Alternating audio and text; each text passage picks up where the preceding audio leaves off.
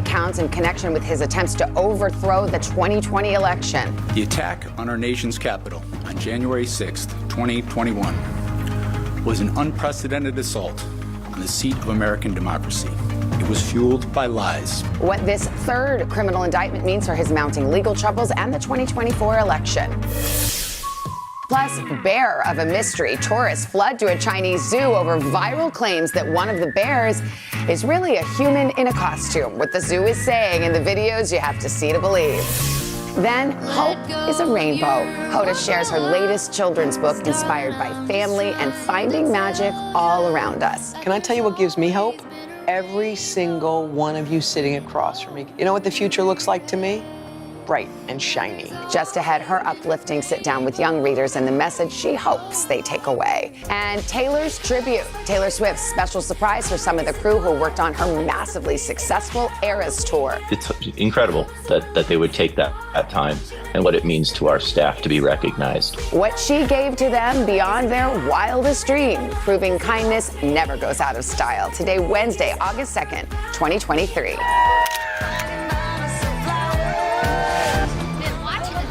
Since 1970. From Midlothian, Virginia. My baby's turning 21. Here with my daughters from Washington, Iowa. Shout out to Duncanville, Texas. Surprise, Arizona. Marietta, Georgia. And Salem, Virginia. Hi to my daughter. Watching from Midland, Texas. We love you, Jennifer. Serena in a summer break. In New York City. From New Orleans. Celebrating my 70th And my 75th from St. Louis. on a girls trip to today. We're back because we're really excited for this next one. Oh, it's going to be a good one. We all know that Hoda is a best-selling author, but guess what? She has a new book, and we're really looking forward to this. You guys, I am too. Okay, a few years back, I wrote the book called I've Loved You Since Forever, and it was inspired by the birth of my daughter, Haley. So I'm bursting because I have a book coming out next March. It's inspired by my youngest daughter, Hope. It's called Hope is a Rainbow, and it's really looking for hope all around you. So I thought, who should I talk to about hope and rainbows? How about kids and the kids who give me great hope? So I went to visit the KIPS Boys and Girls Club in the Bronx, and we had a really colorful experience. We've known since we were young, rainbows symbolize hope. After even the fiercest storms, if you really look for one, a rainbow appears. And as adults, when we're in need of a little magic, we can simply look to the sky. And that's where hope lives. For me, when I think of hope, I think of those who hold on to it in its purest form. What does a rainbow make you feel like? It makes me feel happy. It does? I like to run around, like so excited. Oh my God, like that kind of excited? Yes. I love when I'm so excited I can't stop. Now, when you see a rainbow, what do you see? A reminder that what I believe in, I can do it. Wow, that's big. You know all things are possible, right? Yeah, I believe that you can do it. What do you hope for when you think of the whole world? Maybe like everyone could just function normal, like there's no war. Everybody gets along. What do you hope for? I could be a successful teacher when I grow up. It's a great hope. I hope for her to become a successful dancer and maybe one day open up a dance school so I could teach kids like me. That would be really cool. Chloe, what do you hope for? I want to be a lawyer How come? because I like helping people with their situations. I bet you're a helper. I can tell. What do you want to be when you grow up? The President of the United States of America. You want to be the president? Yes. How come? Why? Because so I can help people in need. You want to help everybody. Yes. Like I'm a superhero. You're a superhero. So we've got all kinds of great professions. We got lawyers, we got teachers. A cop. A police officer, a cop? How come? Because I love my mom so much, so I want to be just like her. You got a lucky mom right there. And a lucky dad. And a lucky dad, too. Can I tell you what gives me hope? Every single one of you sitting across from me. You know what the future looks like to me? Bright and shiny, because you guys are going to be in charge. In charge already. The kids turn the tables on me. How long have you been the host?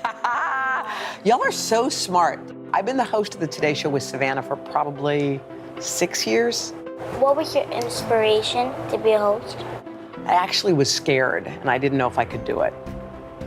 I was afraid. But then I decided, you know what? I watched some people who I looked up to.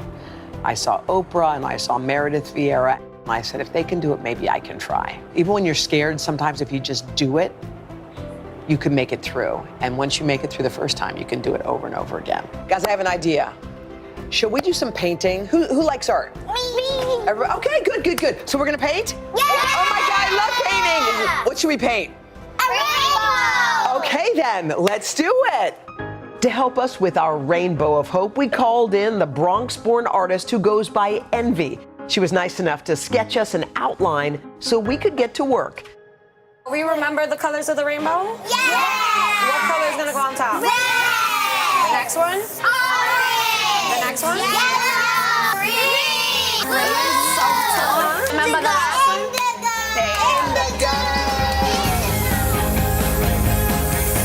Good job, guys. All right, I'm next. This is fun, you guys, isn't it? Yeah! I would not be surprised if any of these kids thrive. Our rainbow is one of the most hopeful images I've ever seen. Are we ready to see our artwork? Yeah! And I'm definitely in good company. What do you think? It's so good! Is it cool? We all pitched in, right? It's the best thing in the world! A reminder that hope really is everywhere you look for it. How about those kids, y'all? Yes. Could you handle them? I mean, smart. I was Confident. bursting. Yes, I really did feel so hopeful. That's when I hope left. personified. There it is. Yeah. Okay, so here's the book. Yeah. Hope is a Rainbow. What is it? Tell us about it. Well, it was based on my daughter, who, of course, I had dreamt of her and hoped for her, and her name just fell in.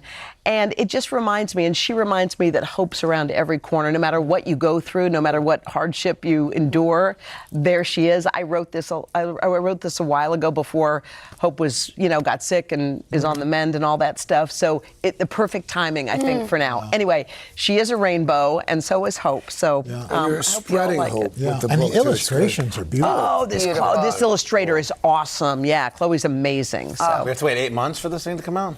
come on, you can pre-order it. Pre-sale. Speaking of, the book is available for pre-sale right now. It's today.com/book. Wait, can we give a Just get shout it out right to the now. Boys and Girls Club, by the way? Yes. I love that you went there. Yeah. Both my parents worked. That place raised me in L.A. The Boys and Girls Club. I went there every day after school. By the They do way, incredible work. that place is a dream. Yeah. I mean, and they're putting out incredible kids. Now they have a permanent art installation Yes, as well. Yeah, exactly. Shout out to I them. remember Yeah, going to the indeed. Brownsville Boys and Girls Club Yeah. Oh, wow. in Brooklyn when I was a kid. Wow. They really do amazing work. And have been for a long, long time. Yeah. Yeah, it's a home away from home. Yeah. Pretty cool. Absolutely.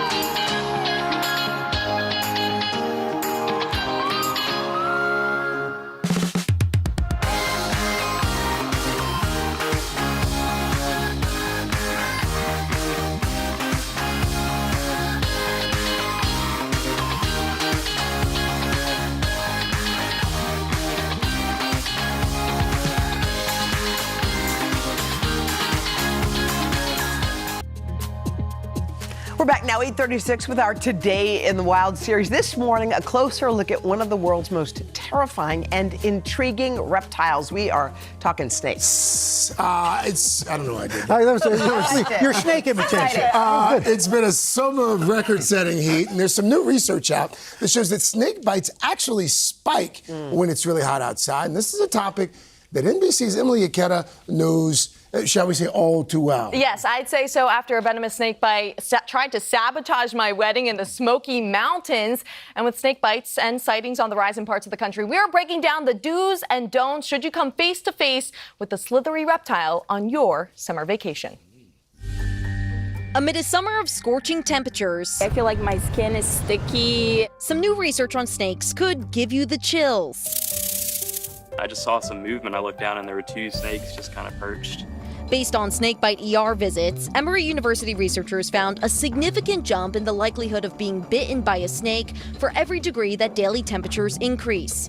And even more so than other venomous creatures like spiders, suggesting something unique about snake behavior. Snakebite is one of those potential impacts of a changing climate. We want to do a better job of being able to predict or project who may be bitten and when and where, and how we can try to avoid that. This year, snake bites are on the rise in South Carolina, home to 38 snake species, 6 of which are venomous and can be deadly. The local Poison Control Center reporting 174 cases in 2023, far outpacing recent years. I am deathly afraid of venomous snakes, and I'm always stressing about, watch where you step. Despite the slithering reptiles, hikers still want to explore Congaree National Park.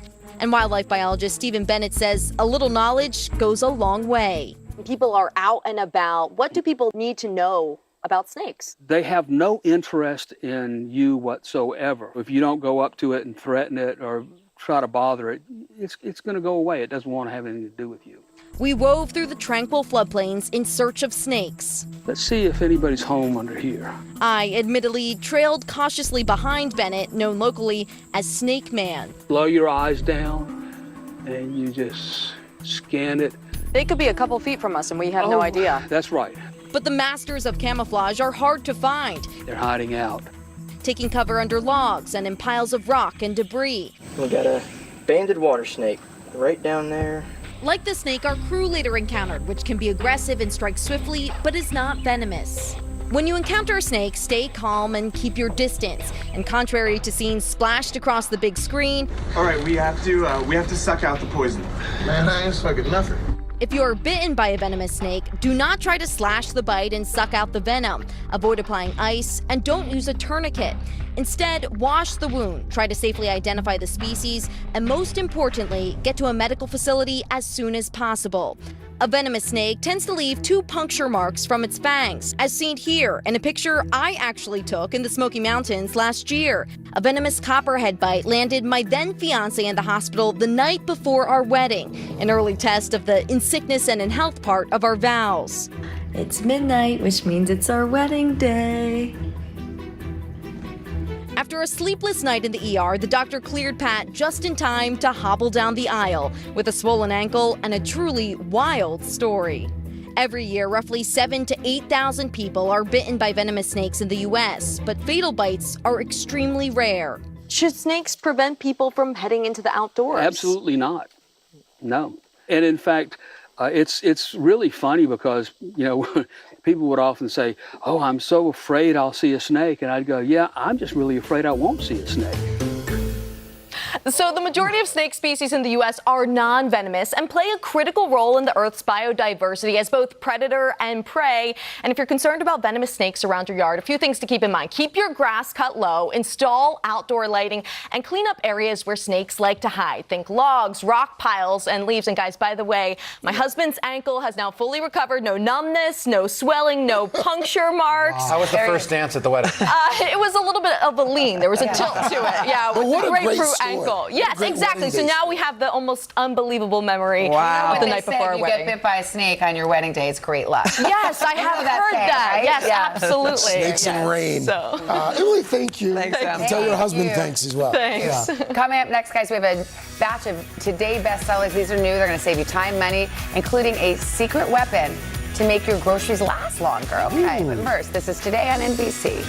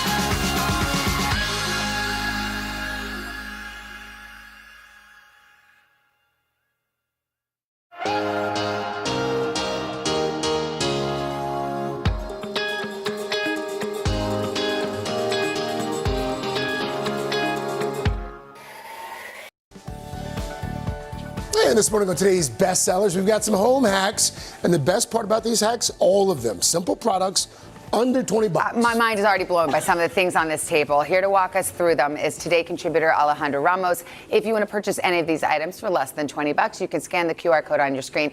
Alejandro, hi. Let's go, my friend. So excited. So many great deals What here. is this? It's so cute. Isn't it super cute? So this is an egg timer. So whether you like hard-boiled eggs, medium boiled eggs, or a soft-boiled egg, this will help you get it perfect every time. It's basically, you just drop it in. So it sort of changes based on the temperature of the water. Yeah. So you put it in with the eggs at the beginning and you turn on the water and it cooks right along with it. So here we've got some hard-boiled eggs and you see that all the color there has disappeared. So that's how you know? Yeah, and that's how you know. And my husband actually uses one of these every single morning for his soft-boiled eggs, but I prefer a hard-boiled egg so you can kind of let them That's a great idea. Yeah, How do do you it in know? the I same don't get pot. it. Because the color, see how that color disappears? So the color kind of goes down. Oh, down? Yeah, Oh, so it lane says, by lane. yeah, So so right now here we it's know. all red, I and then when see. it's medium, it'll go down to just medium. Okay, got it. Yeah, Alejandro, it's cool. what is this one gadget? is super, super fun. Okay, so this is the chef and garlic chopper. It has like a little compartment. You drop your garlic cloves let's in show there. folks. Yeah, Yeah, there's right the in little there. hole. It just pops open. And then you just go like this. And it chops inside because there's a blade, but you don't have to worry about cutting yourself. It's great if you've got kids in the kitchen Is with it easy you. to It's clean? super fun. Yeah, and everything can just be popped in the dishwasher. Okay. So very easy to clean. And so when you're done, Yes. you just pop when the you're top done, and- you just pop that little top open yeah, show us how you do it. and then the chopped garlic. Oh, that's How a about great that? idea. Super cool, and then you don't get like the garlicky sticky, fingers. smelly fingers. Yeah, Yeah, the sticky, okay. garlicky fingers. All right, so this I love. It is a double spoon rest and pot lid rest. So you can keep this by your stove. So say you're making a sauce, you've got to check in on it every time, and then you never know where to put the lid. Yeah. So you can just rest it right here. Yeah. It just goes like that. And this is a small one, but it'll take even the big ones It too. will. And this little lid here collects any of that condensation. Put your egg timer there. The dripping That's true. sauce. That's You can put your egg timer in there too. Is it heat and then it's resistant? also it's heat resistant. It's that silicone, so you can put it right there next to the stove. It works really well, and it's got this little nice grip here. So I love it. Full I love these disclosure. little inventions. It's so We fun, actually right? They're so use these. clever. What is this? Yes. We use these in the house. Would you like to tell us about them? Well, they work. Yeah, they do work. We featured them like maybe a year or so Yeah. ago, and I was like, because your veggies, your foods, you know how they go bad after like Yeah, 3 days? exactly. You pop these in. Yeah, so the magic behind behind it is, so apples and bananas and things, they release a natural gas called ethylene. It's not bad for you, but it's what ripens the fruit. So you know when you've got like an unripe mango and they say put it in a paper bag? Put it under That's the sink. because you're trapping that gas. So this absorbs the gas. You can put it in your fruit crisper, you can put it in the fruit bowl, in the vegetable, in the fridge. Can you put it in the fruit bowl like on your Yes, counter? although I will say it does work best when it's in an enclosed space. That's what you So use you in can the even fridge. throw it even in your, the fridge is the best place for it. But it absorbs that gas, and then this actually just opens so you can replace the little packets, so you can use it again and again. So you use it's one use Exactly, a couple days, and then you see replace how the that packet. top part has this like little vents there. So that's why like it absorbs the gas. And you said Craig Melvin says it works. So we use I love it. that. Okay. Another great way to help your fruits and veggies last longer are these little covers, which I love because when you cut an onion, you don't use the whole thing. Yes. So then this just slides right on. You don't have to use paper. Is there one for avocado? I swear. You can use it on anything, and it works on your cucumber. You need one for your limes. For your limes yeah, and I lemons. do. I do that a lot because then they dry up and They then you sure just end up do. wasting it. Or even like a can, you know when you use only half a can of tomato paste? Yes. You can just pop that right on and it's just much more sustainable because you're not using the foil and the plastic wrap every I single love time. all these. So cute. They come in a variety of sizes and colors. Super fun, can be used again and again. Oh, this is straight up genius. Okay, What yeah, is so it? this is for a coffee descaling, maker. cleaning your coffee maker. It's these little tablets, and you know, there's always all these hacks about using vinegar or whatever, but then that can make the coffee maker Right. smell like vinegar. Yeah. So these are great. You drop them in the water reservoir, and it works with this type of coffee maker, but also the like Nespresso, Keurig, like the Keurig type thing? those Oh. things too. It just goes in the water reservoir, and then you run a cycle or two, and then it takes out all those built-up minerals. How often are you supposed to do that? About once a month. But honestly, I feel like in real life, we maybe do it once every 3 months. Right. I You mean, know how yeah, it is. if I did But it this at all, is I'd be so proud of myself. Simple, Yeah. and it just makes your coffee taste so much better. All right, and finally. this is Mr. Siga. I believe he is Mr. Clean's Italian cousin. That's really funny. Thank you. Mr. look Siga like that. makes these wonderful microfiber cloths. These are so great for cleaning because you want to use a non-abrasive cloth. And the brand says this doesn't have the abrasion. It doesn't leave the lint behind, so it's perfect. Oh, wait, there you go. See, Craig Melvin. This is why I love Craig doing these segments like that. works. Okay. There you go. Nice. No streaks, no lint. Can you throw them in the wash? You can throw them in the wash. Although when you do this kind of thing, don't do a fabric softener because then that's going to leave a residue. You want to keep them just normal. But this is so great for stainless steel glass. Fun. These are good Anything items. you need. Really good Thank you, items. sir. Alejandro, well done. If you want to purchase any of these items, you can scan the QR code or go to today.com/shop. We will mention Today does earn a commission from purchases through our links. Mr. Daly. Savannah, thanks so much. When the moon hits your eye like a big pizza pie, that means you're hungry. Chef Ryan Hardy's here to show us how to make a crowd-pleasing slice from scratch pizza. It's for breakfast. Why not? It's coming up. But first, this is Today on NBC.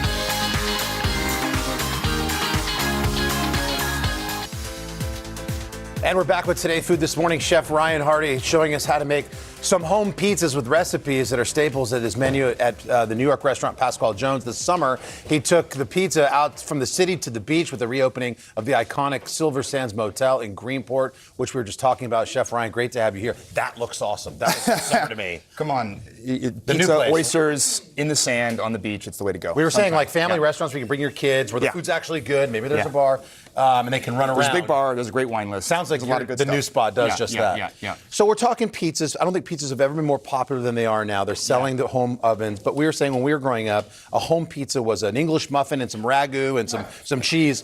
Totally. How can people, they're intimidated to do what you're about to do at home. Why should they not be? Well, first of all, I think the technology has gotten to the point where you can buy ovens for a relatively low price, and they really turn out great pizzas. Friends of mine invite me over to say, can you come over and let's make some dough together? They want to learn this stuff. It's really not as mystifying as it sounds. You can make dough in as little as 5 minutes. Put the kids to bed, make it, throw it in the refrigerator, leave it for a couple of days, ball it up while you have coffee, and it's ready for that night. Right.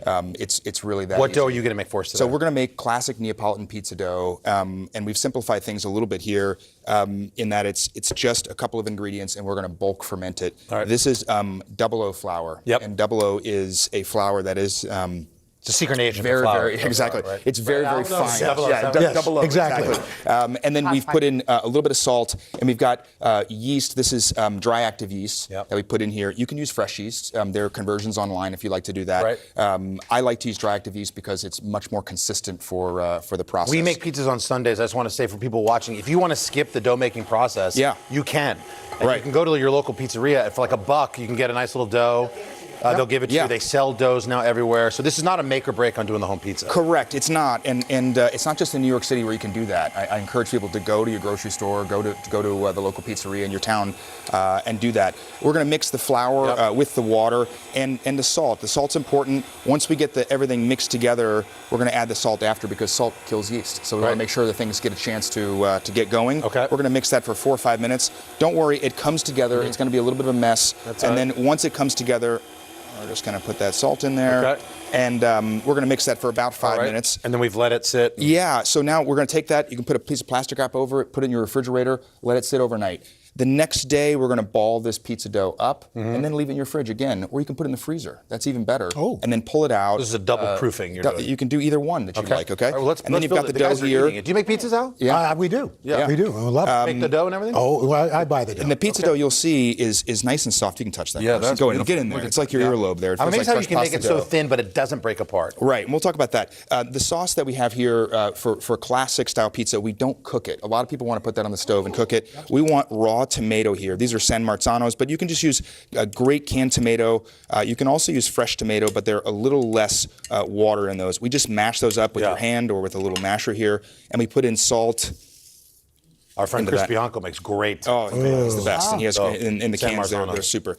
And then we're going to put that on the pizza. So we're going to make a couple different pizzas here today. One pepperoni pizza, classic American. We call it a Diavola because it's a little bit spicy. Now, what you need here is just 2 spoonfuls of sauce, less sauce than you think. Is that the mistake everybody makes? I think so. I think that pizza is really bread with toppings. We need to remember that. It's all about the dough and you're just a few of your favorite toppings. You can see just 2 spoonfuls of that. Where does the spice come from in that sauce? In this particular one, there's no spice in the sauce. I put a little bit of chilies on there, and we use spicy salami. Yeah. So I've got provolone, a little bit of torn fresh mozzarella. All right, we got about a minute, Chef. Yeah, we got it here. Don't worry. Some fresh mint.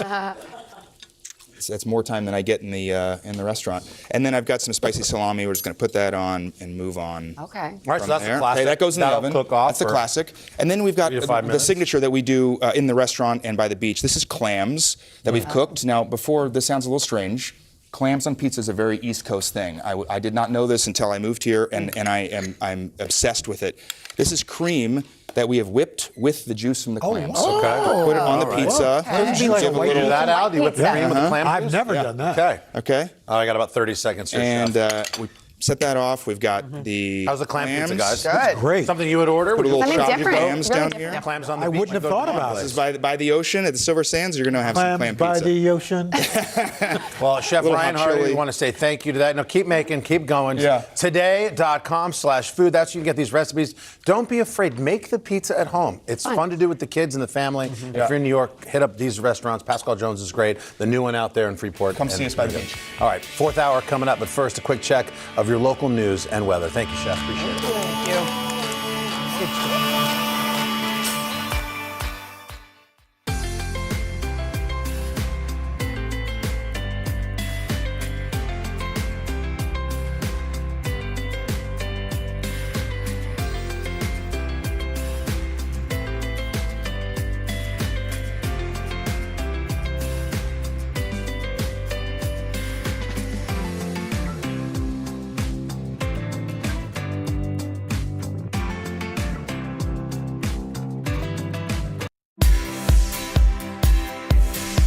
This morning on the 3rd hour of Today, honoring a hero 80 years later. John F. Kennedy's daughter and grandson recreating the president's historic swim that saved the lives of 10 crew members in World War II. And I think it really gave me a renewed appreciation for the heroism of my father and his crew. Our exclusive interview with Ambassador Caroline Kennedy. Plus, delaying the gray. Do those popular new anti-gray hair serums really work? Then, take it off today. How one of our Start Today members changed his unhealthy habits, dropping more than 200 pounds. And in Today Food, our pal Anthony Scotto bringing 2 popular Italian dishes we can make right at home. Today, Wednesday, August 2nd, 2023. Live from Studio 1A in Rockefeller Plaza, this is the 3rd hour of Today. Good morning and welcome to the 3rd hour today on this Wednesday. Guess what day it is, guys? Hump day. It's that, but it also happens to be. Mike. Oh, sorry, dude. Well, guess what day it is? Do it again. Hump day. We're not getting it this morning. Mike. It's also Dylan Dreyer's birthday. Birthday! Happy birthday. Thank you. Thanks. And in honor of your birthday, we have a certain special gift to bring you. Yes. Of course, we celebrate. And it's gluten-free. And it's a gluten-free cake because we've got Calvin here. Calvin. And champagne, Brian. Apple juice for Calvin. That's right. You know what's funny? Yes. This is so thoughtful and babe. so sweet, and I knew Calvin was coming in with me today. I brought him a gluten-free cookie, birthday cake flavor, just in case You there saved was that cake. because we got the real deal here. That's amazing. And it's not a birthday. Yes. Unless Chanel creates a poem for you. Yes. No. Yes. It's a birthday Are poem. you ready? Okay. Wait, Chanel makes really good poems for birthdays. here we go. Okay. Okay, what poem? Okay, you want to hear it? Here it goes. Okay. Happy birthday, Dill. I thought to myself, should we give her a birthday poem? Why, yes, we will. Congrats on another year around the sun. We hope this new year is filled with nothing but fun. With colleagues like Craig, Al, and me, how could it not be? We promise to continue to be your work siblings, which means we sometimes kid and tease with love. We don't always say it out loud, but the truth is, this team is a blessing from above. So take a moment with this cake and champagne and celebrate the day. Then go home to, Mommy, can you do this? Or Mommy, can you do that? But the truth is, we wouldn't have it any other way. Oh, Happy birthday! Thank you. But wait. That was well done. There's more. There's more? Roll it. You say happy birthday, Mommy?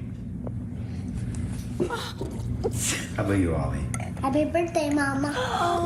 Happy birthday, Dill. That is so There you go. And Calvin's not in that video because Because he's he's right. here. He was begging to come to work with me today. Not even just like a birthday thing. He just has been wanting to come to work. Calvin, did you want to say anything to Mommy on her birthday? Happy birthday. Thank you, buddy. I love you. He's got so big. He is, isn't he? He's almost as tall as Chanel. And what a great head of hair you have. I love that. It's his summer look. Well, we're happy that, what is this, 42? 42. You gonna do something awesome? It's Wednesday.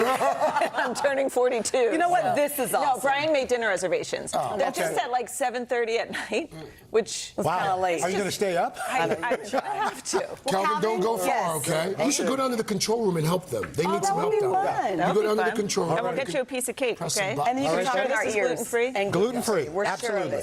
sure All right. Thank you, guys. Happy birthday. Happy birthday, thank you. I love you. Let's get to another touching tribute. This one honoring the late President John F. Kennedy. Overnight, his daughter, Ambassador Caroline Kennedy, and her son, Jack Schlossberg, they completed this historic swim in the South Pacific. So it's actually the same journey taken by then Lieutenant JFK 80 years ago that made him a hero during World War II. NBC's Kelly Kobiea spoke to the ambassador and her son and joins us with more on really this amazing survival story. Kelly, good morning. It is an incredible story, especially when you think that President Kennedy at the time was just 26 years old, in charge of a torpedo boat near the Solomon Islands when it was hit and broke in two. He did everything he could to save his men, not only from the enemy, but from starvation, swimming to look for help and to look for food. Now his daughter and grandson have returned to the Solomon Islands to recreate one of those swims and to say thank you. Ready? This morning, Ambassador Caroline Kennedy following in her father's wake with her son Jack. Gliding through the same waters then Navy Lieutenant John F. Kennedy swam to save his own life and the lives of 10 others 80 years ago. It was just amazing, and I think it really gave me a renewed appreciation for the heroism of my father and his crew, and also the Solomon Scouts who rescued him. And it was especially meaningful to do it with Jack.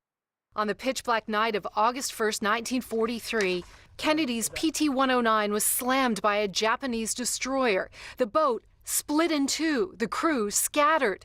2 were never found. The rest swam to an island some 3 miles away. Their epic tale made into a movie. I think we can make it. Kennedy, a former Harvard swimmer, towing an injured sailor the entire way. The swim was pretty difficult, I will say that. And so I have a lot of appreciation and admiration for what my grandfather did and the perseverance it must have taken to survive. For 7 days, Lieutenant Kennedy and his crew, thirsty and starving, were losing hope when they came into contact with 2 local Solomon men who offered to carry an SOS to Allied forces. Grabbing a coconut, Kennedy carved, "Native knows position. He can pilot. 11 alive. Need small boat. Kennedy." Ambassador, tell me about the coconut, because President Kennedy kept it, didn't he? He did. It's kind of amazing that it did survive, but he kept it on his desk in the White House. And I think probably to remind him how fortunate he was to have been rescued and what leadership really means. After their rescue, Lieutenant Kennedy was awarded the Navy and Marine Corps Medal, along with the Purple Heart. It's really a story of great courage and skill and bravery on all sides. What I kept thinking about was I wouldn't be here today if it weren't for the courage of Solomon Scouts. One person or a group of people really can make a difference. As for those local Solomon men, Ambassador Kennedy and her son Jack were welcomed by their children and grandchildren. One of their sons given the name John F. Kennedy. Ambassador Kennedy and her son both paying tribute to the Islanders. It's been a great mix of family history, lots of fun and emotion, and some serious work as well. I've been training all my life for this moment. I'm so happy to be able to do it with my mother, who beat me in the race, I might add. That race was a little bit under a mile, about 3/4 of a mile. They had to battle strong currents and quite a few jellyfish, from what I understand. But President Kennedy at the time made that swim several times looking for help before he actually found those scouts. And the Solomon Scouts themselves paddled 35 miles through open waters in the middle of a war to deliver that SOS message that finally saved President Kennedy and his crew. Just That's an amazing story of survival. All these years later. Yeah. Thank you, Kelly. Wow. All right. Thank you, Kelly. Okay, now we switch gears a little bit to that berry suspicious scene at a China zoo that has everybody talking. You've seen this video, right? Showing the zoo official, what zoo officials say is a bear, but a lot of folks on social media don't believe it. It's a guy dressed in a costume. Because that does sound like something that perhaps the Chinese might. I mean, but what do you think? What do you think, guys? NBC's Janice Mackey-Freer. We sent her to Beijing. That's Craig Melvin. Keep moving. To get to the bottom of it. Janice, good morning. Guys, good morning. This bear has become an internet sensation because so many people believe it could actually be a person inside a bear suit. It's a debate that has zoo officials reassuring the world of the bear facts. This morning, a zoo in eastern China is getting a lot of attention because of a video and a single burning question. Is this sun bear, named Angela, really a bear? Or is that a human in disguise? Look closer. The straight posture, that saggy skin. Is she waving? Hello! It's quite a unique behaviour to sun bears. Not a lot of other bears stand on their back legs as often. And few bears have clawed their way to internet fame quite like Angela, who went viral when a video showing her odd stance was posted to Chinese social media. The viral video has forced zoo officials to bear all, with a tongue-in-cheek statement on Angela's behalf. Some people thought the way I stand up looks too human, the statement said. So I will stress again, I'm a sun bear. We asked the zoo's deputy director about all the talk of fakes. 所以真的不是假的。I promise it's real, he said. Seeing is believing. People can come and see for themselves. Experts explain that Malaysian sun bears, with their orange or creamy-colored chest fur, are much smaller and slimmer than, say, a grizzly, and have huge claws for climbing. As for the baggy pants, The extra skin's a really important adaptation for sun bears, so it's actually to avoid predators. attendance at the zoo has jumped by 30%, thanks to people scrambling to catch a glimpse of Angela and bear witness to all the hype.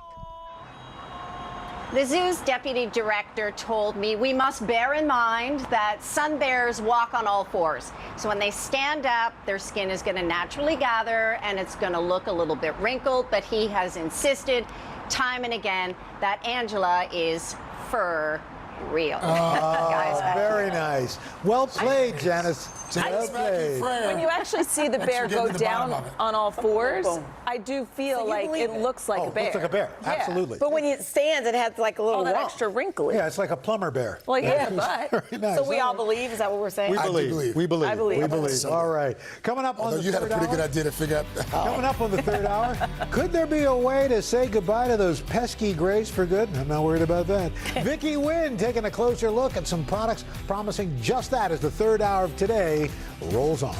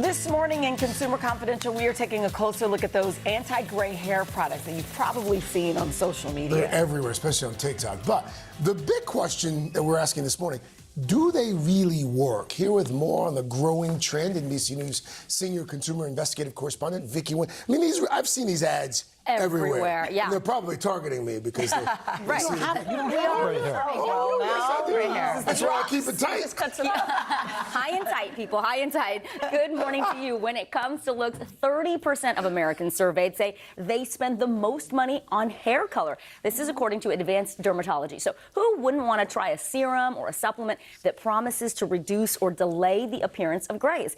This morning, what you need to know before adding one of these products to your daily routine. Call it 50 Shades of Anti-Gray, one of the hottest hair care trends for those looking to hold back the hands of time.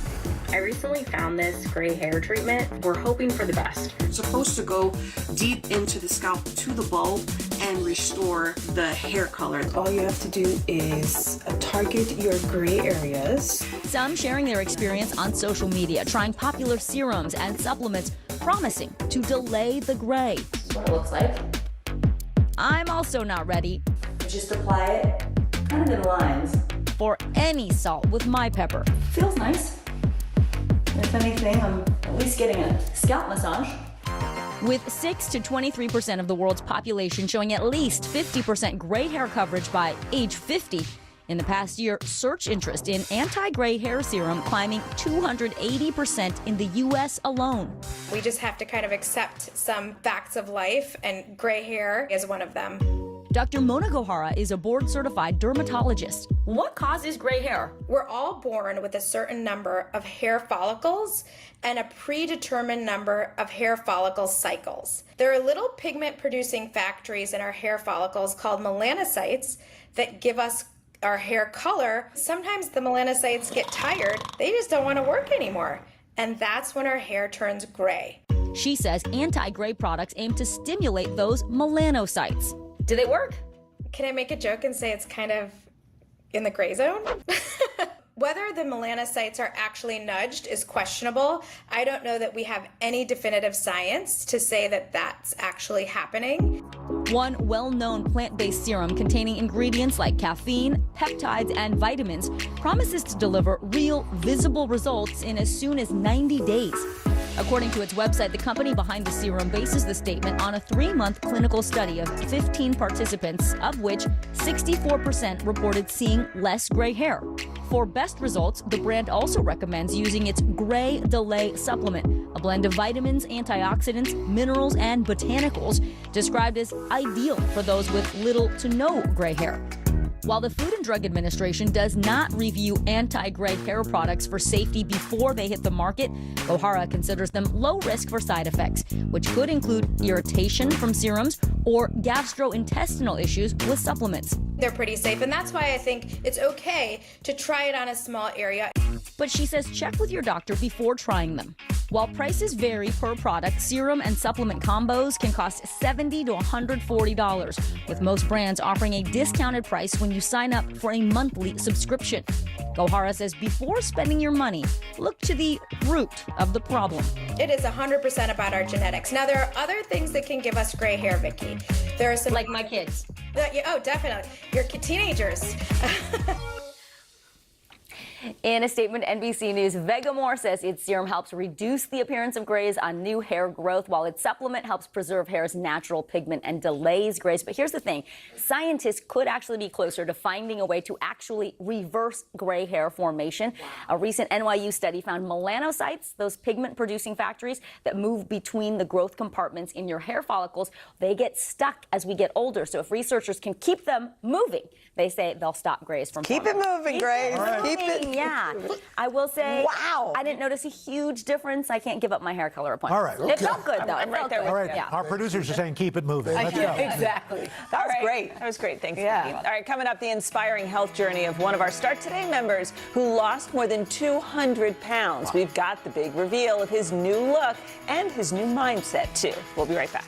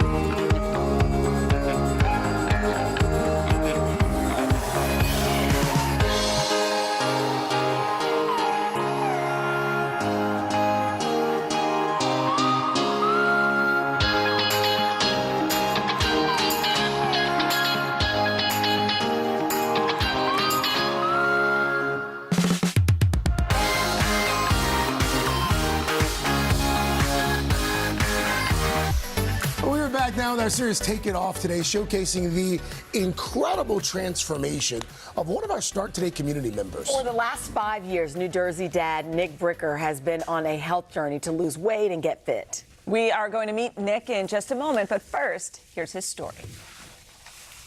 When I became a father at age 40, I was heavy and only getting heavier.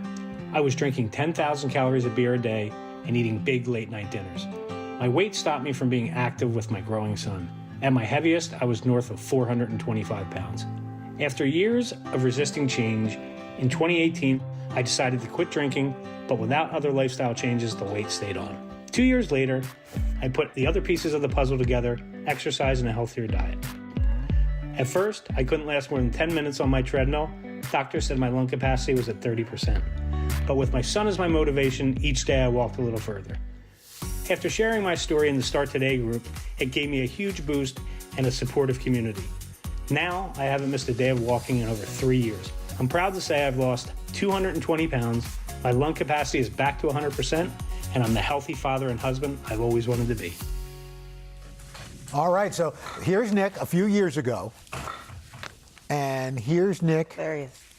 Now. Nick, come on out. Hey. Whoa. Oh my goodness. Dude. Way to go, Nick. Congratulations. Thank you. It's nice Congrats, to meet you. Nick. Thank you. Really nice to meet you. Morning, congratulations. Thanks for Nice to coming meet in. you, brother. Thanks for coming So in. great. Have a sit down. Hey, So great outfit too. Well, thank Nice you. pop of color. Yeah. That's nice. Yeah. Great. So, Nick, all of us who struggle with the weight that we've had, there's a moment that says, you know what, I'm done. Enough is enough. It's either going to be one way or the other. I got to do something. What was it for you? You know, I just got tired of not being able to do anything. You know, I have my son, and, you know, watching him grow up and being like, I can't do anything. You want to have a cat? Beautiful family. What's his name? His name's Rylan. And what's your wife's name? Liz. Hi, guys. Hi, guys. So, you know, I just got tired of saying, hey, you want to have a cat? You want to do this? No. Not because I didn't want to, because physically I couldn't. I couldn't. Yeah. So for so many people, the hardest part is getting started. But you actually say you have to start before you're even ready. What does that mean? So, I know it's cliche, but it always says, I'll do it tomorrow. Until you decide that today is that tomorrow, it's never going to happen. Yeah. You just have to say, I'm going to do it, and do it, and stick to it. I read that you for a haven't milestone. missed walking in over 3 years. No, I mean, I walked 5 miles before I came on here this morning. Are you serious? Yeah, I already got my 10,000 steps in. I already burned 1,000 calories. Do you feel like you have a new lease on life? Like I was reading, you know, you're surfing, golfing, skateboarding, like all the things perhaps that you couldn't do before. Are you kind of have a why not attitude now, huh? Yeah, you know, because when I was younger, you know, I was very active. Certainly said surfing, skateboarding, BMX riding. And in all those years, I couldn't do anything. Look at you. Yeah, so, you know, it's kind of like I have a new lease on life, as you say, and I'm trying to pick up where I left off. Yeah. But I'm going to be honest with you, it's not like riding a bike. Yeah. You know, I'm 52 now, and when I was skateboarding.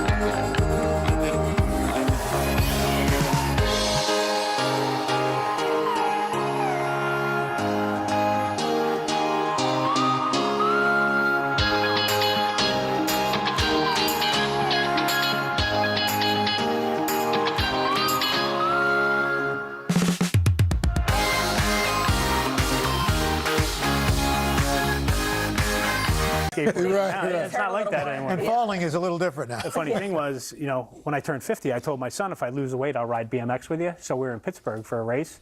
And I said, all right, let's do it. Long story short, I ended up in the trauma unit for 2 days. Oh. No. Broken ribs, punctured bones. Lord. So you got to slow down. Maybe staying with the walk. Yeah, Walking's much safer. You mentioned your son, and we just showed a picture of him. We could show another one because they're just adorable. When you lost the weight, how did that change the relationship with your family? Well, obviously it changed it for the better because as a family, you like to do stuff as a unit. Yeah. And I was always the odd man out because I couldn't be part of that unit because I physically couldn't. But now I can do whatever I want. That's fantastic. Talk next for me. The Start Today group on Facebook. What has that meant for you? You know, it was funny because I didn't really know about it until I saw it one day with the walking challenge.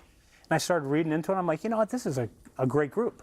You know, I could share my story and hopefully, you know, other people, we can connect, and you know, if it helps one person, then it's worth it. Yeah. And I go on there and I always check and, you know, reply, and it's just it's a great group, and the people in there seem to be very genuine and they're great. It's just an awesome thing. It's a terrific family. It's so good. Well, thank you. Way to go. So glad your family's doing great. That's fantastic. Yes, Nick, thank you so much. And for more on Nick's story and to join our Start Today community, just head today.com. Of course, you can become a member of our Start Today community by scanning the QR code to sign up for our newsletter. Thanks for sharing. Such a pleasure meeting you. And stay off those BMX bikes. Yeah, no, I'm good. I'm golf now, strictly golf. I love that. All right, up next, the book that inspired the new hit movie Oppenheimer and why you may just want to add it to your summer reading list. And later, we are learning how to make 2 classic Italian restaurant quality dishes right at home.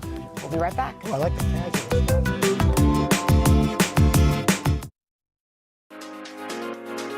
It's a new month, and that means it's time to refresh our reading list with some new books. And we called in just the guy to help us, best-selling author Brad Thor. We always love when you're here, Brad. I'm thrilled to be back. Thanks for coming back. Your latest thriller, it's called Deadfall, is out now. So good morning. Good morning. Good morning. Okay, so we're still in summer. It's August now. So let's start with a good beach read you have for us. Good beach read. So The Stolen Coast. This is being called the continuation of Casablanca. Imagine if Rick and Ilsa had a child, and Rick and his son decided to do some shady stuff, but just south of Cape Cod. And this book is fantastic. Really exciting book. All right, well, those of us maybe going on a summer vacation, you say this one is a good plane read, right? Good plane. So Tessa Hadley, After the Funeral, not the title I would have taken. That's not the be positive kind of thing we were joking about off air. But each short story reads like a novel. You felt like you've read a novel afterwards. And great. About relationships, they're fun, they're light. Some have some depth to them, but she's a great writer. So this is a fabulous book. That's interesting. All right. Yeah. Thank you. Your romance pick, The One That Got Away, huh? Ben and Clara spend the last 2 years in college together, really hot, intense relationship, and then one of them makes a terrible mistake on the last night of college.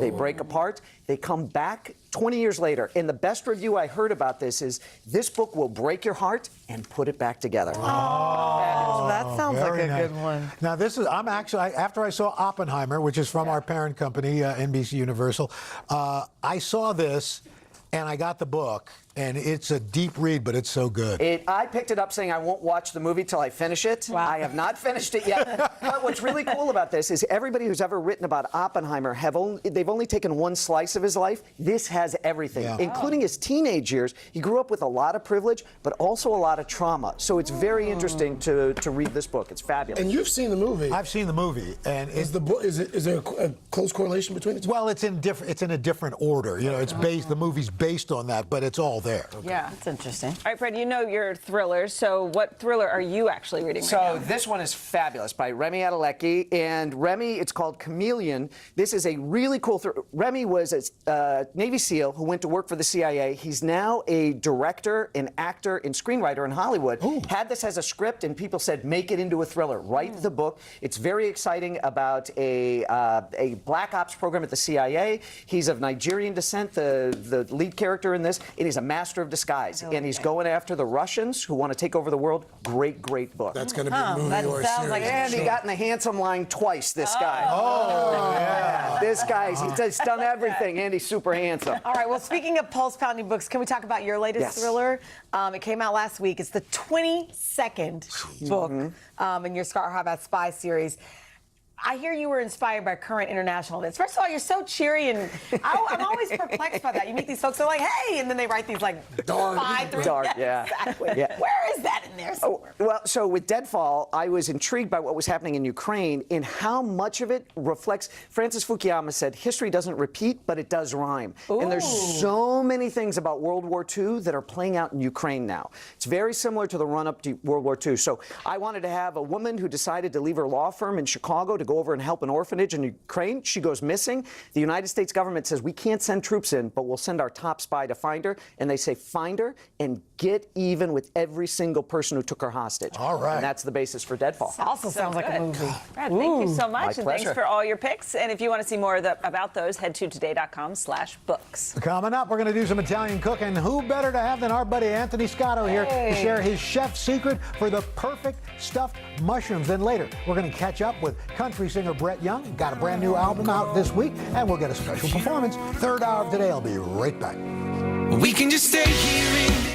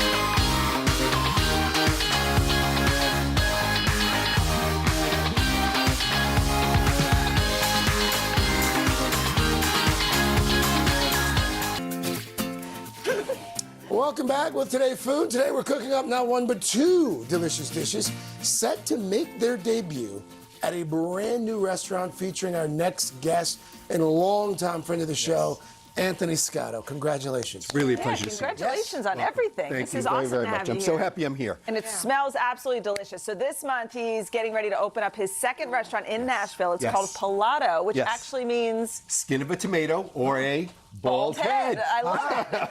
A nod Palato to will the be open in, tomato yes. and a nod to the Scotto head. Yes. Palato will be open in Germantown within the next 3 weeks.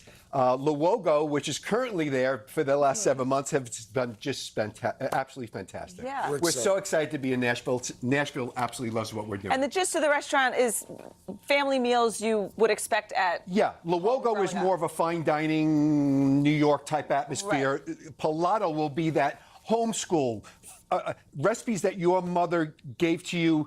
And you always have in your head. Yeah. Yes, yours the never same way. written down. And gluten-free. Yes. Al, remember your mom and what she used to tell me, all these things. Chanel, the same thing. All these recipes we took, we deciphered them, made a menu for it, and is presenting that at Palato. Let's start with the stuffed mushrooms. Mushrooms. Let's talk about mushrooms for a second. These are button mushrooms. We're just going to clean them off. It's going to make it very simple. Some people discard the stems. I keep them. Okay. I add them to the stuffing. So that is the stuffing here. Oh. I'm adding that to the breadcrumb. In that breadcrumb is a fine breadcrumb, Parmesan cheese, mozzarella cheese. Yes, thank you very much. Parsley, salt and pepper. So you got all that. Once I've added it here, I'm just going to add a little olive oil to it. Okay. We're going to add it, mix this all together, and we're going to stuff them. Very simple. Add a little more olive oil to the top of it.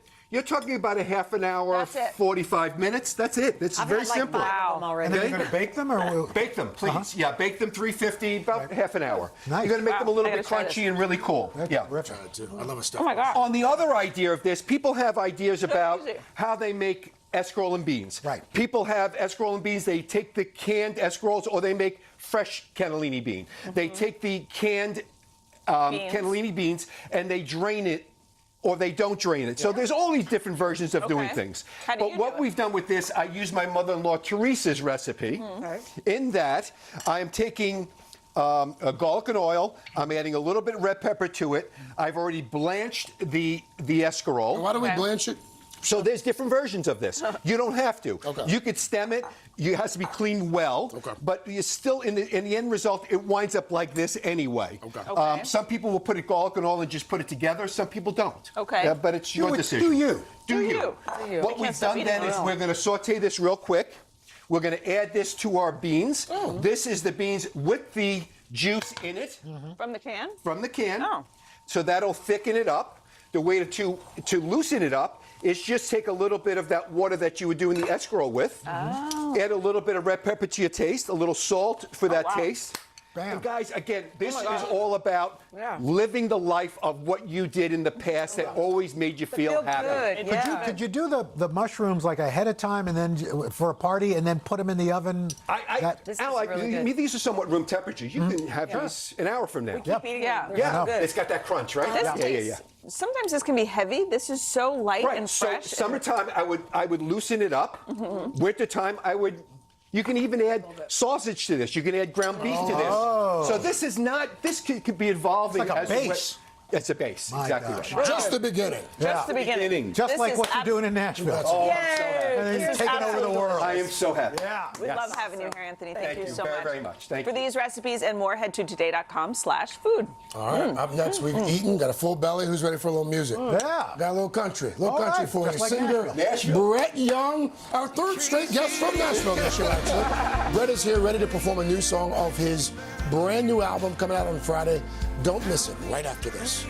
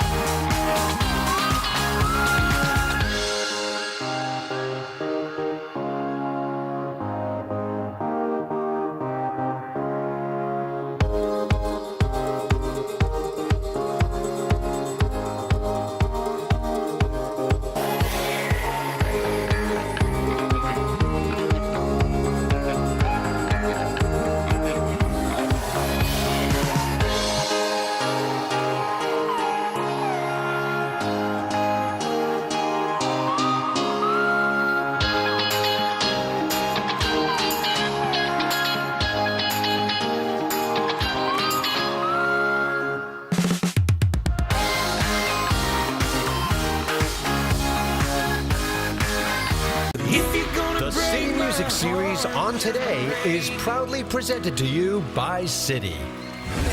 All right, we are in for a treat this morning with country star Brett Young live in 1A. Now, he's known for his hits like In Case You Didn't Know, Mercy, and Like I Love You. And in 2018, he took home the Academy of Country Music Award for Best New Artist. Oh, and it doesn't end there because on Friday, Brett is dropping his fourth studio album. It's called Across the Sheets. And in a few moments, he's going to perform a song for us off that album. Good to have you back. Morning. Thanks for having me. morning. Thanks, guys. Fourth studio album. How is this one going to be different from the other three? What can fans expect? I think the biggest difference is that I always wrote about what I was going through in my life, and that just made it easy to kind of dive into the topic. And now I'm married with two beautiful little girls, and if I were to write about only that, it would be a lullaby record. And so I had to kind of stretch myself a little bit and make sure there was something for everybody. And so topically, it got stretched a little bit, and I think it made it a more diverse album, and it challenged me. So it was really fun to write this one. I like that. You mentioned lullabies. I mean, how special is it for your girls to hear you sing? I mean, I feel like my boys hear me sing, and it's just like another affair in my house. But I mean, how much music is in your home? We listen to music all the time. And as much as they like Daddy's music, I don't think they quite understand, other than when they get to come to a show, they call it at the stage. Daddy, when can we go at the stage? I'm like, you can just do it for me. There's 90 minutes, you can have I'm sure people would love that. But my wife does a good job of putting music on, and I would say like once a week, they'll be like, no, turn it to Daddy's music. And those are fun days. I'm normally not there for them, but my wife will take a video. I love that. Well, we're ready to hear you play exactly. too. So without further ado, this is Brett Young with Dance With You. Take it away. Thank you.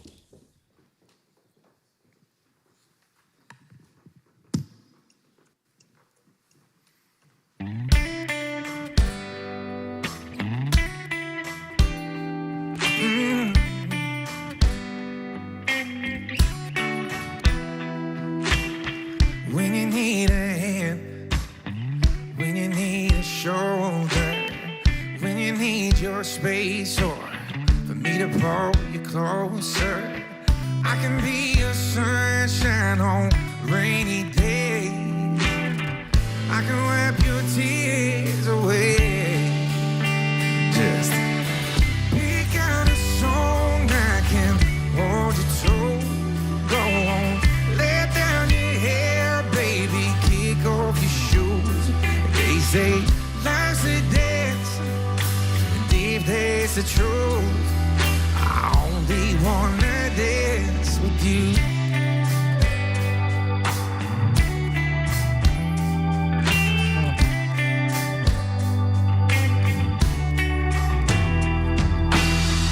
When the days are easy, when the nights get long, I can be your strength when you ain't feeling strong.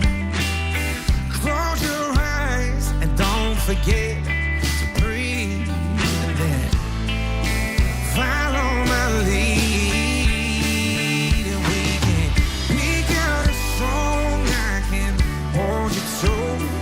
Go on, let down your hair, baby, kick off your shoes. They say life's a dance, and if that's the truth, I only wanna dance with you. I only wanna dance with you.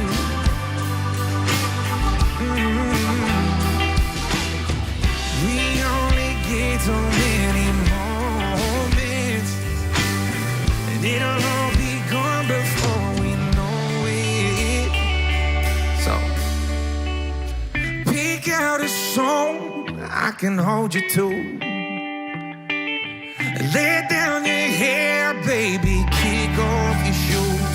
They say life's a dance, and if there's the truth, I only wanna dance. I only wanna dance. I only wanna dance with you. I only wanna dance with you. Oh, with you. Oh.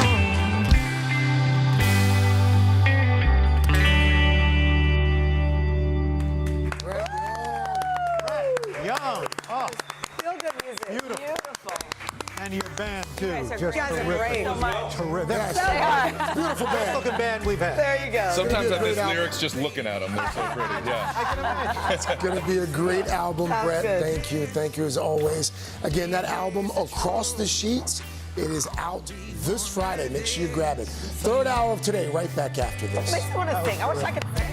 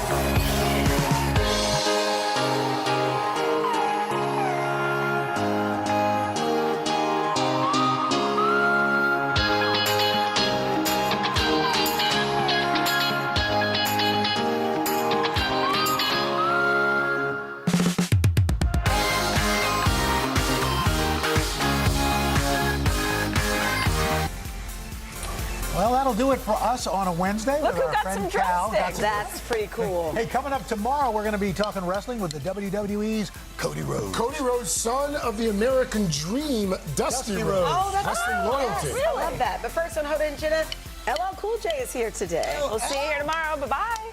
Good morning, everybody. Here's what's happening in your neck of the woods.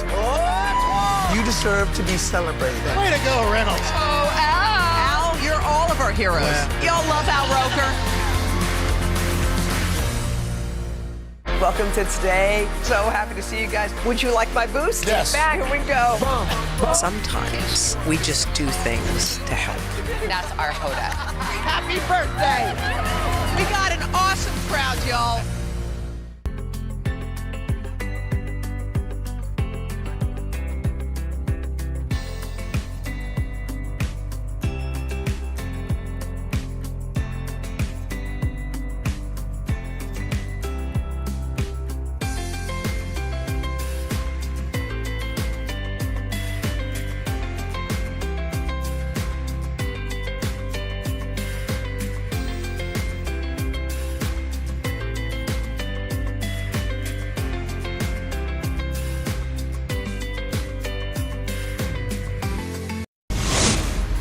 Today, one of music's biggest stars, Grammy-winning rapper LL Cool J is here as he gets ready to kick off his big summer tour.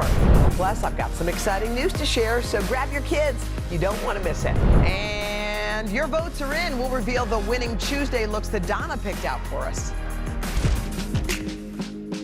So it's today with Hoda and Jenna.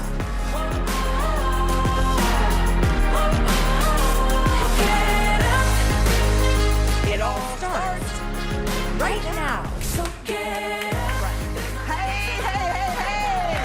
Look at us. It's August the 2nd. I'm sorry. No, excuse me. Please step right here. Can you step right here and look at Okay, my look? look at yours. Okay, first of all, this looks so cute on you. You got the bustier look. Yes. I got the blue But also thing. this black jumpsuit. Black jumpsuit is a 10. And then look what Donna said. Put the blue sheer, wear it like a duster. How do you feel about wearing a duster? I'm into it. I think you're going to wear that black jumpsuit over and over again. You know the black jumpsuit will live. And I'm sorry, but this looks great, tan and all. Oh, well, thank you. Donna. Donna, what do you think about our choices? Look at Donna looks so cute. I know. I'm feeling spicy this week. I'm Yeah. yeah. What do I think of it? I'm so into it. So, Hoda, for you, that's the Good American jumpsuit with a sheer trench from Anthro. And I just think it's great because it enhances the look. Yeah. And then Jenna, You look to die for. Solidarity for the décolletage. I appreciate you wearing the look. But by the way, I gotta say, with your tan and the coloring, I agree, the beachy it's waves so and the bronze. awesome. And that's, again, favorite Well, let's look at daughter. can we look at our choices real quick? Because people might have forgotten what they were voting on. Those were my choices. Yes. That, 2 black items, one with the duster thing, and then the red one in the middle. And Jenna's were the shorts, the green, and that beautiful outfit. C1. Was it a blowout? By the way, you know what? I You're not only sure? got tagged in the negative comments. Okay. So I stopped looking. That's a good call. But You know what? here's the thing. It's like we are dynamic. We can be sexy and I think it's fun. and chic while also being serious. Donna, I you love have a really good eye. Yeah, you have Donna, a very, thank you, babe. Very good. Can we just give a... You can't stop looking at my thing. You don't even know what to look at. Well, here's what can happen. You can wear it for the first thing, And and then then you you can can take off the remove blue. it, and then you can put it on when you go out for drinks if you want to, and then you can put it back on, then you can take it off. So I like it. I like it, Donna. Thank you. I like that you're wearing it off the shoulders. Because I don't know what to do. I know. Okay. Okay, can we just say that you have some pretty big news out today? Really exciting, beautiful piece of work. You know what? It's a new children's book. This is just kind of the mock-up. Yeah, but look how beautiful it the is. cover, it's called Hope is a Rainbow. It's coming out in March. It's coming out in March. But you know what it is? It reminds me, I chose Hope as a Rainbow because of my daughter, Hope, who's 4 now. who's 4 years old. My daughter is 4. But it also reminds you that hope's everywhere. You can pre-order it at today.com. But anyway, we're gonna have a story that a beautiful story with some incredible kids from the Boys and Girls Club right here in New York in the Bronx. By the way, when I sat down and talked to them, Jenna, I left that place and I was flying high. You could tell. I was like, you know what? We are good. Yeah. We are so good. Yeah. For all the grown-ups who are acting like children, you look at these children and you're like, wow, they know right from wrong. They know what to say and what not to say. They know what's bad and what's not. They know that bullying is bad. Like these kids. And also, they are the epitome of hope, right? They have dreams and goals and all of that. Anyway, I'm very can't wait. By the way, speaking of joy and celebration, it's a big day in the Hager household. Oh, yes. Happy birthday, Little Hallow. Hallow could not be 4. Hallow is 4 years old. His name is Henry Harold, named after my grandpa, Harold Welch. And he was born, look at this, at 9:02, August the 2nd. So an hour ago. Hal came into our little family. You've had Hal for an hour. I'd had him for an hour, and my sister arrived with tacos and donuts, and the nurse said I wasn't allowed to eat breakfast tacos and donuts. Why not? I wasn't allowed to eat yet because I had a C-section. But yeah, that little boy. I can't believe it's been 4 years. I FaceTimed him this morning and I said, Hal, do you know that in 1 hour, 4 years ago, you were cut out of my tummy? And he goes, cut out of your tummy? First of all, you're so literal. Weird. You're so literal. Anyway, but we're going to celebrate, and I can't wait to get home to him. Paw Patrol. Paw Patrol. Okay. Y'all, there's a new Netflix rom-com. Yep. Everybody's talking about it. Because do you remember Choose Your Own Adventure books? Yes, you got Did you to do decide. those? Yes, I did. They're very fun. Well, now this is a Choose Your Own rom-com. It's interactive. You get to decide. Yeah, like should she kiss him? Should she not? I don't know. Let's see the preview. Oh my God, Jack? Who's Jack? The one that got away. Cammy? We don't know each other anymore. We could change that. Wow, look at the time. I gotta get back to a recording session. You and I, we're a great team. Been looking for forever for this. You're not a was to me. You're an is. You lit a fire in the dark. I'm asking you to take a leap of faith with me.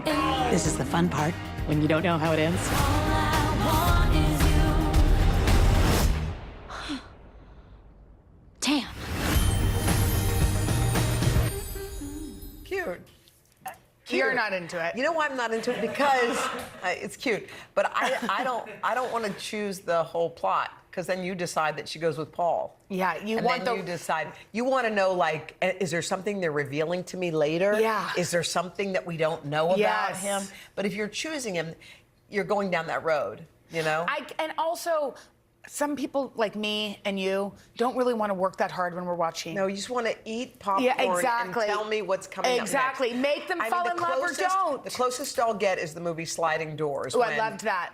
Whether she makes the subway or misses it decides on whether she finds out that her significant other is cheating or not. Wait, do you ever, with Sliding Doors, sometimes I think about, I mean, I've never had the literal subway close and then something happened, but do you ever think about, whoa, what if I had chosen that path?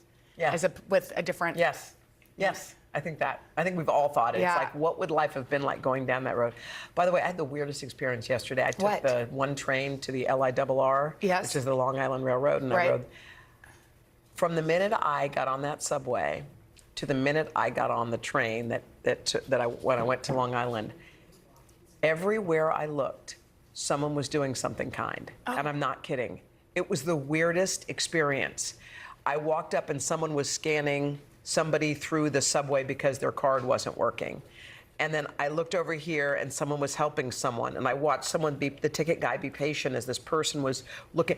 Have you ever had those moments where you're like, I don't know what's going on, but there's goodness everywhere. But everywhere, and it was the strangest thing. And then this is the craziest song, because we talked about Bette Midler and whatever beaches. Yes. The song, I Think It's Gonna Rain Today, was what was playing. And you know, there's a line in the song. This sounds like from a movie because I kept going. I almost got teary-eyed. The line is something like, kindness is overflowing. Can we find it? And I think it's gonna rain today. It was gone, and I looked around. I was like, is someone punking me? The song came on. My eyes are tearing. Someone's scanning. Someone's helping. I know they're finding it. I know. Human kindness is overflowing. And I think it's going to rain today. Wait, We'll you know play what it, I right? love? First of all, I can't believe you knew that. Because Beaches was my favorite movie when I was little. I remember weird parts of it, like Pouncer the Wonder Cat, when Hillary Whitney plays with her cat. Barbara and I watched Beaches one summer probably we were too young. You were too young. But who cares? You We didn't loved care. it. We loved it. So yes, bet I do it's know coming. that. It's coming. You have it on a phone. We hope it is. We're just gonna. Because if we stretch a little longer, the rest of the show will be but can I just say something? But the moment will be big. What Give I your phone? love, the No. reason why that happened is you weren't staring at a phone. I was listening You were to paying, music, you but were I listening was to music, but you were paying feeling attention. it. I was feeling it. Paying attention. No, wow. Rolling with it. We're rolling. All All right. right. Coming up next show, Taylor Swift drops a huge surprise on her concert crew. Wait till you hear about it. Justin Sylvester's got all the scoop coming up right after this.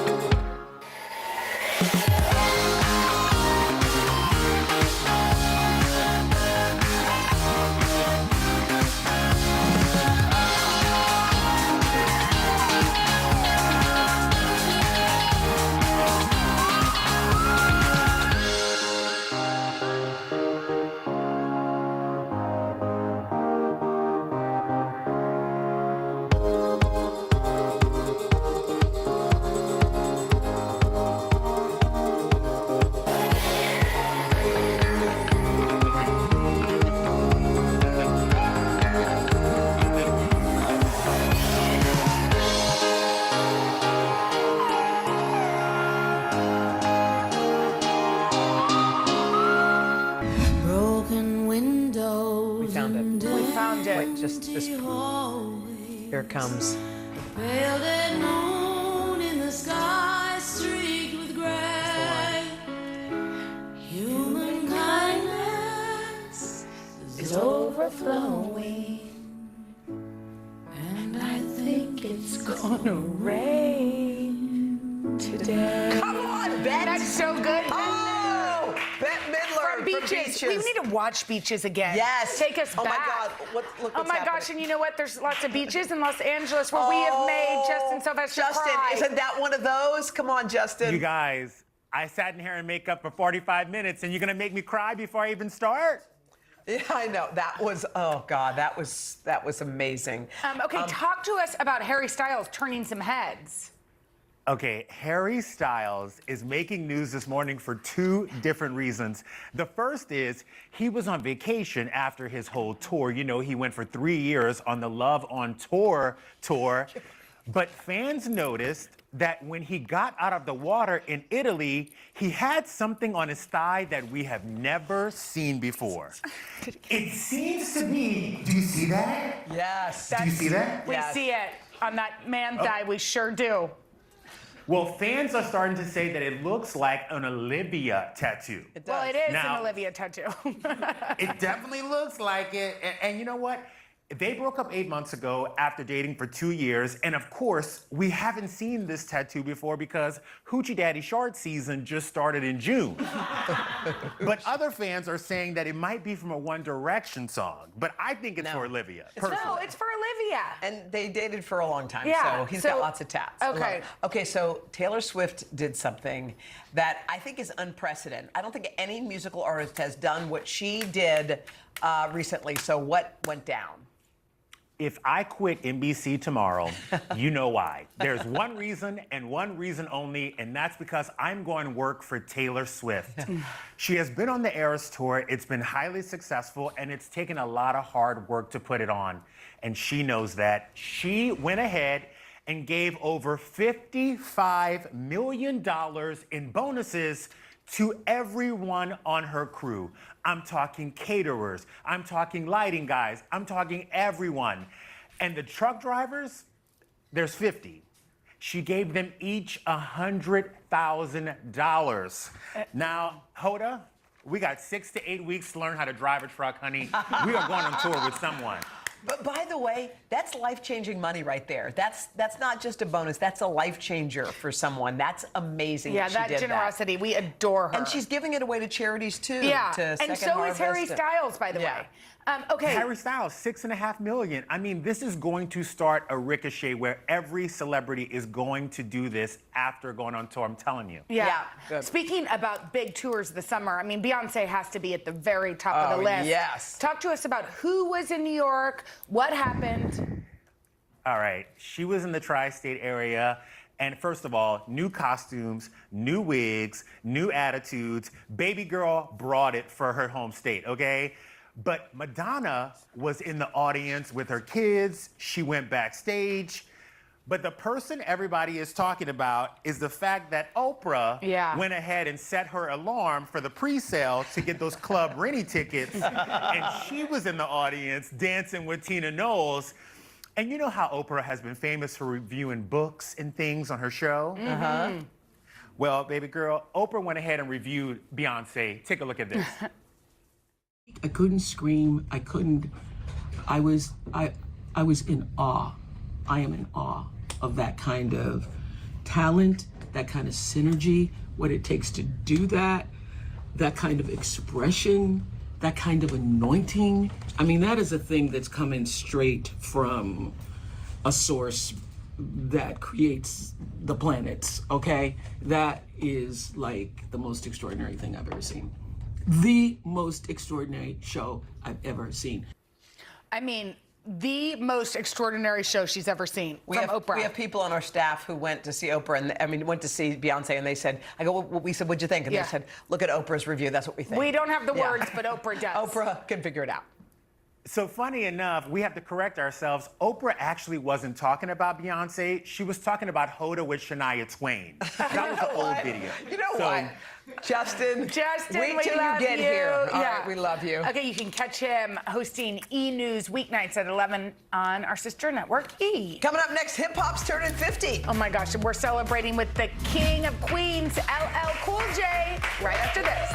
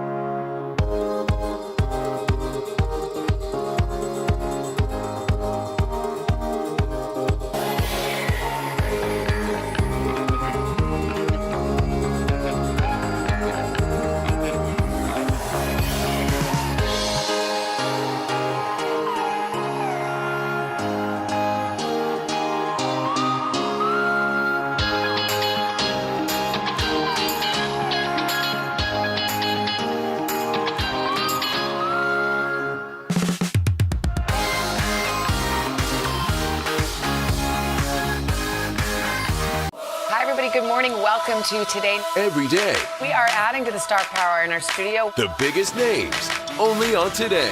See, we're coming to this early, right? Everybody, it's Today. Like I won the lottery. How do you feel at this age, this stage? Liberated. We're just getting started, folks. Anal stop with a snap. The boys are back in town. Boys are back in town. It's a miracle. It's a miracle. This has been fantastic. Everything and everyone you're talking about, only on Today.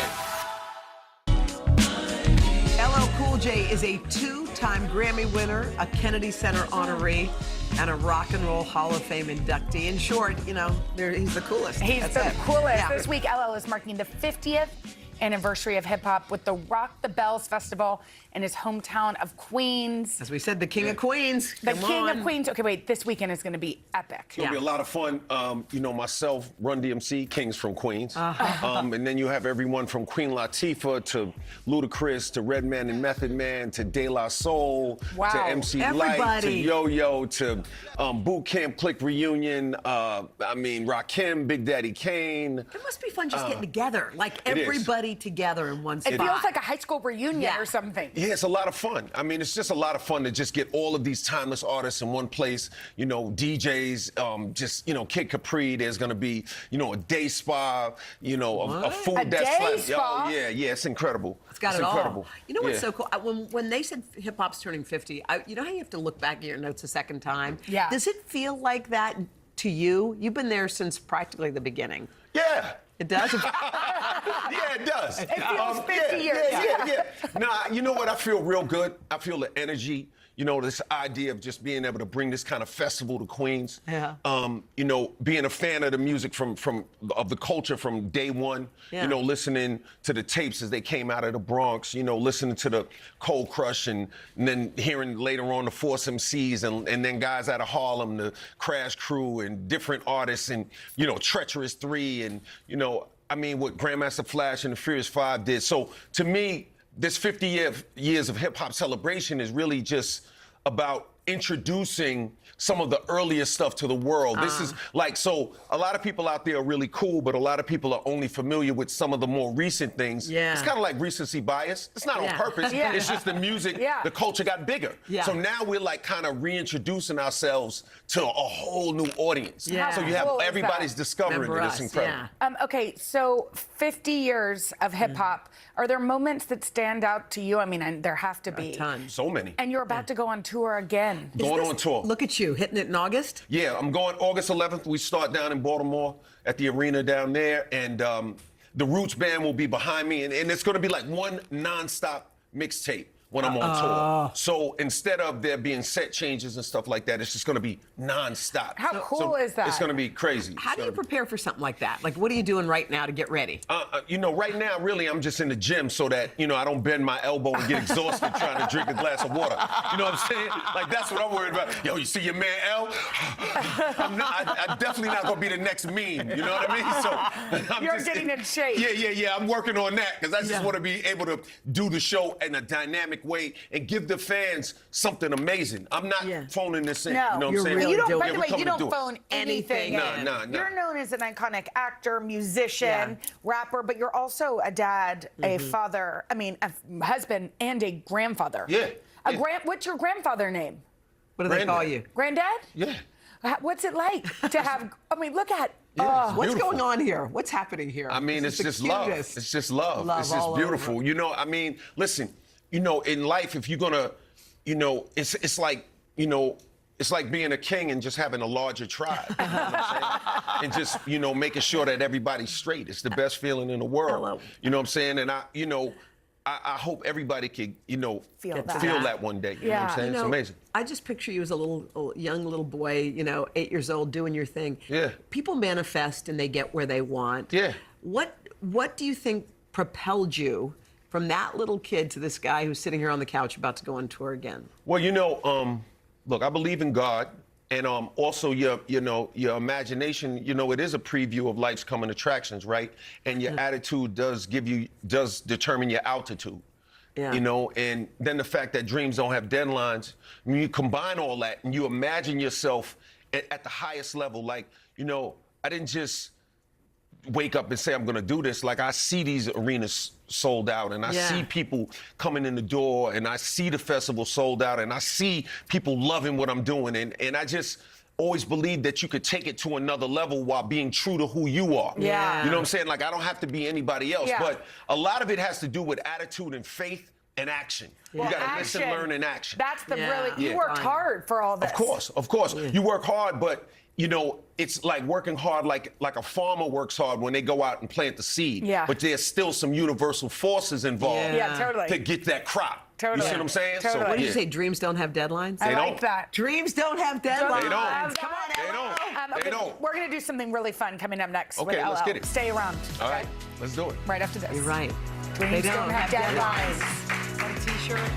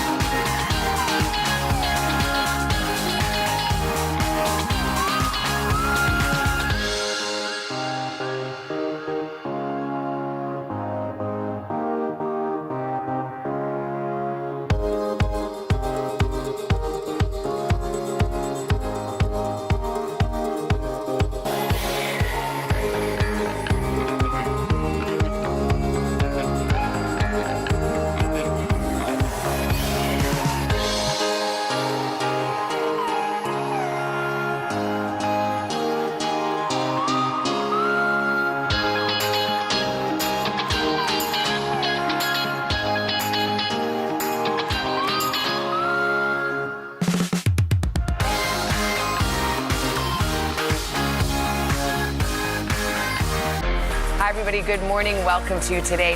What's shaking, eggs and bacon? Hold on, I'm just gonna say it. What? Badass. Oh, thank you. So do you think you'll act forever? Boom. We're going to have lots of fun this morning. We are back with the one and only LL Cool J, and since he's a hip-hop legend, we wanted to play a game called Hip Hop's Fast Five. Okay, here's how it works. We're gonna ask you 5 questions about your musical preferences. Okay. And then you get to answer. Okay, I'll here do we my go. best. Here we go. Here's the first question one. one. Let's reveal the question. What is the first hip hop song you memorized the words to? It was probably like a combination of some Cold Crush tapes and maybe a little Jimmy Spicer and some Rapper's Delight. Rapper's Delight! You know what I'm saying? Yeah, that was one of them. Rapper's Delight was one of them. Hip Yeah. Hippity The hippie dippy hip hip hop, you don't stop. You Rockin' like to the that? back. All right. do you remember how old you were when you memorized that song? That particular song, Yeah. I was probably a little older. I might have been 11 or 12 at that point. But there was Others. songs. Yeah, there was songs like Cold Crush and them. I was listening to them when I was like 8, 9 years old. You I know what I'm love saying? that. Yeah. All right, let's get to question 2. Can you All right. flip it? All right. Okay, what's your favorite hip-hop video of all time? Mama should knock you out. Like that? Yes! Like that? Oh my gosh. You like when I come on your show and plug myself? I love you like it. that? By the way, we all like that one. By the You way, enjoy that? Yes, we Wasn't do. that really humble of me? No, but you know what? By the way, One of our favorites. I was thinking about Lose Yourself by Eminem too. You know what I'm saying? That's one of my favorite. Do you hip-hop remember songs. Do you remember making that video? I do remember making that video and making it with Paris Barkley and turning the ring and it was amazing. Very it was cool. an amazing moment. My grandmother was in the video. Oh, she was? My real my grandmother was in it. Oh God, that Told makes me it to take out the super garbage. special. Oh, she did? Told me to take out the garbage at the end. I can hear it now telling me to take out the garbage. Seriously. All right, let's Yeah. check our next question. All right. Who is on your hip hop Mount Rushmore? In terms of collaborators, it would be DMX because I, introduced him to the world. Yeah. Eminem because he's one of the collaborators on my new record. You haven't heard that song yet. I want to hear it. Method Man because I just love working with him. He did a great job on 4321 and quite a few others. And then Biggie because we did Flavor in Your Ear. We did Flavor in Your Ear. So but that's collaborators. Those are remember, collaborators. That's collaborators. So I don't want to hear a bunch of a bunch of X's about these are my dudes. Yeah, I love them. You worked with I love them. All right, question number 4 is, what's the hottest song in hip hop right now? And sing a little for us. I'm gonna do it. I'm gonna do it for you right now. But unfortunately, it ain't out yet. You know what I'm saying? But it's a song I've been listening to. It's called "The Force," and it's like the lyrics is like smooth as Luther Vandross, now to St. Andros. Shower in the yacht while we popping the pop smoke. Somebody tell immigration them cases is wardrobe. Succulent juices, we sip Petrucci's in Bordeaux. Never losing my memories of farmers in Ogo. Before check out the melody, his neck was a light show. That's light dough. Always gotta come with the right flow. She like dough. Learned that from Chuck Rich and Alpo. Uptown Soul. Now we out here running with Billy Ghost. It's natural. Speed game, you know what I mean? Stuff like that. Yeah. Oh my God. All right, This is why you're a legend. Love it. Okay, we have one more. What is your #1 LL Cool J song? Uh-oh. This is hard. Choosing a baby. Doing it. I like doing it. You know, for personal reasons. Oh, wait, before you go, we know you love a hat. I don't know if you remember the last time we tried to give you that beanie. Do you remember? when you were Yeah, here. the one We that could- wouldn't fit? Yeah, That's we'll what- You got show it another to one you. that don't We'll fit? show That's what it it. shows. We'll show you. Just wear it. That's what I think. We got something for you. Oh, you got a Hoda. Hoda and Jenna okay. beanie. Oh, okay. Is that something you'd rock or not really? Tell the truth. I'm not sure. I'm kind of on the fence. I'm kind of on the fence about that. I mean, I like the colors and all that. I just don't know about the Santa ball. Like, I don't know what we doing with this. Yeah, that ball on top. Remember that Santa ball was no good. Yeah, we have another thing for you. Thought we'd try again. This one is a Hoda and Jenna. Yo. Would you wear that? I mean, if I'm gonna, oh man, nah, I wouldn't wear this. Nah, I wouldn't wear this. And We made it just for you. First of all, I mean, you've seen me. You know my head ain't fitting in this. We're like, let's not even go there. No, no. But I'll frame it. I'll put it in a light box. You know, as one of my celebrity moments. Every time you come back, we're going to make you a different hat. One day we're going to get it. LL, we love you. The Rock the Bells Festival, Saturday at Forest Hills. That's that stadium, that great stadium in Queens. You can get your tickets now. And LL's Force Tour, it hits the road August 11th. We're starting off in Baltimore. All the dates are out there. Yeah, Get your he's going to tickets. be all over the country, y'all, Yeah. so look it up. Yeah. Okay. Thanks, LL. Thank We're you. gonna tear that stage up. Yes, you Yeah, are. it sounds awesome. I ain't playing with it. Nope. Coming up next, y'all, it's a big day for our girl Hoda. She's got a new children's book, and she shared her inspiration with some extraordinary kids. If you want to feel good, stay tuned. How good that is. Hello. Thank you.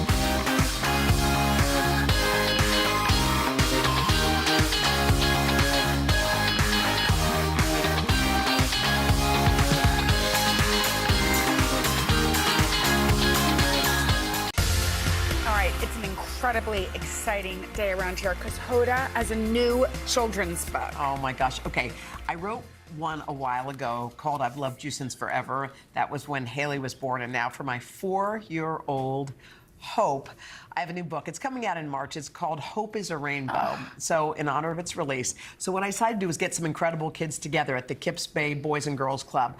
We had a colorful conversation about hope and, of course, rainbows.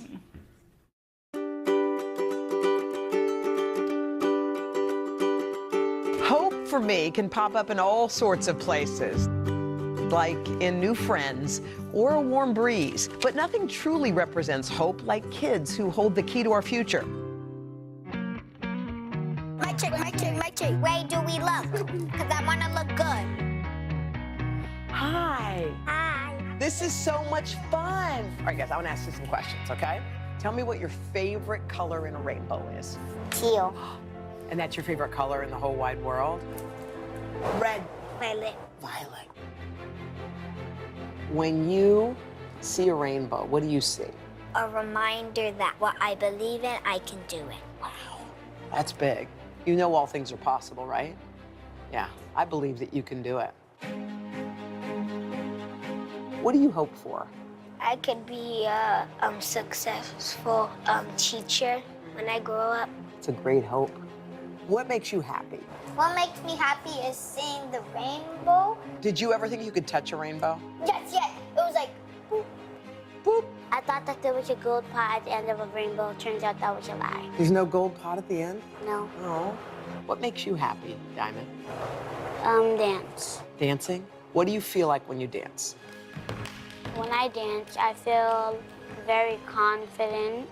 I believe in myself, and I won't give up until I can do it. I know you're gonna make it. I already know. Will you let me interview you on the Today Show when you become a famous dancer? Okay, thank you. What also struck me is how, when in need of a little hope themselves, these kids know exactly where to look for it. Brian, if you're having a bad day and you're feeling kind of crummy, how do you turn the day around? To inspire myself? Yes, to inspire yourself. To maybe play games with my dad. That makes you feel good? Mm-hmm. How about you, Diamond, when you have a bad day? I would turn on music and dance, or I would just make designs of dresses in my sketchbook. So you get into your own world and do all the things you love, and it makes you feel better. To help us with our rainbow of hope, we called in the Bronx-born artist who goes by Envy. She was nice enough to sketch us an outline so we could get to work. We remember the colors of the rainbow? Yeah! What color is gonna go on top? Red! The next one? Orange! The next one? Yellow! Green! Blue! Remember the last one?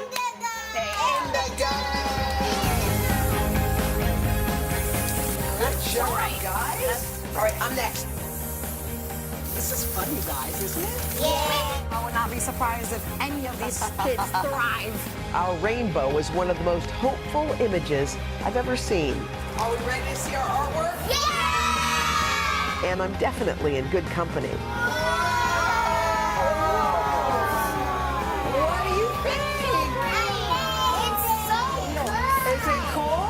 We all pitched in, right? It's the best thing in the world! A reminder that hope really is everywhere you look for it. How about those kids? How about those Aren't they kids? unbelievable? Yeah, they're unbelievable, and they love you, and they actually are here. Can we please bring out Chloe, Ryan, Wyatt, London, Tony, and Diamond? Hey!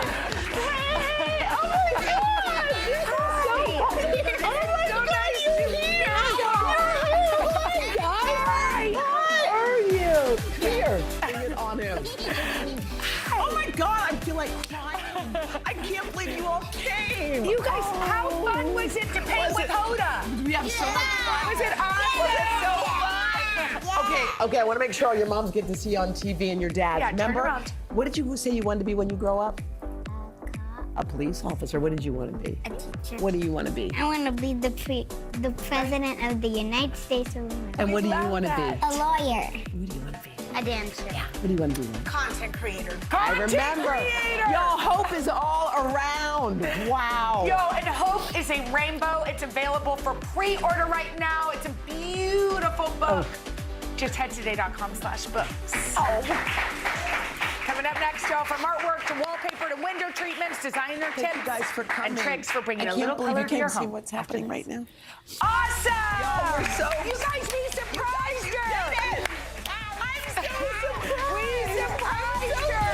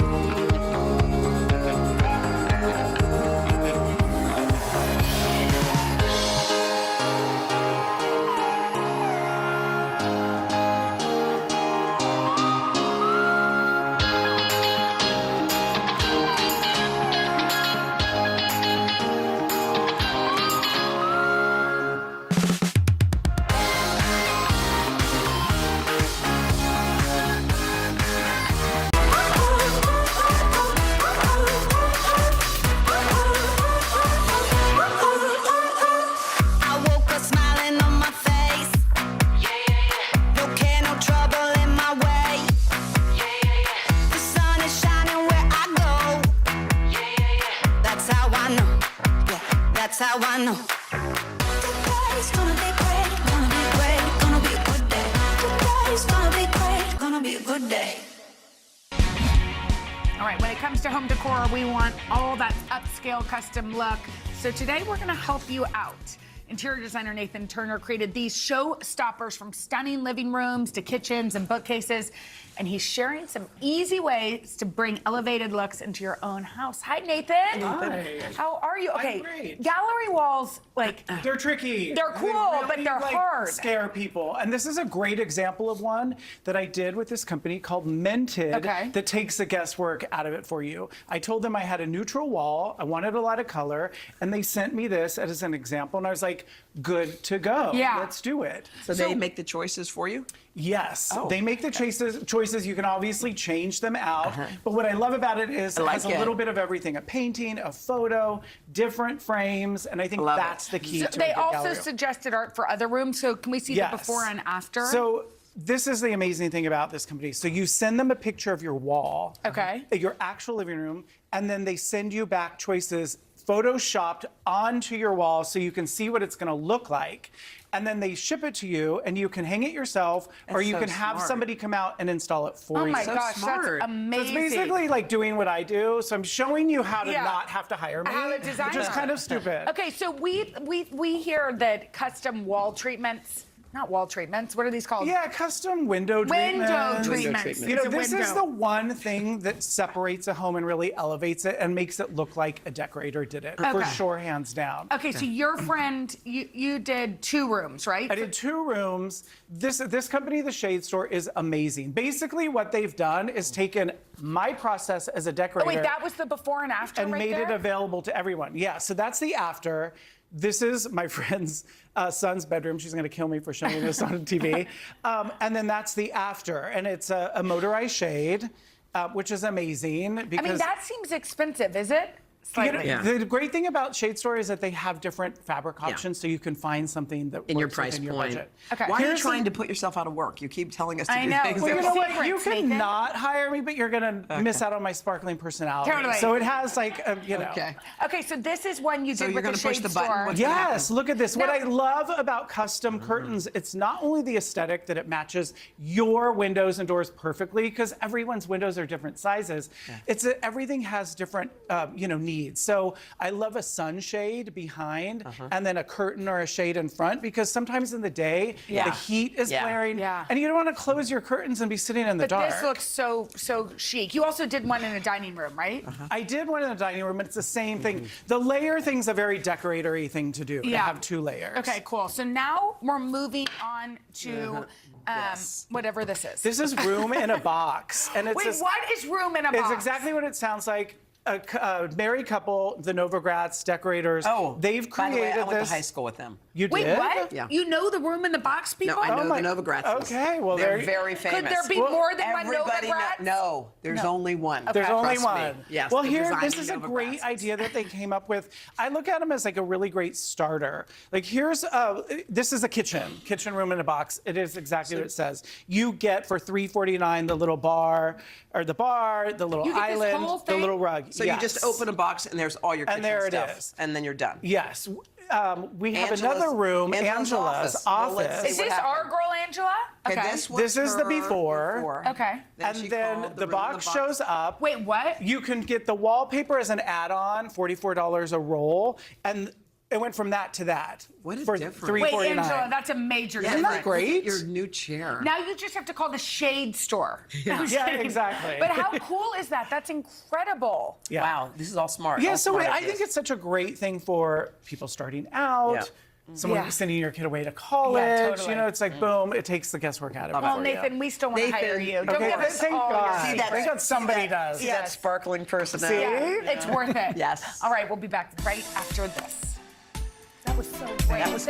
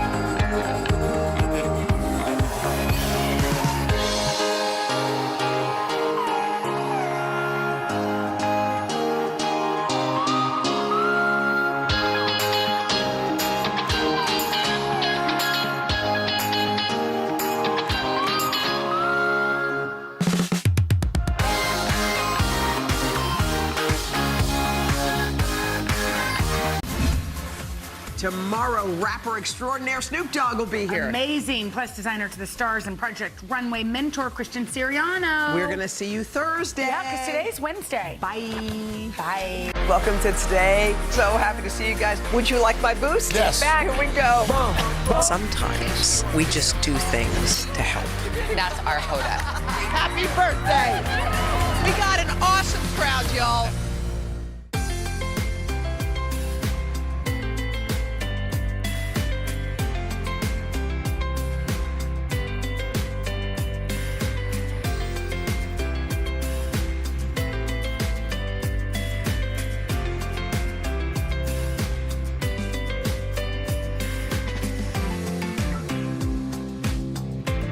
Ah, the avocado. From toast topping to sweet treats, even mac and cheese, this tasty green fruit is pretty much everywhere.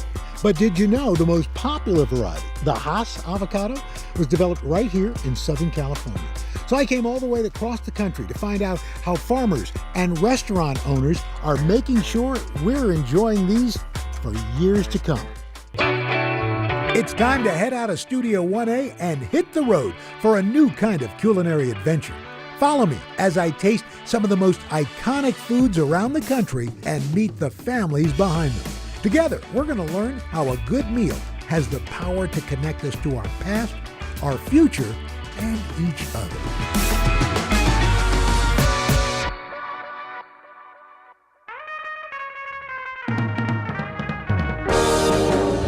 We call this right here the Avocado Tunnel of Love. In the past 20 years, believe it or not, avocado consumption has tripled in the United States. Today, the average American eats 8 pounds of these babies every year. I'm at Rancho Vasquez, one of the oldest avocado orchards in the country. Here, the Vasquez family grows several different varieties. Let's avocado check it out. Al, welcome to Rancho Vasquez. Art? Yes, Nice Art. to meet you. How's it going, sir? Damian Vasquez. Damian, nice Welcome to see the you range. guys. Army veteran Art Vasquez has turned his love for avocados into a true family obsession. Rancho Vasquez! 4 generations live together on this scenic ranch. Many of them work in the orchard and help run the business. I've never been to an avocado farm. Wow. So this will be a lot of fun. You guys gonna give me a tour? Absolutely. All right, let's go. Art's grandfather, Refugio Morones, moved to the U.S. from Mexico in the 1920s. He picked avocados and citrus fruit on several farms, but always dreamed of having his own orchard. When Art was 7, the family purchasing their first acre of this ranch. And that's when my grandfather, Refugio, would start teaching me how to take care of the trees. That's when I really started loving picking. My brother and I would pick the avocados, take the avocados down to the town, knocking on doors, selling the avocados. Art put his passion for produce on hold to pursue a career in the auto parts industry. In 2002, he was able to buy the entire property, which was destined to be raised for new houses.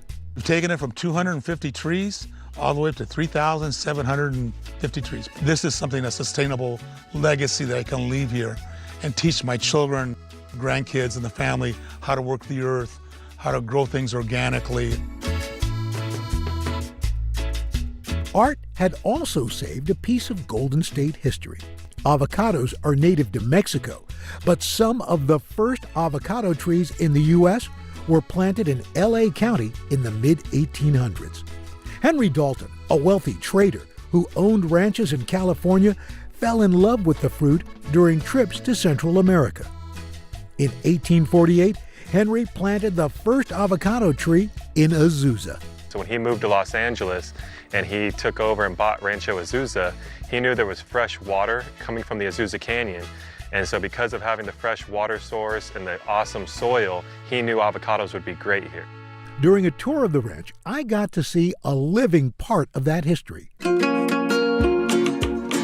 What makes it special is one of the first planted avocado trees in the western United States. This puppy is one of a kind. It's like us, Al. It's one of a kind, okay? And it's still producing fruit? Still producing fruit. Produces anywhere between 500 to 600-700 pounds of fruit a year. Experts estimate this tree is more than 100 years old.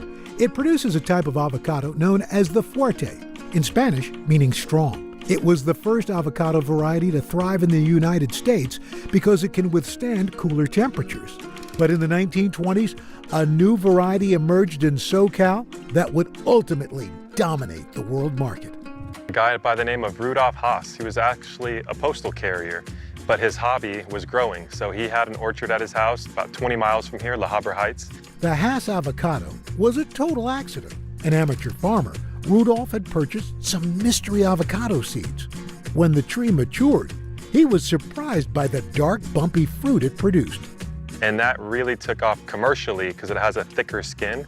So for shipping purposes, and it's an amazing tasting fruit. The fuerte and many other avocados stay green when mature, but the skin on a Haas turns black when ripe, hiding any bruises. It didn't take off right away among consumers in the U.S., so it took a few marketing campaigns for Americans to embrace this creamy variety of the fruit. This 4th, put little green in your red, white, and blue.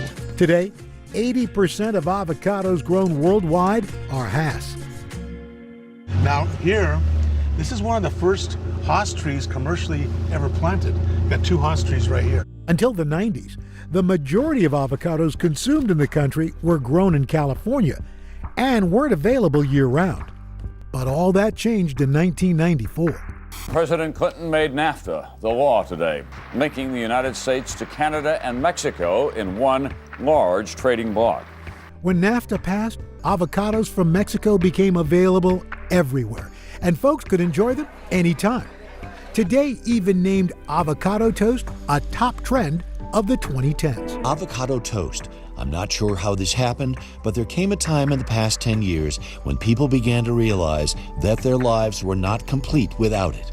Thanks to clever campaigns, new diet trends, and an abundant supply, avocado consumption has boomed in the last 2 decades, growing into a multi-billion-dollar industry.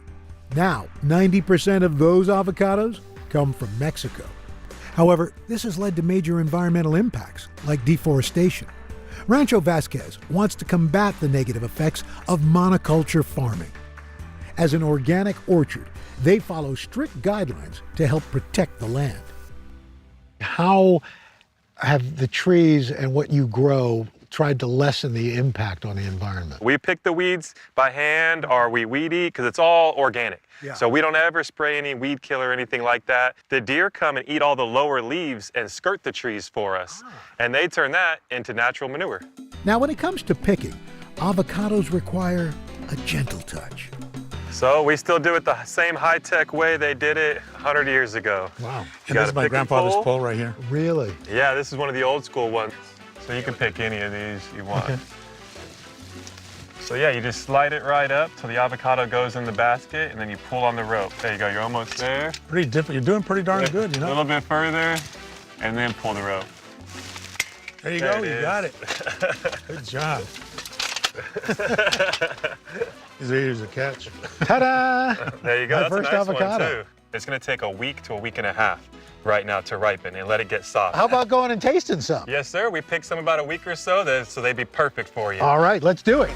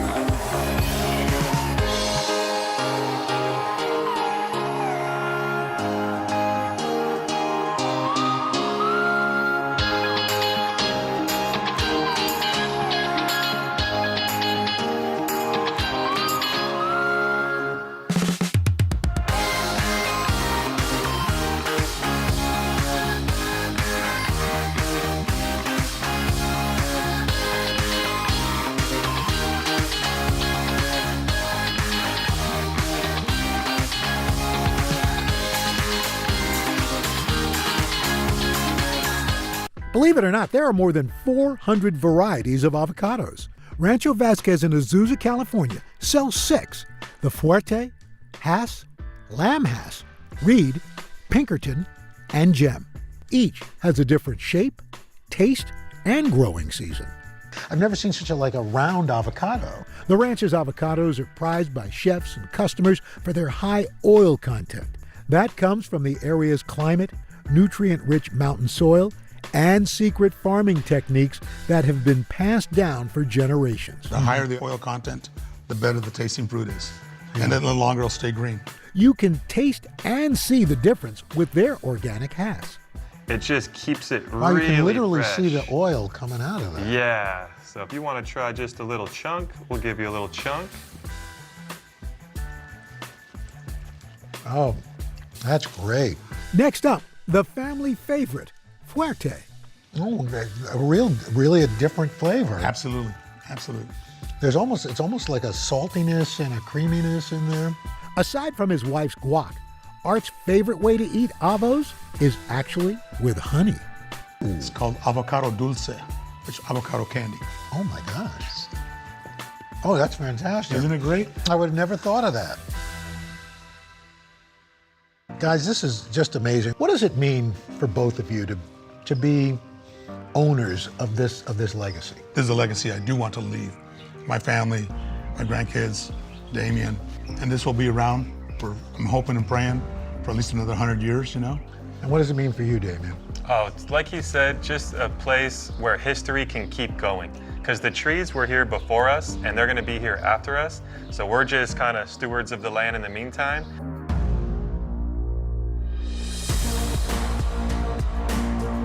Let's share a little of this guacamole. Yes, sir. Yep. Let the chips fall where they may, as long as they've got guacamole on them.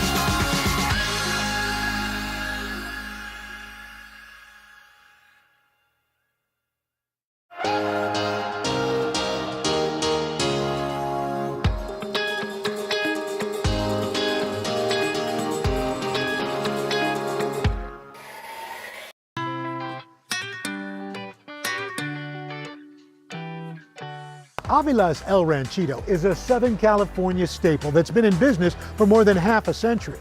They've got 13 locations and counting of this family-run chain, but no two restaurants are exactly the same. Every Avila's owner puts their own spin on the family's traditional Mexican recipes. But here at the Seal Beach Outpost, they claim to have the best guacamole. So I've come to learn their secrets. It's time to guac and roll. Hey there, wow. Got a lot of folks here. The aunts, uncles, siblings, and cousins behind Avila's El Ranchito really treat their guests like family. This location is run by Elise Avila Smith, a third-generation restaurateur. She credits the family's success to her grandma Margarita's hospitality. You know, she just focused on really what we focus on, good, fresh food. Salvador and Margarita, or Mama Avila, immigrated from Mexico to the U.S. in 1958. How did they get into the restaurant business? My father had an opportunity to buy a restaurant and talked to my mother and decided, you know, this is a great opportunity. Salvador using his life savings to purchase the old restaurant property in Huntington Park. He turned to his 6 kids, including Elise's dad, Victor, for support. We would go after school and help them do whatever needed to be done. And my father was pretty much during the day taking care of the whole restaurant, and my mother was in the kitchen. So she was the only one in the kitchen. And Grandpa Polder was washing dishes. Mama's traditional recipes have been passed down through many generations. They've come from way, way back in Mexico. When it first opened in 1966, Avila's was the only Mexican restaurant in the mostly white neighborhood. Many customers had no interest in Mama's traditional dishes, so she developed a strategy to draw people in. It seemed like natural for my mother to offer the people whatever they wanted, so it's more like a home. If they didn't have it on the menu, then my mother would go in the kitchen and make it anyway. Over the next 3 decades, the Avila siblings opened 6 new restaurants in Southern California. This expansion wasn't a coincidence. Americans at the same time were falling in love with Mexican food. In the early 80s, there were an estimated 2,500 Mexican restaurants in the U.S. Today, there are more than 60,000.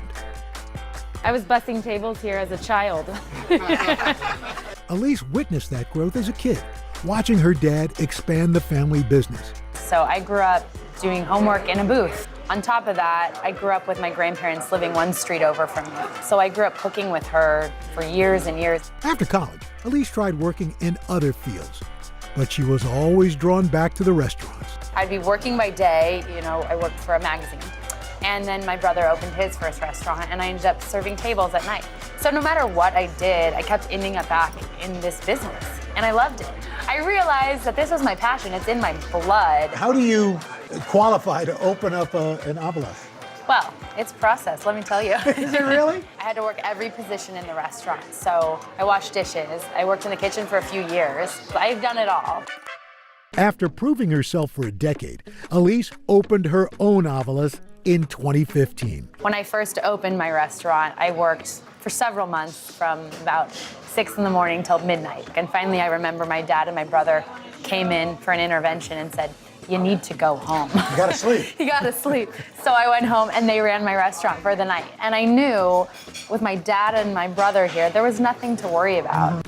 Every Avila's restaurant is unique, reflecting the family member who owns it and the location. They have different decor and specialty menu items. Elise puts her own spin on the brand by offering an extensive tequila cocktail menu. Dad, I'm gonna make you a drink right now. Make it strong. Salud, mija. But there are several dishes you're going to find at every location. Avocados are crucial to many of the family recipes, including the signature guacamole and their beloved chicken soup. Tell me about Mama Avila's soup. That soup that feels like home to me. But it is a chicken breast and rice soup. We make it from scratch every morning, including the broth.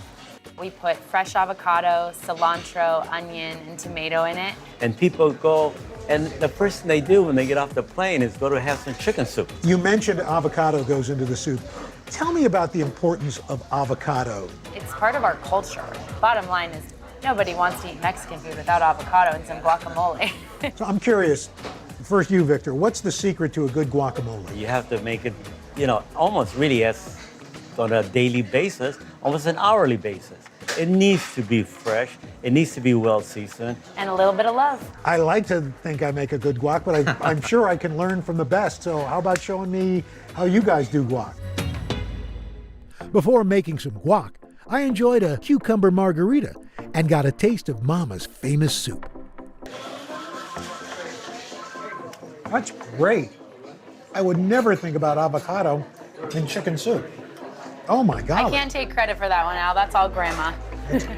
All right, you ready to make some guacamole? You bet. All right, so the first thing we're gonna do, we're gonna dump some fresh garlic in here. Okay. This is a traditional molcajete. From there, you're gonna sprinkle a little bit of salt Just on a top. little Just bit a of little salt. bit of love. And then you're gonna use the top to go ahead and grind it in there. A molcajete, a Mexican mortar and pestle, is made from volcanic rock. And it's the family secret to great guac.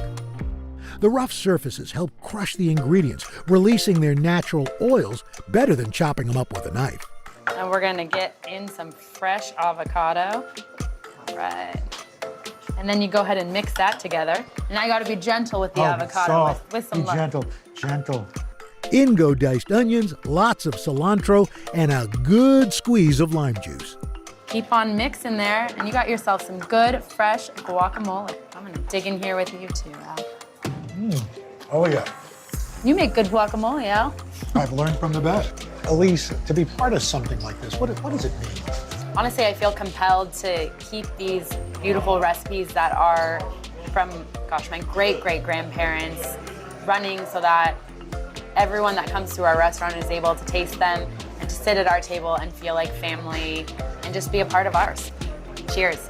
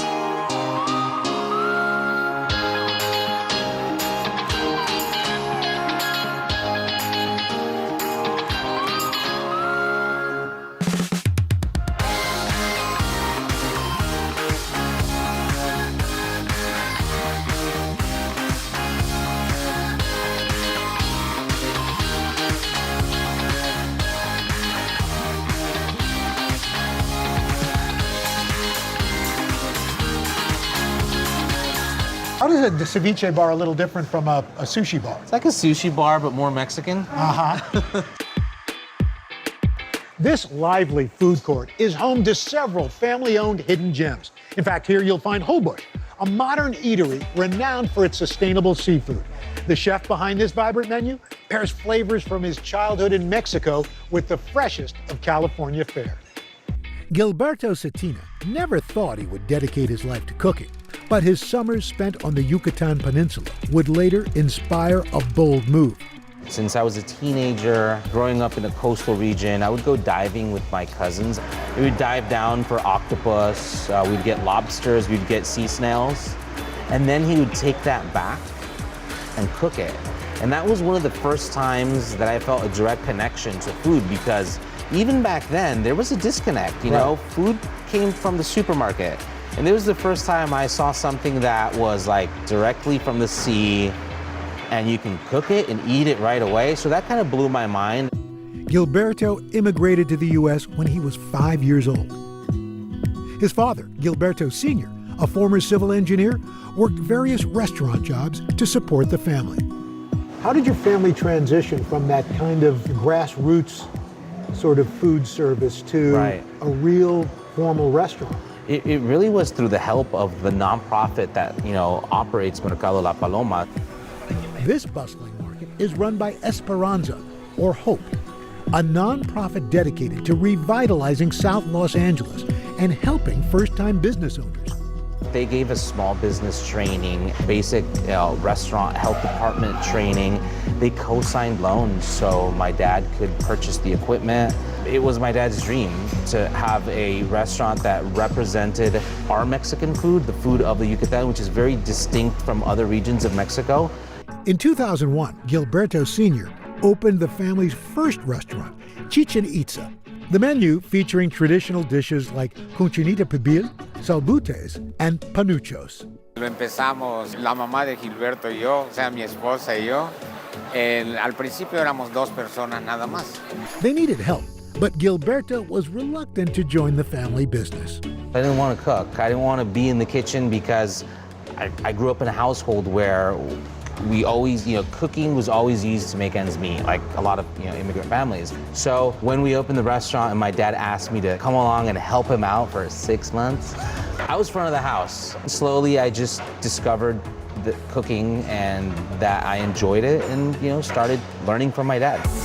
Even without formal training, Gilberto quickly learning the ropes, becoming a savvy businessman. 10 years in, Chichen Itza was thriving with dozens of employees. They even released a cookbook. Con el paso de los años, finalmente empezó a sentir la misma pasión que yo tenía por el negocio. After taking over at Chichen Itza, Gilberto was ready for a new challenge, one inspired by those summer boat trips in Mexico. Where does the name Hoda come from? So Hoda is a place. It's an island off the coast of the Yucatan Peninsula. He wanted to bring tropical, fresh from the sea vibes, along with an elevated experience, to diners in South Los Angeles. When Hoda opened in the same market, it changed many perceptions of what Mexican food could be. We go outside of the realm of Yucatan and we do food from all different coastal regions of Mexico. Gilberto's fusion dishes allow the freshest fish to shine. Menu staples include seasonal ceviches and an octopus taco. His innovative cooking has wowed locals and critics alike. How does it feel to be nominated for a James Beard Award for this? After the shock, I think the first thing that I felt was extreme pride in my team. To a certain level, I guess it feels a little bit like validation because we're doing something slightly outside of the box. You look across Mexican cuisine, and one of the commonalities is the avocado. Why does the avocado work so well across cuisines in Mexico, but especially your cuisine? The pairing of avocado goes extremely well with raw seafood preparations like ceviches and cocteles, and they're very bright, light, and acidic. I think avocado is the perfect complement because it gives it a little bit, creamy richness. That delicate balance is best represented in the shrimp and scallop aguachiles, and I couldn't wait to try making it. So aguachile is super simple. This is what we're gonna do. We're gonna make a marinade that's gonna cook or denature our scallops, right? So we're just gonna take some cilantro. Next up, the chili. Serrano peppers bring the heat. Persian cucumbers cool it down. There's a pinch of salt, ice to prevent oxidation, and a squeeze of lime juice. Then the marinade blends for just about a minute. Now, we're just gonna take a bowl. Go ahead and put a couple of spoonfuls of these beautiful Baja California Bay scallops. Oh, look at those. Now we're gonna pour the marinade and hold on to the spoon for stirring. Perfect. That's about right. We want to let that marinate for at least 5 minutes. Gilberto takes his aguachile to the next level with an avocado rose. After pitting and peeling, it was time to get slicing. Your knife can be straight because your avocado is at an angle, and we're pull cutting. You're just gonna do this now. Look. Okay. The key to a great rose? Super thin slices. We're hiring, Okay. Now the next step, hands, right? We're gonna do this motion. We're gonna fan out the avocado, right? So, you see that? Oh, wow. There you go. Looking good there. I think that's good enough to roll. You're gonna start at the tip right here, and you just roll this one like that. You see how that's forming a really big flower? Yes. This is a pretty advanced skill, but I think it's one worth practicing. Oh, yeah. And it's a nice party trick, Sure. Impress your friends. Yeah. So, which one should we use? I think that one. Made by the professional. Time to plate it up. That's looking beautiful. You're a lot neater doing this than I am. I'll take like a spoonful of them and just drop it on there and then arrange them on the plate. Ah, pro tip. And of course, the finishing touches. Wow. This is our scallop aguachile. And I helped make it. Can something this pretty taste as good as it looks? That looks like a good bite.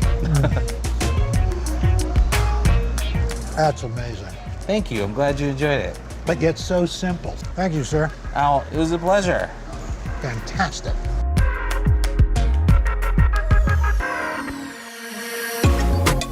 The Hass avocado may have started out as a lucky surprise, but for decades its popularity has been no accident. The Mexican-American culinary traditions passed down through the years have made this delicious and nutritious fruit a staple for so many of us across the country. And thanks to generations of enterprising families, this bumpy green fruit is going to have a very long shelf life. In the 1950s, 60s, and 70s, Black-owned restaurants weren't just places to get a meal, several becoming crucial meeting spots for activists at the forefront of the civil rights movement. And the families still operating these restaurants today are committed to honoring their historic legacies. It's time to head out of Studio 1A and hit the road for a new kind of culinary adventure. Follow me as I taste some of the most iconic foods around the country and meet the families behind them. Together, we're going to learn how a good meal has the power to connect us to our past, our future, and each other. We're in Harlem, the epicenter of black culture in the United States. Now, many historians agree the Harlem Renaissance paved the way for the civil rights movement of the 1950s and 60s. So in this episode, we're traveling across the country to explore 3 legendary black-owned restaurants. For generations, these beloved eateries have been serving up dishes to historic figures and those fighting for change. First up, we're heading south to visit an iconic establishment that defied segregation laws. New Orleans, a city that celebrates food, music, nightlife, and history. In the Big Easy, you'll find many historic sites that played a vital role in the civil rights movement, like William Frantz Elementary School, where 6-year-old Ruby Bridges broke barriers in 1960. Or New Zion Baptist Church, a hub for activists. And Treme, one of the oldest black neighborhoods in America.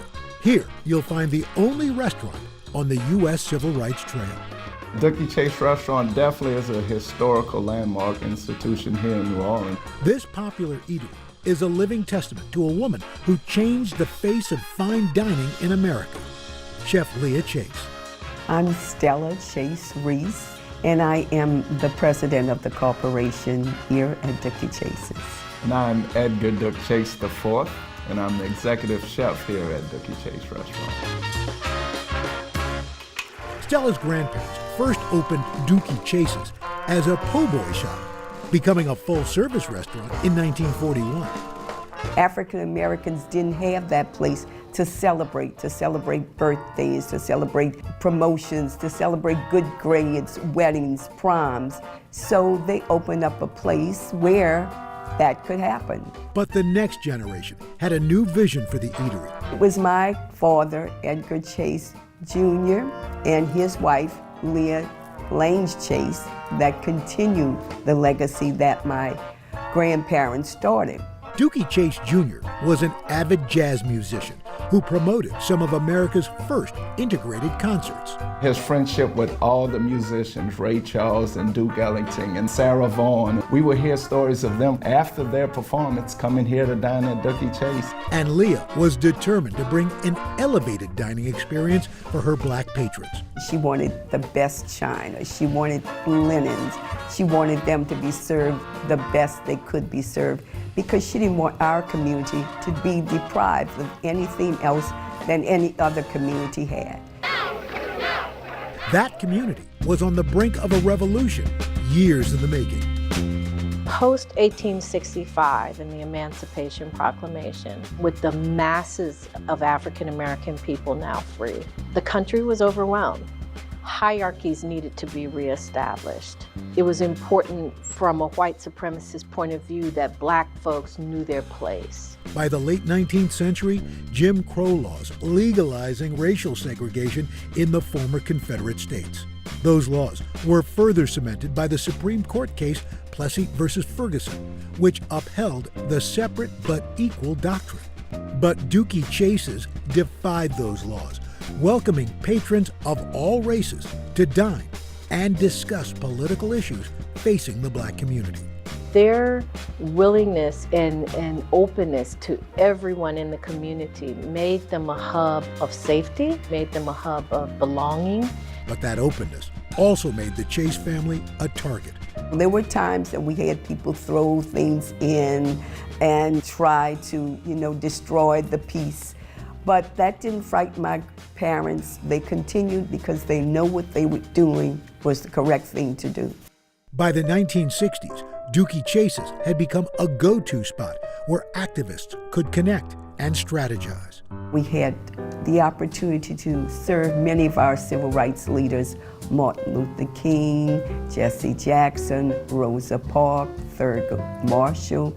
The list goes on and on. And then Freedom Bus Riders, they came here. My parents realized that until we all learn to enjoy life together and get to that part where social justice would be for everyone, that this community or any other community in our country would not grow and will not be better. In the 1970s, Leah becoming passionate about promoting black artists. Her love of art was also celebrated here at Dooky Chase's when she gave African American artists the opportunity to actually display their art on her wall, because at the time they had no place to display their art. Her extraordinary life even becoming the inspiration for Disney's first black princess, Tiana. It meant a lot for her because she did have some of the kids dress up and come here. Leah Chase, the queen of Creole cuisine, passing away on June 1st, 2019. But her spirit and her culinary traditions are in vigilant and capable hands. This is Leah Chase's kitchen. It's set up the same way, and we love it like that, because as you know, she's still with us. She's still watching us. Chef Duke continues to serve Creole cuisine that's been on the menu for decades, from red beans and rice to shrimp clemenceau and the famous chicken a la Dookie. But the restaurant's most popular dish, gumbo. You think back to the civil rights era when we had leaders strategizing in our upstairs dining room. We fed them gumbo. You think about presidents today, President Barack Obama, President George Bush came here. We always started them with gumbo because my grandmother always believed that her gumbo will solve any problems, and we like to say her gumbo changed the course of America. Gumbo, an official state food of Louisiana. Dooky Chase's version has a little something for everyone. Not one, but two types of sausage. Some Louisiana blue crab. What we do here is we take the top shell off, we clean it up, and we just crack it in half, release some of those flavors. Chicken and shrimp. This is really coming out to be a beautiful gumbo. The gumbo simmering until it's ready to serve. I mean, if you just smell this, the neighborhood smelling this, everybody knows when Dooky Chase is cooking gumbo. Today, the Chase empire is expanding. Chef Duke just opened the family's newest restaurant, Chapter 4. Being a fourth-generation African-American restaurateur is huge. Many generations now working side by side. Being around my family all day, that's the biggest blessing. I'm so grateful that I get to work with all my family, and it's such a joy. And that joy best expressed over great food. Hello, family. Yeah. Enjoying everything. We are enjoying everything. What's the song that Rachel? I'm going down to Dooky Chase to get myself some gumbo. When the service is right, they treat you nice. The whole restaurant, Dooky Chase's, is a gift to the family that was given by my great-grandparents. And so we want to make sure that, the restaurant sustains that legacy and all the traditions. Leah Chase said, "Food builds big bridges. If you can eat with someone, you can learn from them. And when you learn from someone, you can make big changes." We can change the course of America in this restaurant over a bowl of gumbo. We can talk to each other and relate to each other. When we eat together.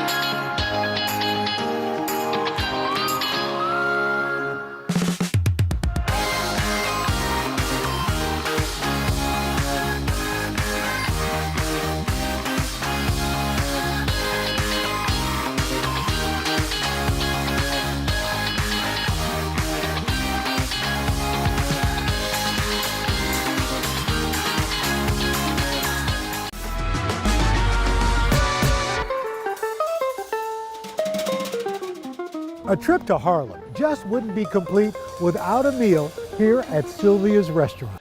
This neighborhood institution has been serving up soul food since 1962.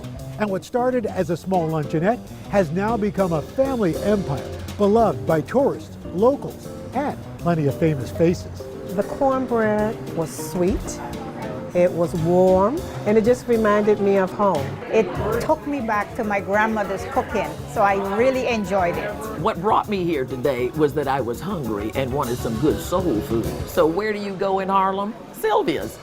Soul food is the cultural identity marker that really symbolizes our journey as a people living in America. Triness Woods Black is the granddaughter of the legendary queen of soul food, Sylvia Woods. Sylvia grew up in Hemingway, South Carolina, where she met her love, Herbert Woods, when they were 11 and 12. They fell in love picking beans after school. But this entrepreneur-to-be wasn't content with life on the farm. My grandmother, she came to New York when she was 16. She knew that this was a place that was more palatable for African Americans to really live. Sylvia and Herbert were among the estimated 6 million African Americans who left the Jim Crow South during the Great Migration. They came, north to escape all of the atrocities that were happening and to really be in control of their lives. If you were black, Harlem was the place to be. Sylvia finding work at a diner, Johnson's Luncheonette, which she eventually purchased from the owner with a loan from her mom. Mr. Johnson knew that my grandmother would make it. And on August 1st, 1962, Sylvia's restaurant was born. As the cultural center of Black America, Harlem became a crucial site for demonstrations and organizing by leaders like Martin Luther King Jr. and Malcolm X, according to Professor Psyche Williams-Forson. The heart of civil rights is America, because it wasn't limited to one area. Though folks who were in the North, they still experienced poverty and inequality and voter suppression and homelessness. Sylvia made the restaurant a welcoming place for activists. She played her role as ensuring that the community leaders had a place to meet and to commune and to strategize. Everyone dined at Sylvia's. Dizzy Gillespie, Ossie Davis, Ruby Dee. These are actors and actresses that were on the front line. By the 1960s, the movement had achieved major gains, like the historic Brown versus Board of Education and successful boycotts. But racial discrimination and police brutality against Black Americans persisted, resulting in deadly riots throughout the decade. 2 devastating events just 4 years apart sparked destructive riots throughout Harlem. But Sylvia's was always spared. Harlem was on fire, and my grandmother kept the restaurant open because the grocery stores were not open, nothing was open, and people couldn't feed their kids. And she was in that kitchen making food so that this community would have something to eat. This strong connection with Harlemites has continued for decades. We have guests that eat with us every single day. And sometimes we have people that eat with us multiple times a day. Coming up, I learned the secret to Sylvia's famous fried chicken.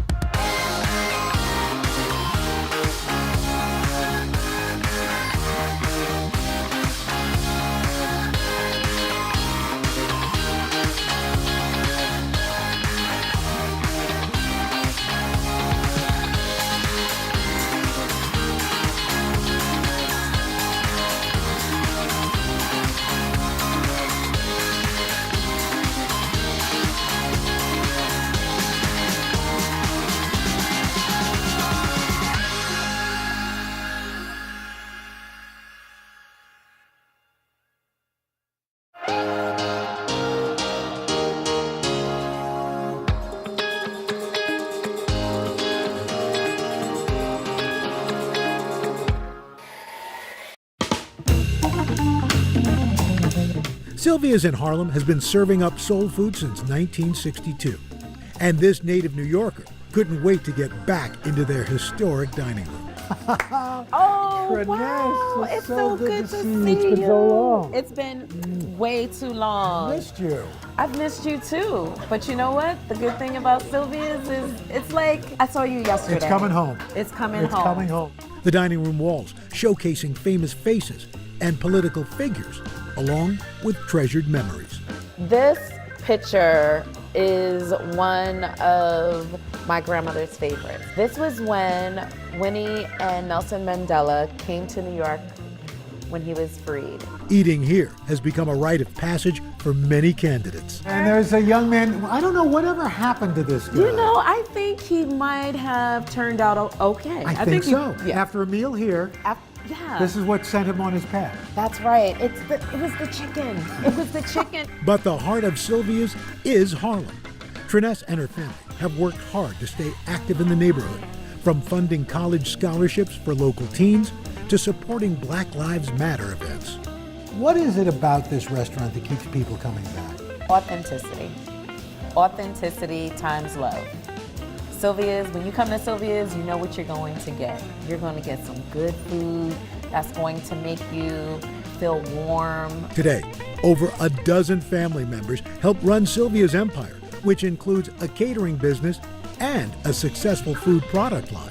What's it like working with family? Because I know your brother Marcus, your baby brother Marcus, baby is there in the brother. kitchen. What's that like?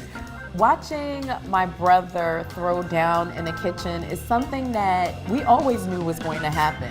Executive Chef Marcus Woods has been at the helm for 5 years. Sylvia's grandson, it is so good to see you. Yeah. And you're back here, you're running the kitchen. What's that like for you? I mean, knowing that this legacy your grandmother's had. I'm honored. I still get to cook for people like you and the community of Harlem. So as long as I can do that, I'm happy and always honored and blessed. You know, the amazing thing is food brings people together. You look in that dining room, everybody's there. Yes.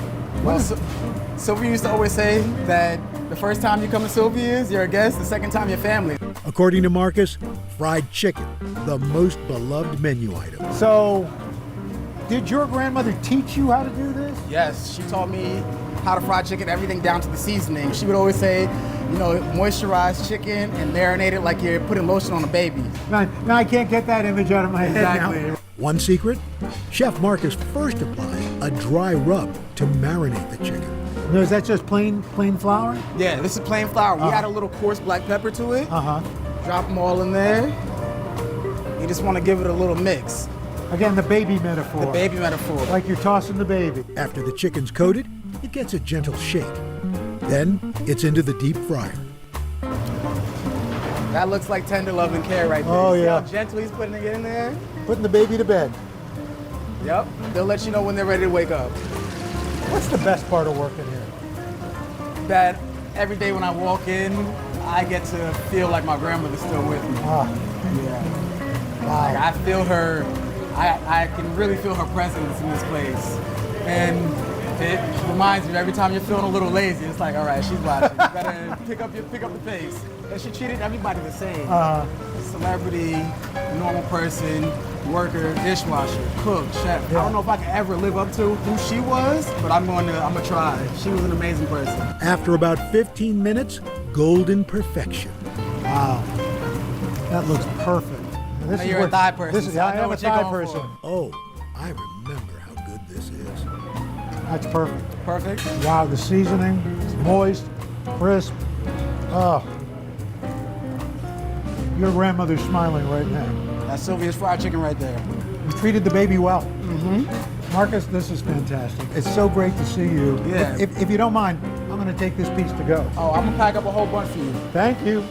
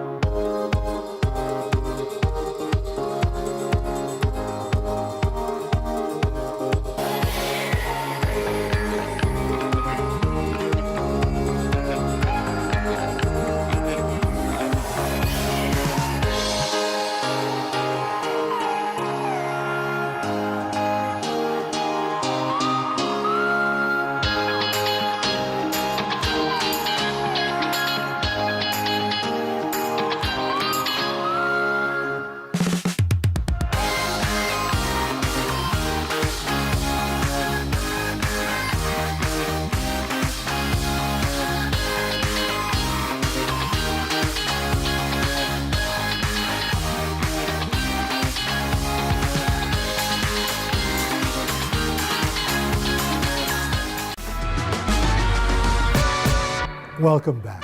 In Oakland, California, Lois the Pie Queen has been serving up Southern specialties, hospitality, and of course, fabulous pies since the 1950s. But it's more than just a space for delectable food. It's a well-known hub for political activists, artists, musicians, and everyday folks to meet, mix, and collaborate. Come on down to Lois the Pie Queen. Get your breakfast on and them mean green. Lois the Pie Queen is serving up much more than brunch staples. It's just a great place for locals to come, great place for people to connect. And it's just awesome that I could come to a place like this and have some soul food. My name is Chris Davis, and I'm owner of Lois the Pie Queen. We serve food that warms the soul. This family's roots run deep in Northern California. Lois Davis, Chris's mom, began selling homemade pies at her church in the 1940s. They were an instant hit. Her husband, Roland, dubbed her the Pie Queen and saw a new business opportunity.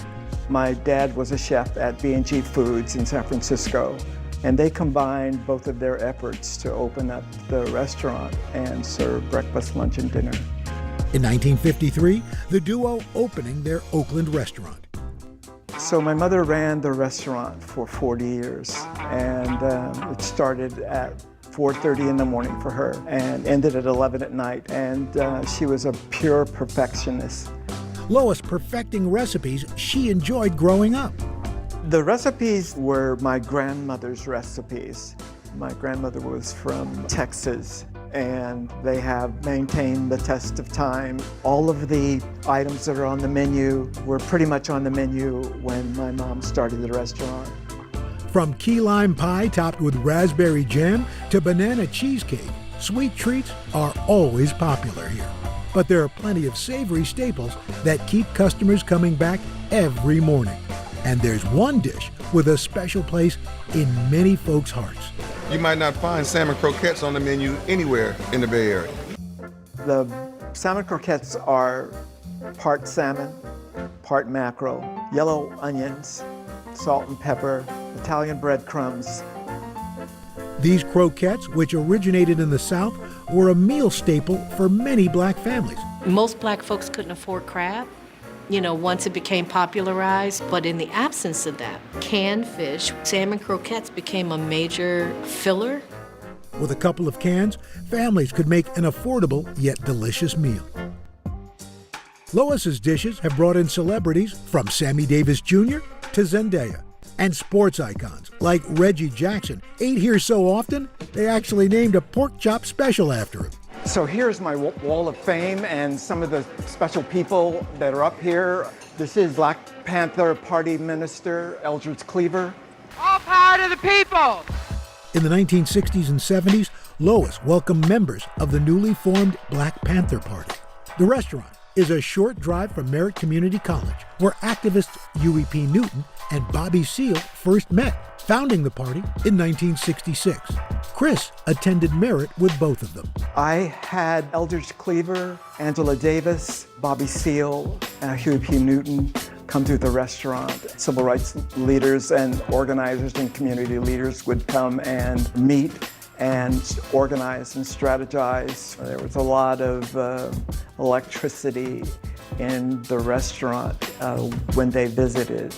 The Black Panthers have a controversial legacy. The story we tend to hear is one of violence. What we don't hear about as much are the various lunch programs and free breakfast, of course. They saw black communities as in and of themselves resilient, capable of being self-sufficient. Lois and Chris were not members of the party, but it was during this era the restaurant became an important gathering space in the Oakland community for different walks of life. When people come and are needy and ask for food, we always do what my mom did, which was we always take care of them. We always give them a meal. The restaurant expanding this mission amid the pandemic, providing 16,000 meals to locals in need. It is a place for people to come and get together and try and figure out how to make our community and our world a better place. Today, that mission to help others has evolved. Chris uses his platform to support local musicians and keep the restaurant buzzy by bringing in younger generations. I believe that that aspect of music and musicianship is something that is in the ethos of the restaurant. Hey, Mr. Jackson, how are you? Good, I'm doing good, babe. Good to see you, man. Good.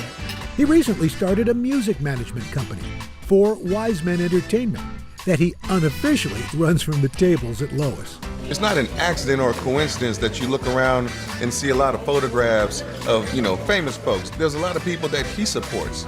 And I don't mean support just by putting up pictures up. He'll cultivate young artists that are looking to get an opportunity to get a platform where they can be seen and heard.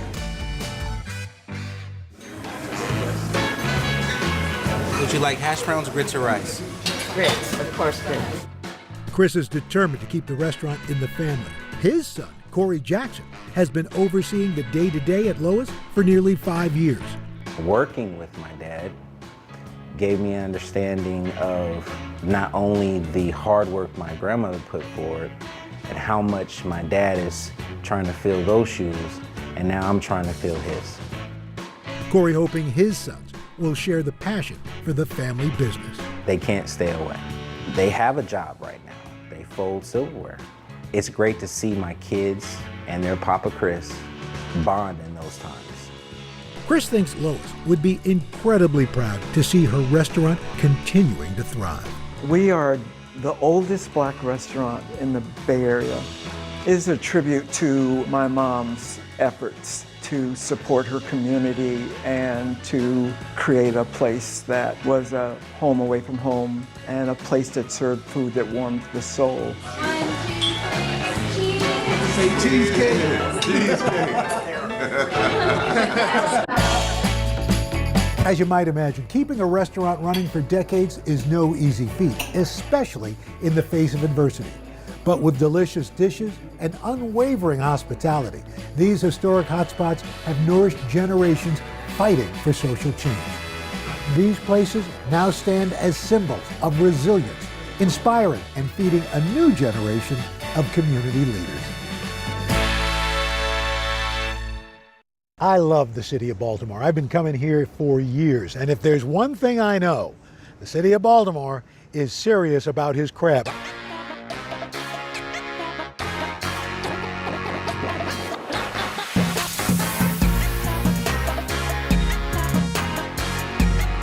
I love Baltimore crabs. This is the stomp and grind of crab. And I've been eating crab since the time I could sit up at a table. It's a little spicy, salty, and savory, all in one. If I could describe the taste, you can't. You just have to try it. You just have to try it. It's time to head out of Studio 1A and hit the road for a new kind of culinary adventure. Follow me as I taste some of the most iconic foods around the country and meet the families behind them.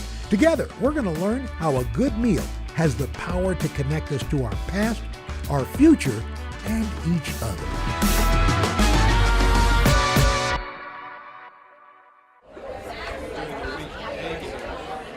When you think Maryland, you gotta think blue crab, an essential part of the state's culture and cuisine. And no place knows how to cook it up quite like Baltimore.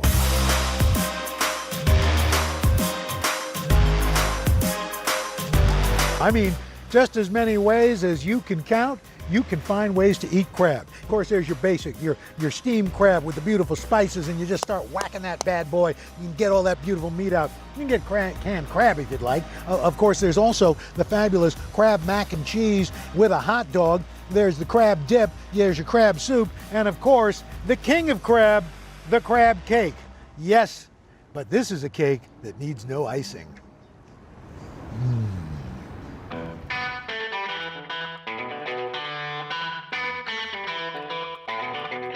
Crab cakes have been enjoyed by many for centuries throughout the Chesapeake region. But here in Baltimore, they're a way of life. And one of the city's most popular go-tos is tucked away just inside the world-famous Lexington Market.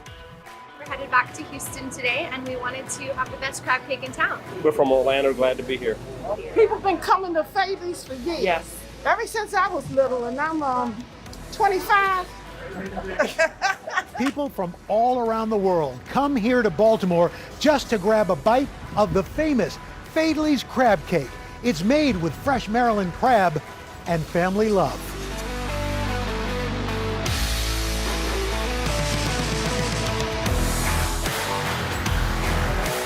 Everybody looks the same.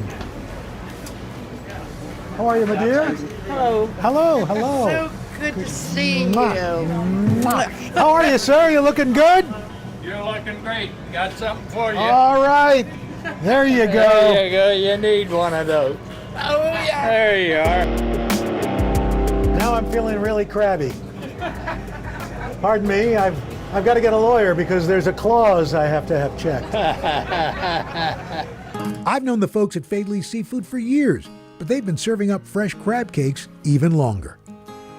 Hi, I'm Nancy Faidley Devine. I own Faidley Seafood. It's been in my family now for, well, 4 generations, and the 5th is coming up, so we've been around a long time. I think people are astonished to see my parents at 84 and 89 still working. You can get another 5 cans and do a second batch if you need to with them. People ask her for an autograph, they ask her for a picture, they ask her to hold their babies. You know, it's really fun. I mean, here's this company that's been part of Baltimore for over 130 years. Right. What is it about your place that has people coming back? Right. I think it's that people come in here and go right away. There's a warmth. Uh-huh. It's like walking to somebody's home they're happy to have you. Uh-huh. You know, come and you feel, oh my gosh, I feel at home. And I get people, we were here 20 years, it's exactly the same.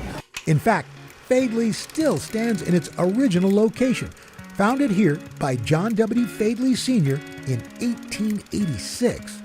Started off as a seafood stall, but over the generations grew into a Baltimore tradition, led by Bill and Nancy Devine, along with their daughter. Damie Hahn, and I am the 4th generation of Faidley's, so I do everything. Give them a little bit of a smorgasbord of everything. Going over here to fillet a fish, over here to shuck an oyster, over there to steam a crab, back here to fry, up here to make a crab cake, back down on the phone, running in the shipping department. A tray like that is about, 1, 2, 3, 4, 5, 6, 7, 8 bushels of crabs in order to get that tray. That's a lot of picking, and I don't think people realize how much work goes into getting an all jumbo lump. Growing up, did you think you were going to end up here? You were going to be doing this? No, but it was hard to get away from, and I couldn't see it going away. I couldn't see it ending with my parents. So the pandemic hit. Yes. You really had to step up. My father called me and I said, Dad, you guys cannot come in here. You know, we don't know anything about this virus and the effects, especially on the elderly. And I know you want to be here, but you can't. And he said, Damie, do whatever you do, whatever you can to make payroll. It just makes me cry when I think about it. He said, just make sure that we don't have to lay anybody off. I don't want to lay anybody off. I don't want anybody to lose their job. And we did it. And I saw it back when I came here in the 90s, and I still see it today. This truly is a family. Oh, it is a family. And it's funny because I often tell people, Mom and Dad don't treat the employees any differently than they treat me. And that's the God's honest truth. Which could be a good or a bad. That's the God's honest truth. And that's why you end up having so many multi-generation families staying here. That's right. Faidley's isn't just a family-owned business. It's run by family as well. Multiple generations of employees, father and daughter, father and son, mom and daughter, all building a home here. I've been here since a junior in high school, so I've been doing the thing for a while. I'm gonna say it's been around 33, 34 years. And I started at the end of '79, a week before my son was born. I started at 14 years old, and I'll be 42 years old in December. It's always a challenge working with family. A lot of personalities, but you love each other and it always works, you know, it always works well. What's really, really bad is when your kids are grandmothers. Mom, we were in the middle of an interview. Oh, you just broke in. You have to start over? Yes. You were saying about the challenges of working with family? It's just a few of them, you know? Just a few. While the family spirit makes customers feel at home, it's Faidley's crab cakes that keep them coming back. What kind of oil do you cook your crab cakes in? Soybean. Soybean, thank you. So excited to have this crab cake. And I watch people for the first time put it in their mouth and they go, oh my God. And they're standing at a table in a market. Yeah. They're not sitting down to a white tablecloth and having somebody serve it on a silver platter. It's on a paper plate, but it belongs on a silver platter. Nancy created her recipe in 1987, saying she's never changed it. So, besides yourself, how many other people know the Faidley's crab cake recipe? Sleep with her, she won't tell me.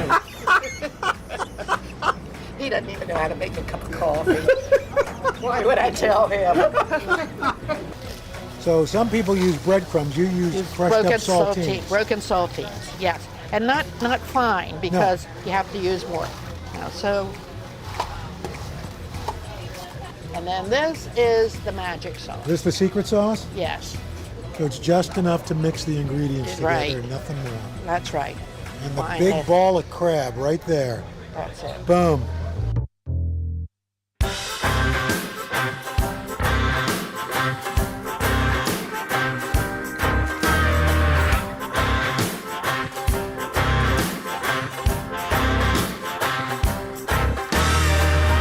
Oh, look at this. Oh, boy.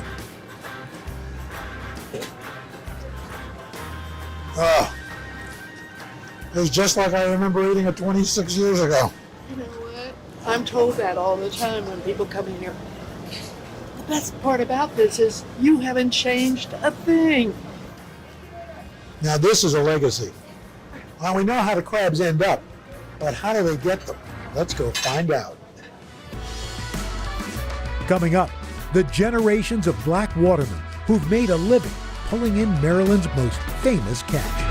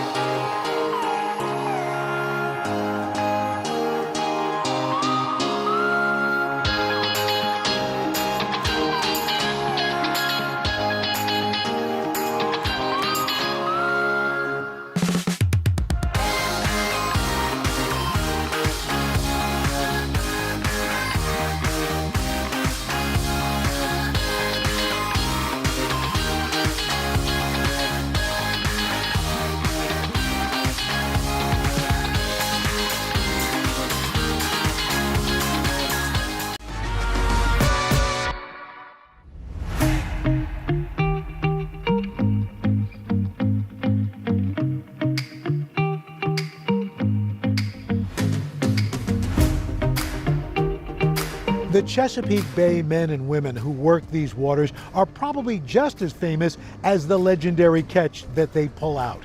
And in fact, it's backbreaking work that is passed on from generation to generation, including blackjacks. Those were the black watermen who worked these waters all the way back into the 1800s and are a vital part of this community.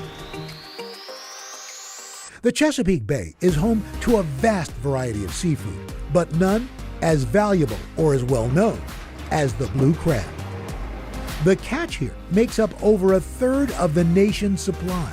And on average, more than 50 million pounds of blue crabs are harvested from the bay. I'm Captain Tyrone Meredith, charter boat captain, owner, and operator of the Island Queen II. Captain Meredith knows these waters well. He grew up on them. I'm the fourth generation waterman, and my great-grandfather, he worked on the water, my grandfather, and my father. We've been here ever since the 1860s, making a living working on the Chesapeake Bay.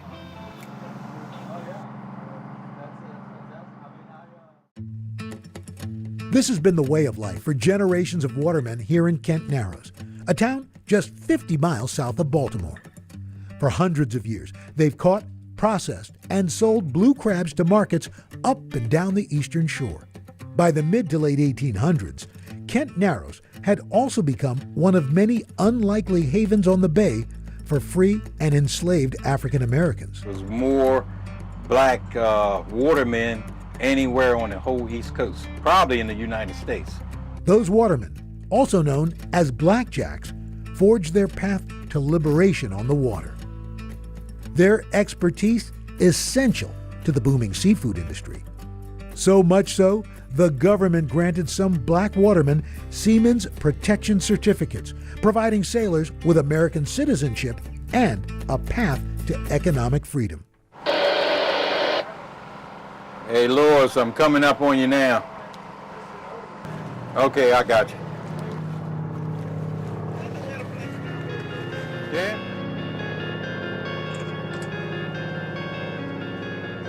How'd it biting today?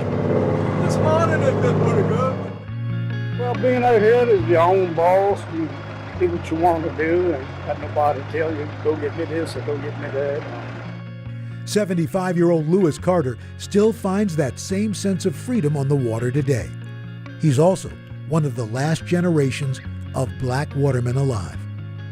Every morning, before the sun rises, he sets out to catch crabs in the bay. I started in 1961, I was about 15, and I've been at it ever since.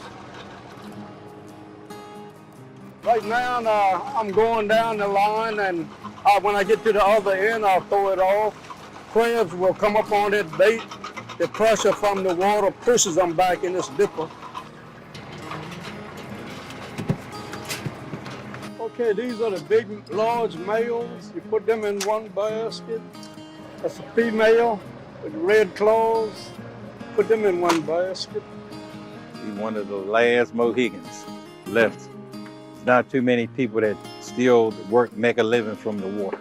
Most of them moved away, got other jobs, and it's changing because it's harder to make a living from the bay. Crabbing season runs from spring into late fall, but changes in climate, cost, and labor have made each successive year more challenging. As younger generations take up new trades, there are less people working the waters and ultimately fewer black watermen. Back when I started, it was a plenty black watermen, but they died out and the younger ones never taken their place. In one way, it makes me feel bad, you know, and I don't think it'll be no chance no more black watermen.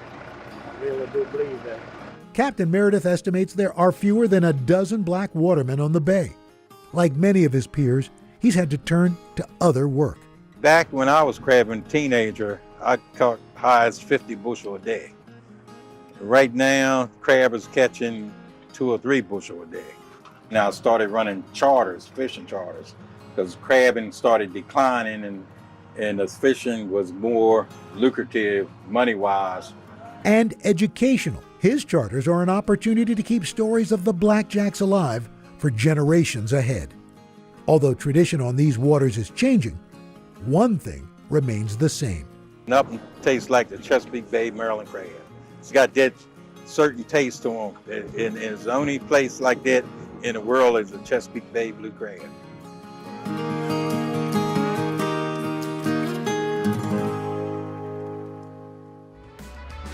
Next, an up-and-coming Baltimore chef inspired by his family's love of cooking.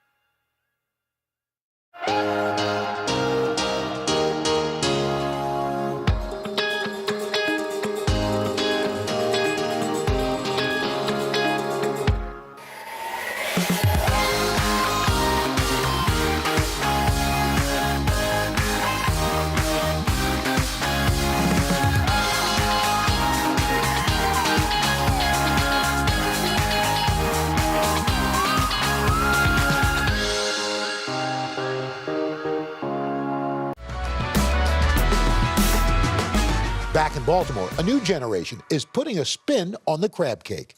So I'm Alex Perez. I'm the owner of Poppy Cuisine.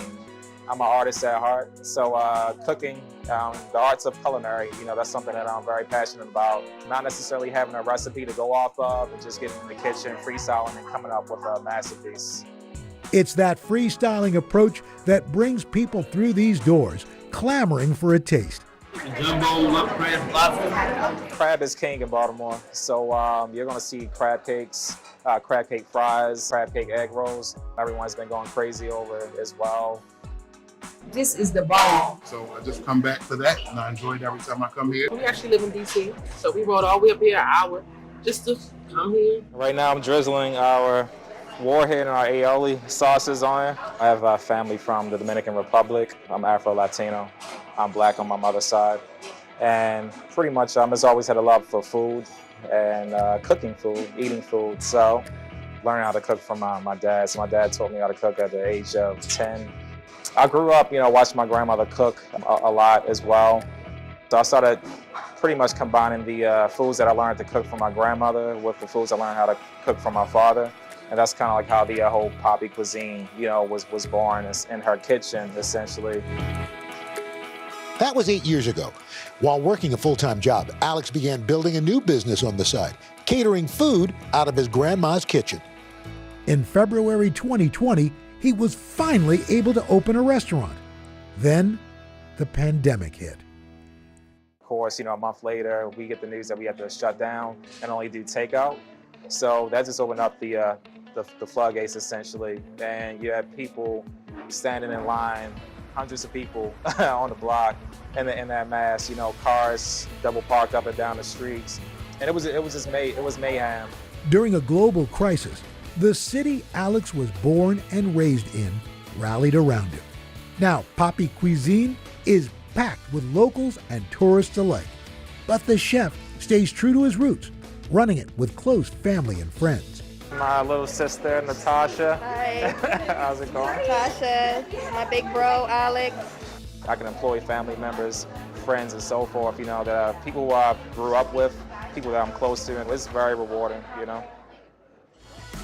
Coming up, I'm going to grab my apron and join Alex and Grandma Gloria for a lesson in cooking crab.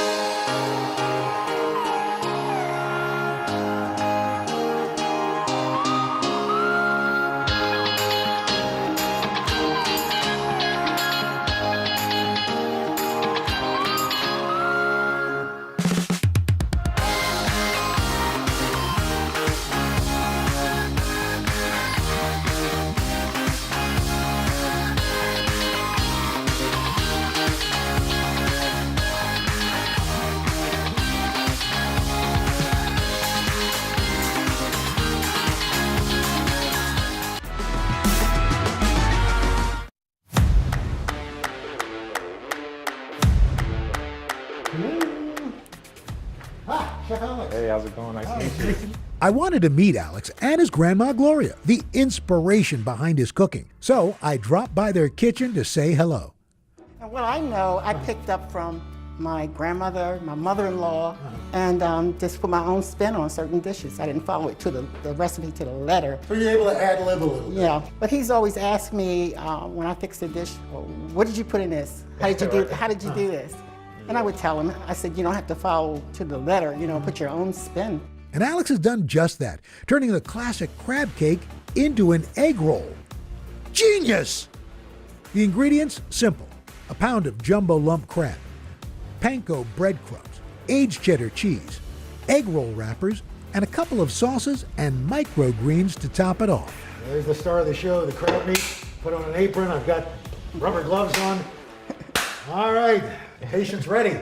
So how do we get started, Alex? Yeah, so first what you want to do is say we have some Maryland jumbo lump crab here. So for the most part, it shouldn't have much shells in, but typically I like to sift through it. Just gotta see if there's any shells, and if so, you can put the shells right back in this container. There you go. So Gloria, did you know you were helping raise a culinary genius? Well, no, but I know he liked to eat.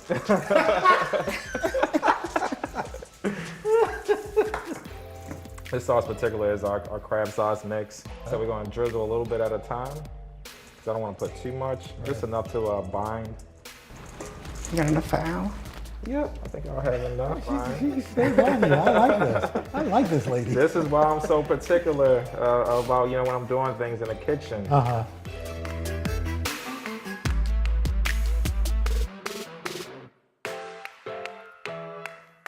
Gonna start actually rolling these things up. Yes. Why do you think this recipe is so popular at the restaurant, the most popular?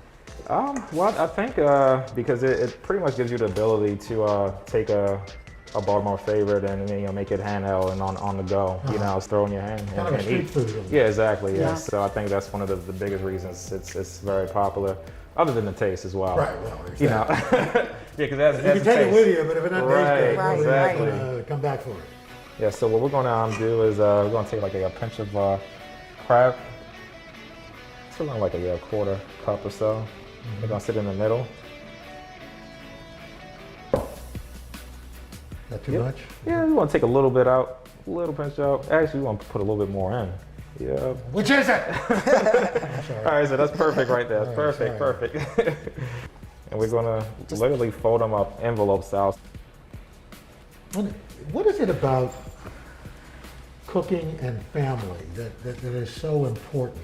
Yeah, I think for me, living a busy life as a business owner and a dad, a husband, and things like that, I feel like food is an opportunity for family to come together, talk about things, especially if you haven't seen each other in a long time. And it's a way for us to connect. So, Laura, is it true you've never done this before? No, I haven't. It's true. Could have fooled me that you never did this before. Look at that. Bam! Done! Faster than I did. Wow! Wow! It's a natural grandma thing. Love it. So now we're going to get the deep fryer up here and fry these bad boys up. Oh, absolutely. Woo! If you had to describe the heart of your cuisine, what is it, and how does Baltimore kind of is part of that? Pretty much my story, and I think that connects very well to our Baltimore, because I grew up here, all my life, and I think everything that I faced during the time that I started this company up until now, I've been transparent about, and it resonated very well with the people in Baltimore, and they watched my journey through the years, and I feel like that's really the heart of what I do.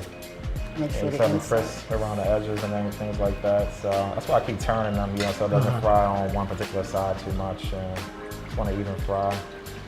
Ooh. Nice and golden. So you want to cut these diagonally.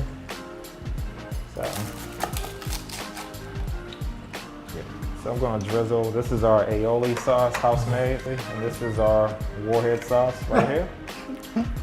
So the sauce is kind of sweet, has a tangy bite to it. Oh, kind of like Gloria. Yep, that's right. Well, I guess there's only one thing left to do. Yeah, and that's Try the it. piece. Yes, yes.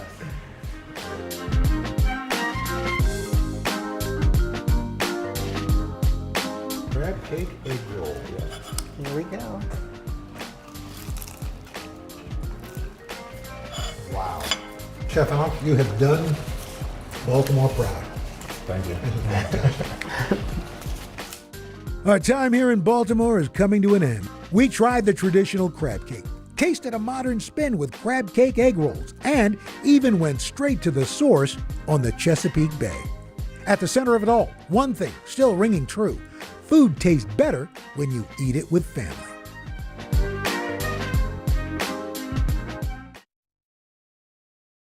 When most of us think about Detroit, Motown, car manufacturing, even sports comes to mind. But when it comes to food, the folks here in the Motor City are all about one famous Frank, the Coney dog. And no, we're not talking about Coney Island in New York. In Michigan, a Coney is both a diner to locals and a hot dog smothered in chili, topped with onions, and finished off with a of mustard. Now, there are dozens of Coneys in the Detroit metro area. Some bear the Coney Island name, others don't. But you'll always find some type of sausage, a bun, and a signature meat sauce on the menu. So, what makes Michigan crazy for Coneys? Let's find out. The relationship between Coneys and Detroit, it's a long relationship. It's a long love story. The Coney is a part of Detroit. If you can drive and eat a Coney, it's not a Detroit-style Coney, in my opinion. It's time to head out of Studio 1A and hit the road for a new kind of culinary adventure. Follow me as I taste some of the most iconic foods around the country and meet the families behind them. Together, we're going to learn how a good meal has the power to connect us to our past, our future, and each other.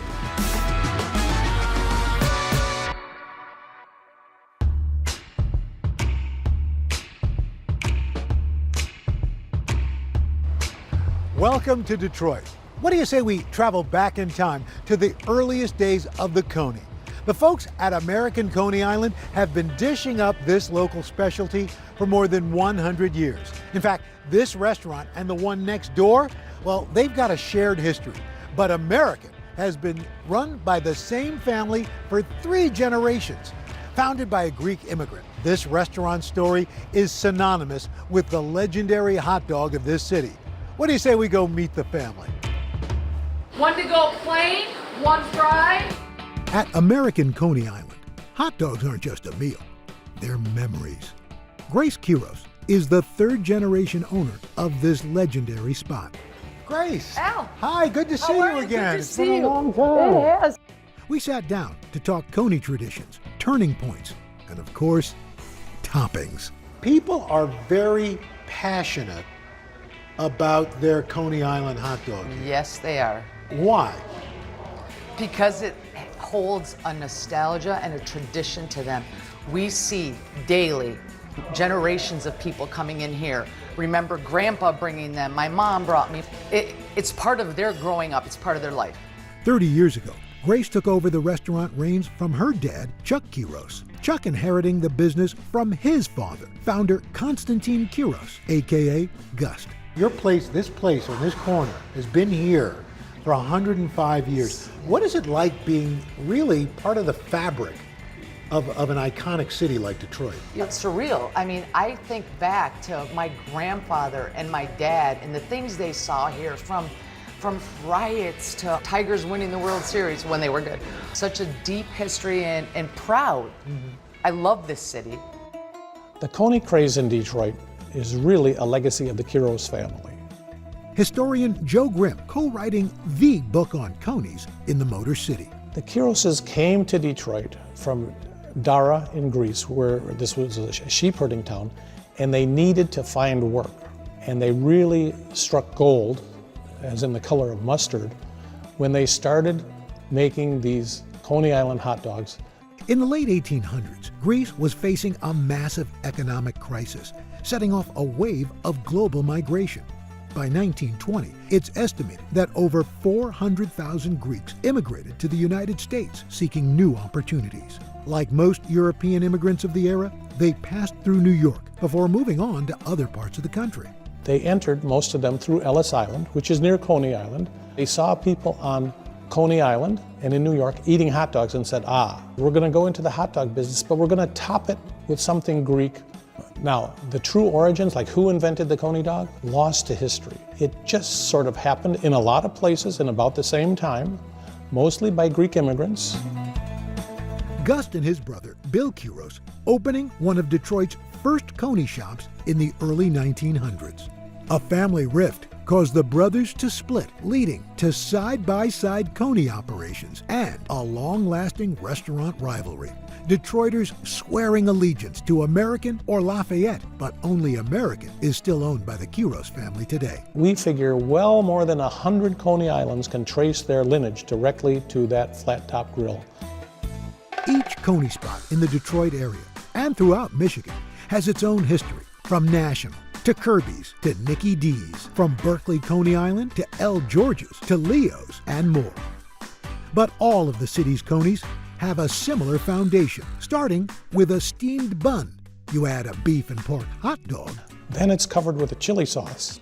And the chili sauce is where Coney owners can improvise and innovate. And then on top of that, it's going to be a yellow salad mustard and diced onions, and never any ketchup. If you put ketchup on a Coney dog, you might get thrown out of the restaurant.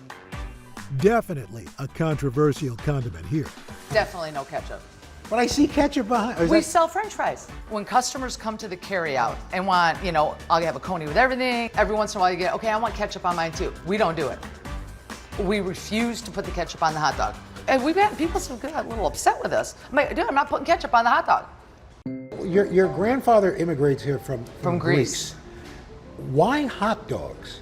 It was something that he had seen when he landed at Ellis Island in New York. He saw, the amusement park. You got to remember, he was a young man, came over with no money, borrowed a pair of shoes.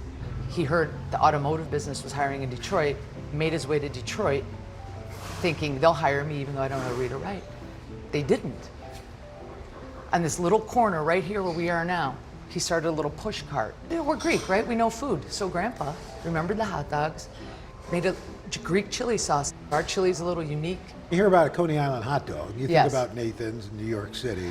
But here's the difference. I'm going to stop you. Okay. A Coney Island in New York is an amusement park that Right. sells hot dogs.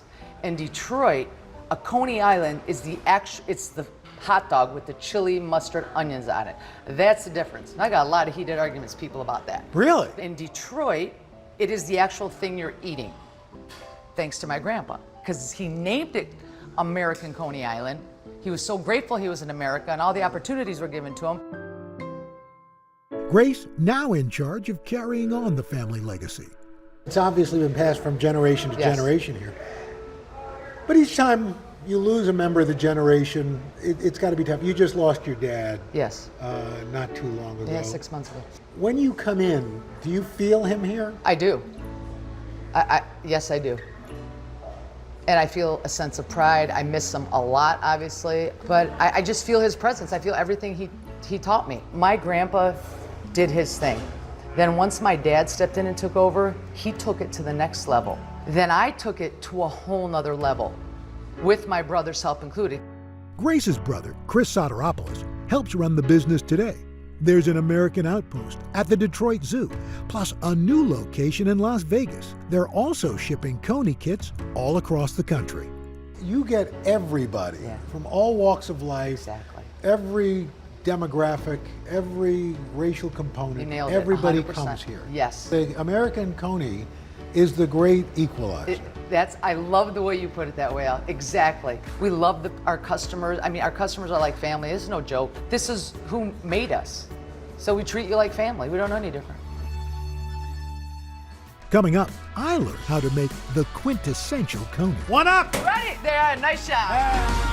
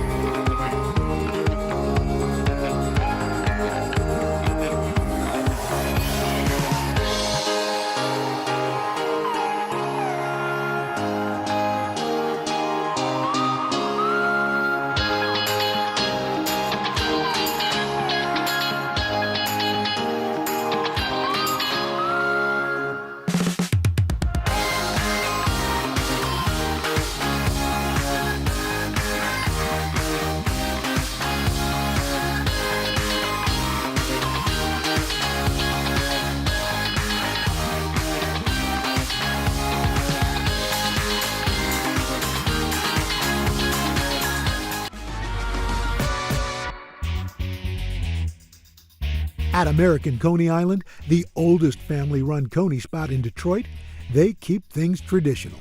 But you know, as I look at your menu, and I look at the pictures, they're vintage, let's say. It doesn't look like you have strayed that much from the original menu. We haven't. I won't. Why add to it when it's working? You know what else is working? Me. I got behind the grill with Grace to prep the perfect plate of Coneys. This is the proprietary hot dog. If you notice the natural casing. Yes. It's a 90% beef, 10% pork with a lambskin casing. That's like 3 meats in one. You Exactly. Pork, beef, and lamb. That's right.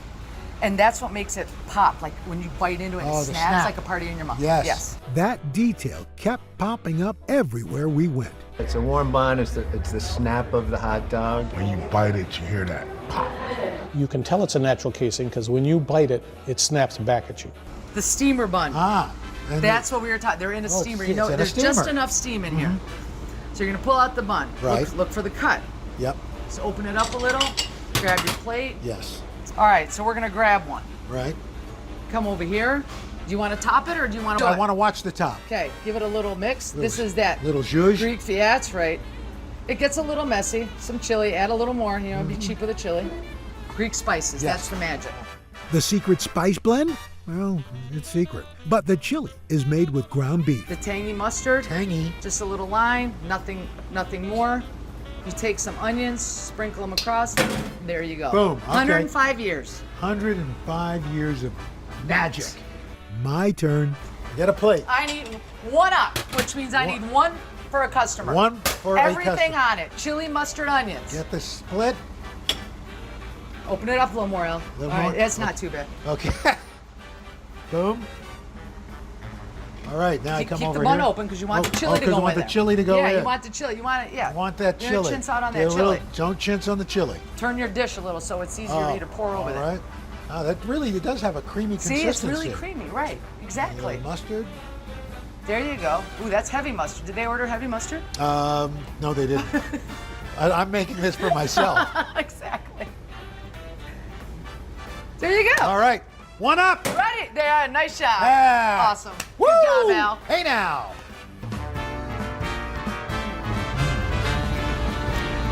Life-changing experience. It's magic in your mouth.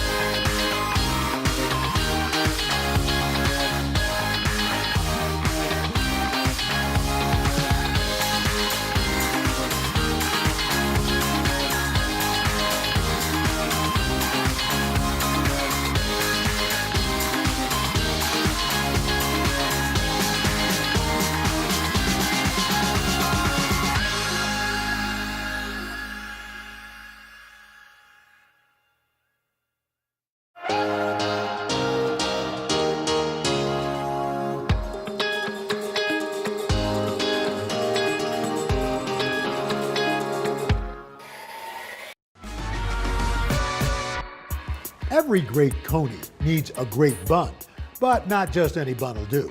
A few miles from downtown Detroit is another family-run institution that's keeping the Coney tradition alive. What started as a small baking business is now one of the state's biggest suppliers of Coney buns. And that bun is the Coney Island Steamer. That's a good bun. The Coney Island Steamer is a 6-inch hot dog bun. At Metropolitan Baking Company, they like big buns and they cannot lie. The Coney Island Steamer bun is our flagship item on the bun and roll line. Not to mention, they claim to have buns of steel. These buns sit in a steam table. The product's formulated for that steam table. That bun is gonna sit there and it's not gonna fall apart on you when you load it with all those condiments. In Michigan, Coney dogs aren't just a tasty meal, they're big business. The Coney business gave rise to supplier industries, just as the auto industry did. So we need to have a major bun maker here. The big maker nowadays is Metropolitan Bakery, and they bake these Coney dog buns with the sponge dough method. For 3 generations, the Cordes family, who also trace their roots back to Greece, has risen to the occasion, selling specialty breads. Metropolitan Baking Company was founded by my grandfather in 1945. In the beginning, Metropolitan only sold simple loaves. Today, they produce dozens of items for grocery stores, high-end restaurants, and of course, Coney diners. And while their products have changed over the years, a few names have truly stood the test of time. He was George James Cordes, namesake, and my father is James George Cordes, and I'm George James Cordes. My father, just like me, was bred in the business. George credits his father for the company's massive expansion in the mid-'80s. This summer, we're going to be producing millions of Coney Island Steamer hot dog buns. This abundance, pun intended, is all thanks to automation. Automation is really what transformed this company. We went from packaging maybe 10, 15 loaves of bread a minute to 140 loaves a minute. In 2001, after years of recipe testing, the signature steamer bun was added to the product line. It is a hot dog bun that we've formulated to be used at the Coney Island restaurants, in Metro Detroit specifically. This bun that we produce is in roughly 95% of all Coney Island restaurants. And it takes a lot of dough to make all those buns. So what we're doing right now, this is where it all begins. This is the mixing room, and we're about to create a 1,600-pound dough batch of hot dog buns. Major ingredients are going to be flour is 65%, then you've got your yeast, you've got your sugar, you've got your oil, and a bunch of proprietary ingredients. Any minute. That's roughly 1,200 packages of Coney Island Steamer hot dog buns. There you go. You did it. That makes over 14,000 buns. After mixing, the dough gets cut into bun-sized portions. You're looking at 3-foot sheets that were just guillotined, and now they're going into a smaller divider to be put into roughly 1.25-ounce dough balls. Next up, time to proof. After 60 minutes, the dough has risen. And after about 10 minutes bake time, we're gonna have a fully baked hot dog bun that's prepared to cool. The buns are almost ready. The product's sliced, after the cooling conveyor, and then it's paddled on top of each other to create a 12-pack, a dozen buns. The baskets are headed down to logistics and ready to be set up for routes. Then it's off to stores in Michigan's finest Coney restaurants, including American Coney Island. While the factory may have a lot of machinery, George has always been hands-on. So I worked here every summer throughout high school and throughout college, almost every position. And you really learn what hard work is as a kid to work in a bread factory, when it's 110 degrees out. When Grandpa George started the company, he had fewer than 10 employees. Today, they've got almost 100. When they say employees, family employees, that's what John is. He's literally family. John Grabowski has worked with all 3 generations of the Cordes family. At 12 years old, he took a summer job washing buckets at Metropolitan. Today, he's the plant's lead engineer. It's like family. When you come to this business, everybody that's here, they feel like family to me. Everybody says hello to each other. It's a good camaraderie. Everybody likes each other. It's more than just bread and butter for the employees. It's really nice being run by a family-owned business. You can come to work and feel like you're at home. It's like a second family to me. We all work together, we get down in the dirt, we exchange all kinds of work habits, and we learn from each other, and we do the best we can. The longtime employees are proud, keeping Detroit's Coney tradition going strong. We all grew up eating Coneys, right? Comerica Park, baseball games as a kid with mom and dad and the grandparents, family time. Coney dogs that's a part of pretty much everybody's childhood. It's a joy to be a part of that heritage. Today, Metropolitan's running 6 days a week, 20 hours a day.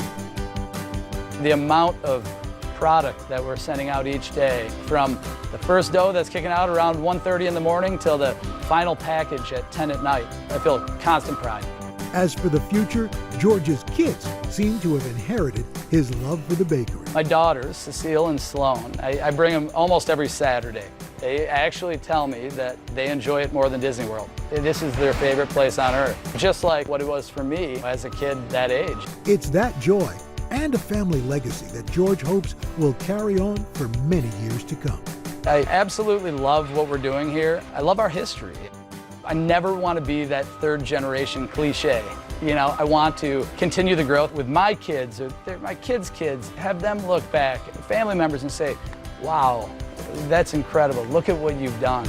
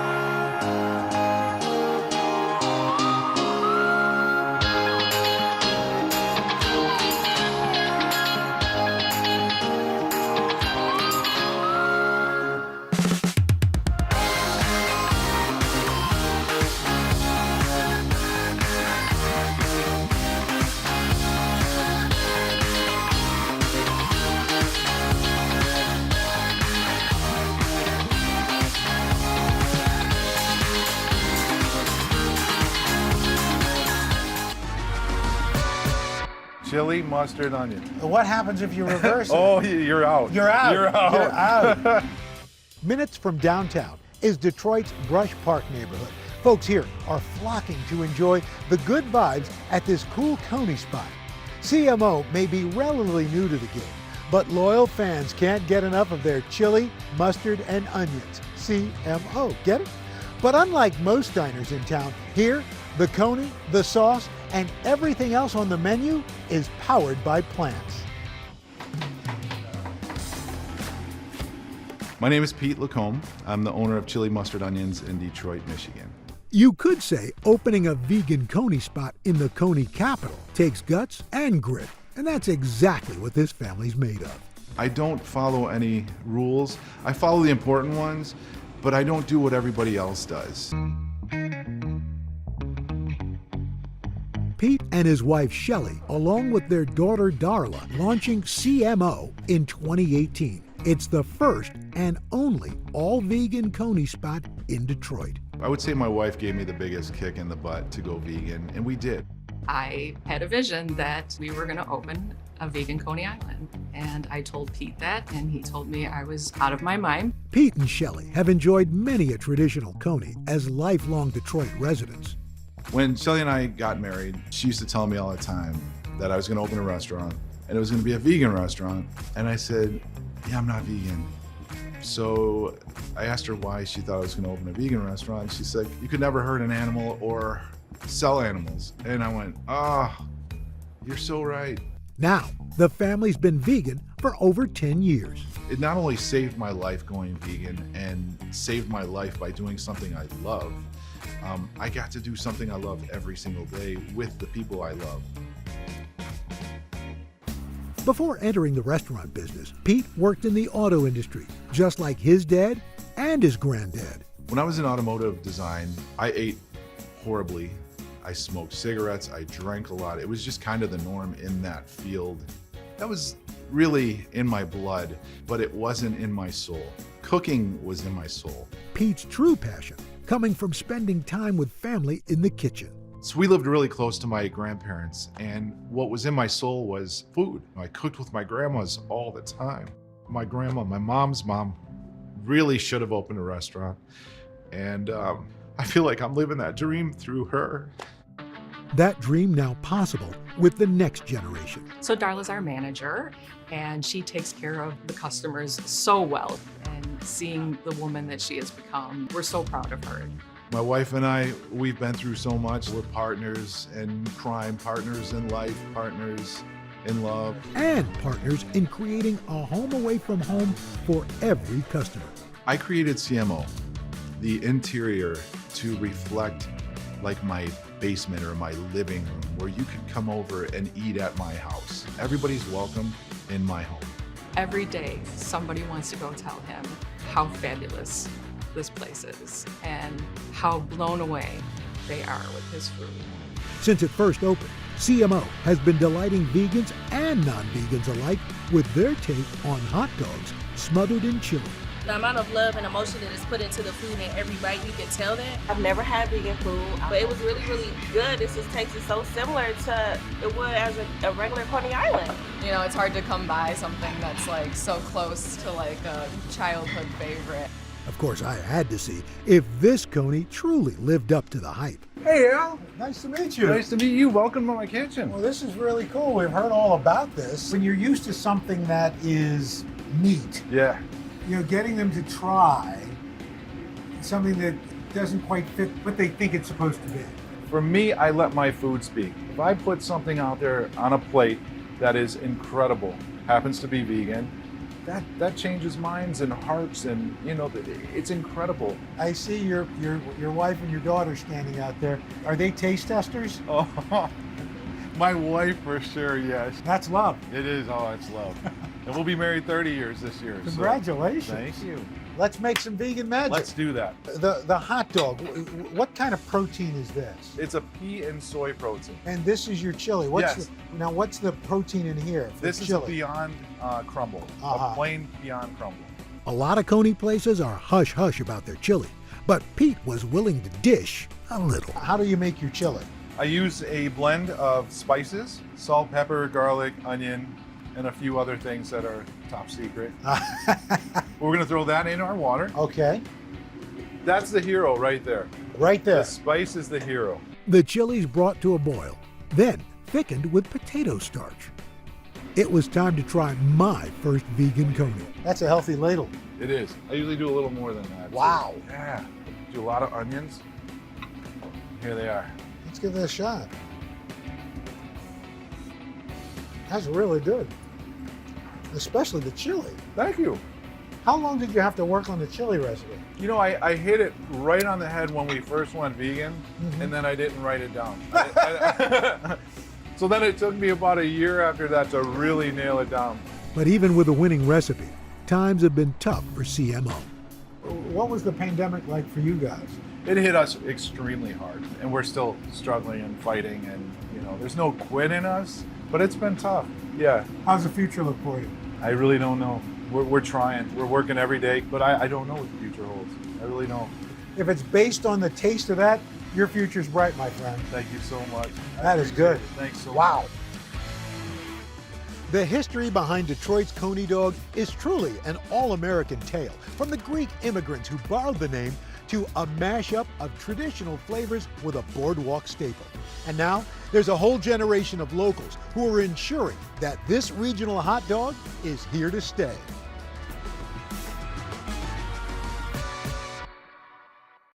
Ah, the Avocado, From toast topping to sweet treats, even mac and cheese, this tasty green fruit is pretty much everywhere.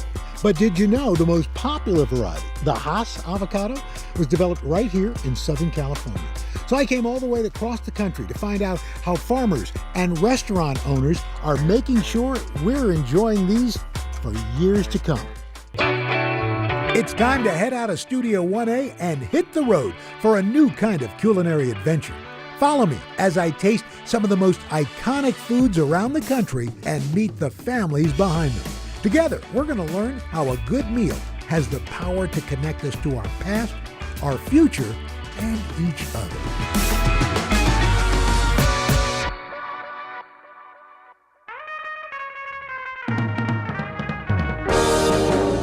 We call this right here the Avocado Tunnel of Love.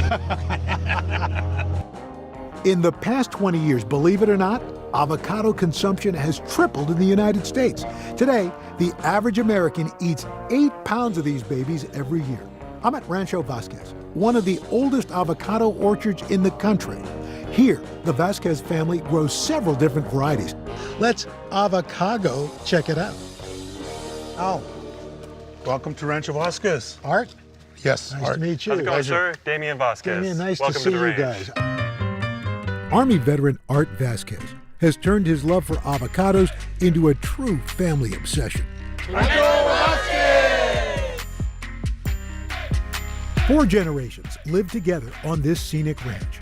Many of them work in the orchard and help run the business.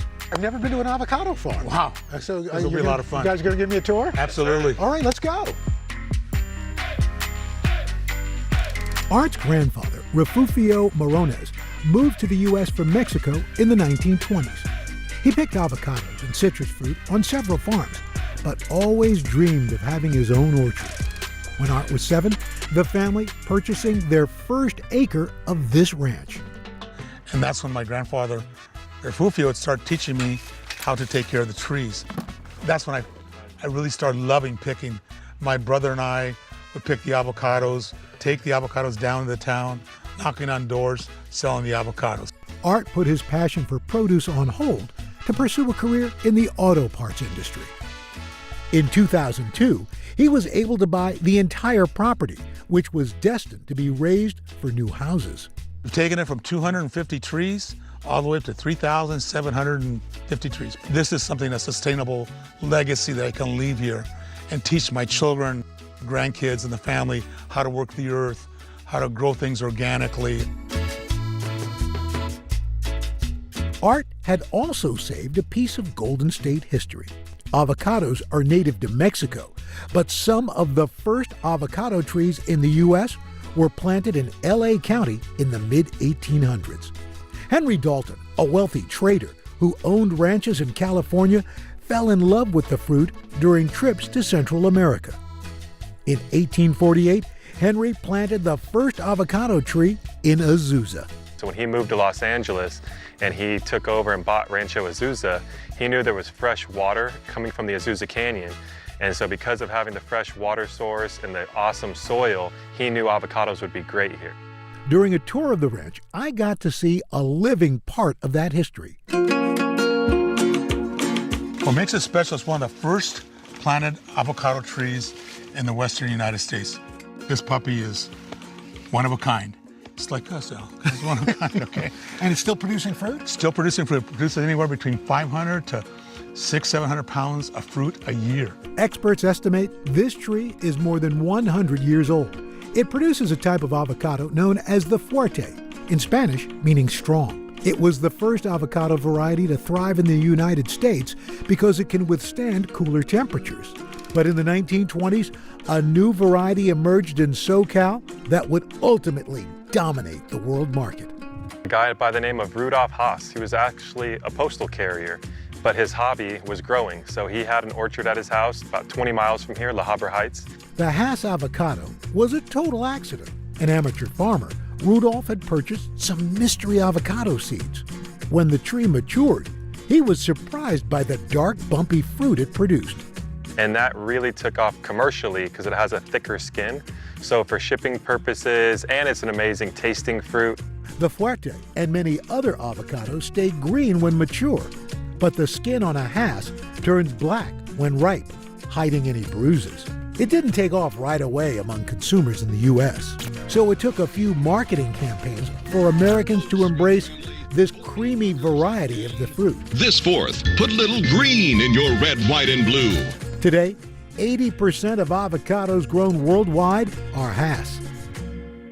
Now here, this is one of the first Hass trees commercially ever planted.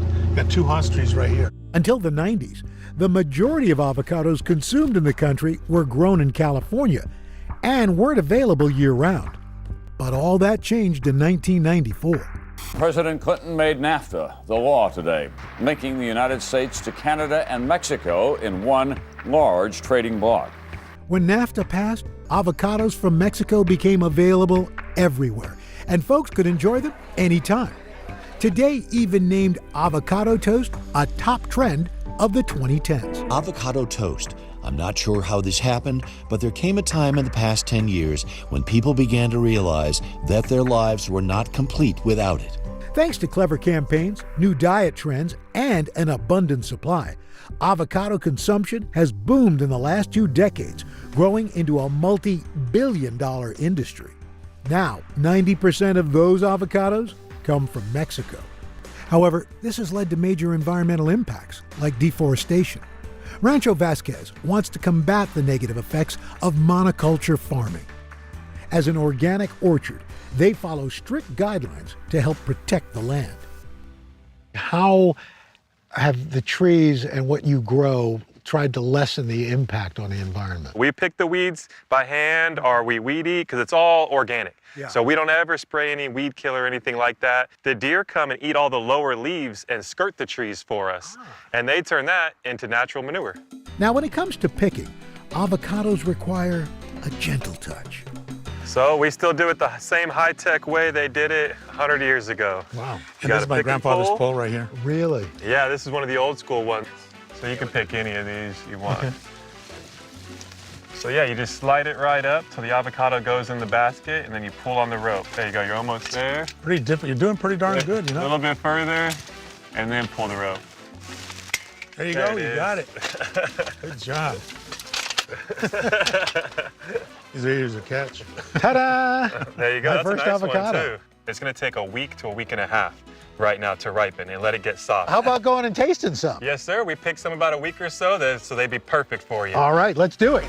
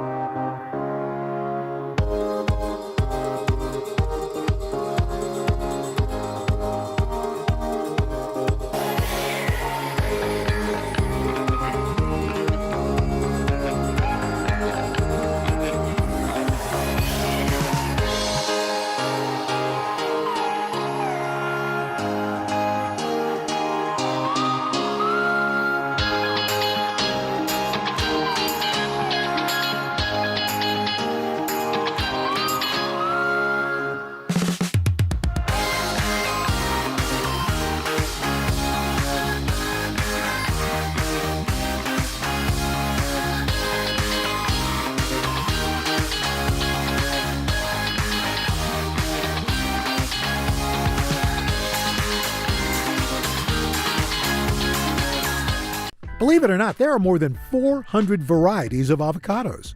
Rancho Vasquez in Azusa, California sells 6: the Fuerte, Hass, Lamb Hass, Reed, Pinkerton, and Gem. Each has a different shape, taste, and growing season. I've never seen such a round avocado. The ranch's avocados are prized by chefs and customers for their high oil content.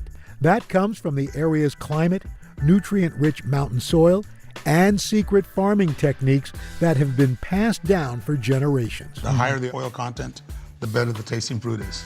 and then a little longer it'll stay green. You can taste and see the difference with their organic hass. It just keeps it Wow, really you can literally fresh. see the oil coming out of it. Yeah, so if you want to try just a little chunk, we'll give you a little chunk. Oh, that's great. Next up, the family favorite, fuerte. Oh, really a different flavor. Absolutely, absolutely. It's almost like a saltiness and a creaminess in there. Aside from his wife's guac, Art's favorite way to eat avos is actually with honey. It's called avocado dulce, which is avocado candy. Oh my gosh. Oh, that's fantastic. Isn't it great? I would have never thought of that. Guys, this is just amazing. What does it mean for both of you to be owners of this legacy? This is a legacy I do want to leave. My family, my grandkids, Damien, and this will be around for, I'm hoping and praying, for at least another 100 years, you know? And what does it mean for you, Damien? Oh, like he said, just a place where history can keep going. Because the trees were here before us, and they're gonna be here after us. So we're just kind of stewards of the land in the meantime.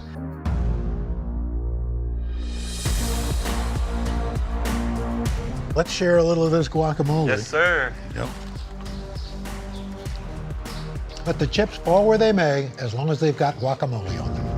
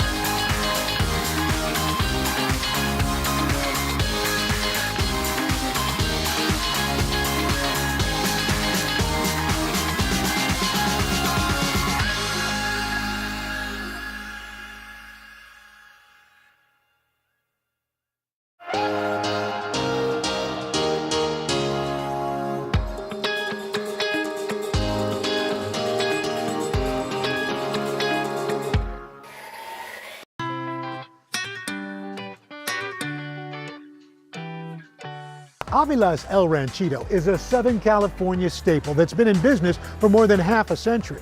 They've got 13 locations and counting of this family-run chain, but no two restaurants are exactly the same. Every Avila's owner puts their own spin on the family's traditional Mexican recipes. But here at the Seal Beach Outpost, they claim to have the best guacamole.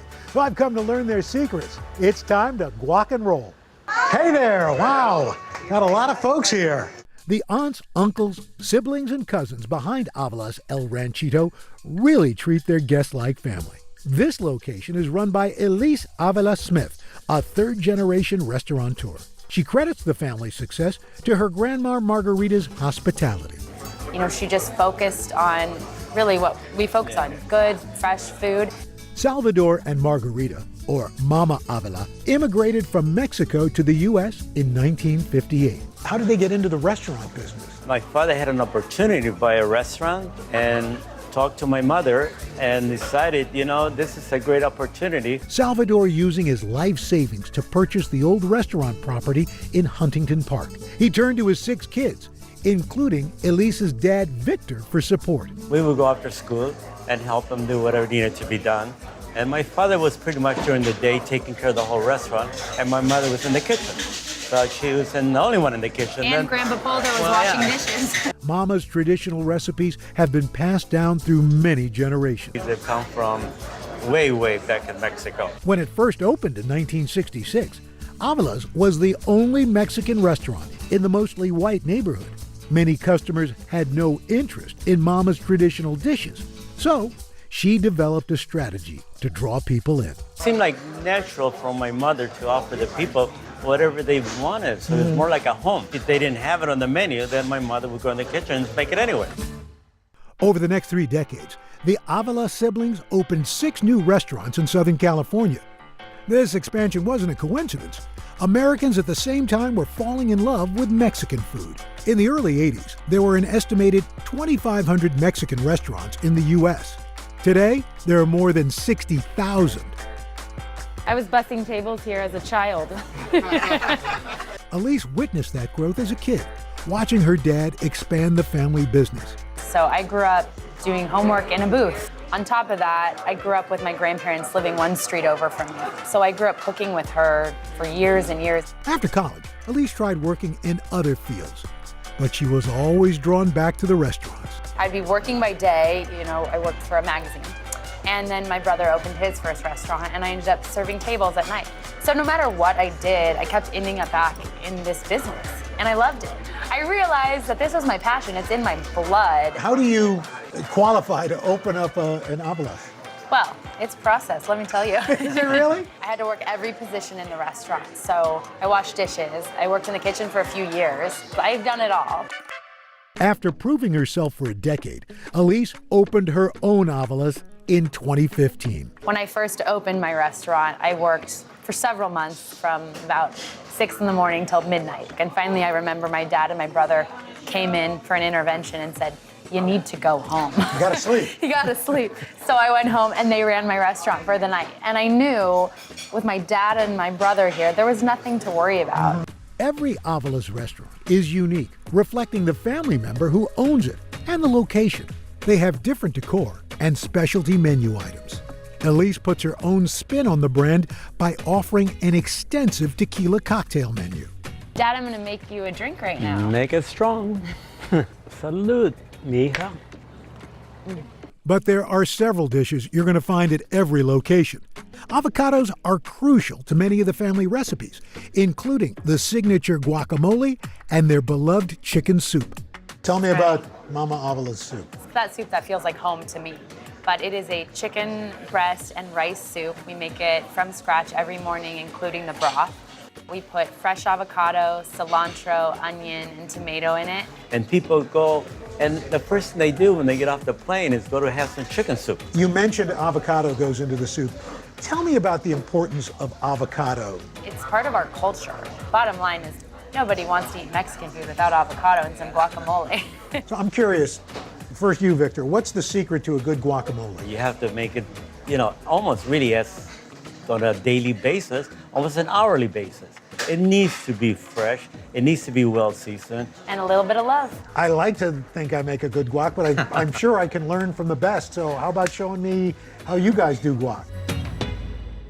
Before making some guac, I enjoyed a cucumber margarita and got a taste of Mama's famous soup. That's great. I would never think about avocado in chicken soup. Oh my God. I can't take credit for that one, Al. That's all Grandma. All right, you ready to make some guacamole? You bet. All right, so the first thing we're gonna do, we're gonna dump some fresh garlic in here. Okay. This is a traditional molcajete.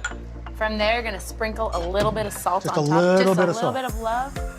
And then you're gonna use the top to go ahead and grind it in there. A molcajete, a Mexican mortar and pestle, is made from volcanic rock. And it's the family secret to great guac. The rough surfaces help crush the ingredients, releasing their natural oils better than chopping them up with a knife. And we're gonna get in some fresh avocado. All right.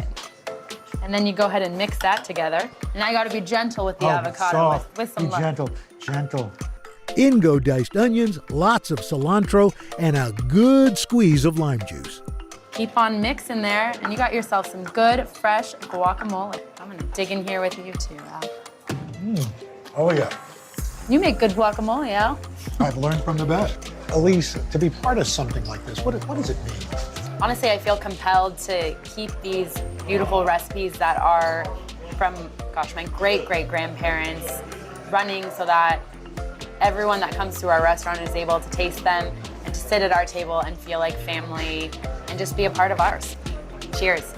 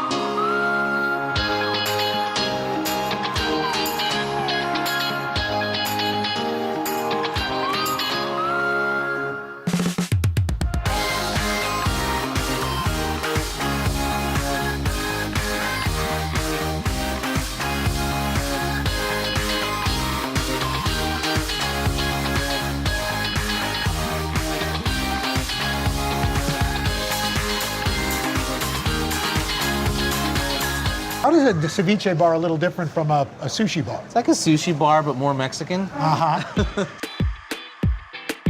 This lively food court is home to several family-owned hidden gems. In fact, here you'll find Hoda, a modern eatery renowned for its sustainable seafood.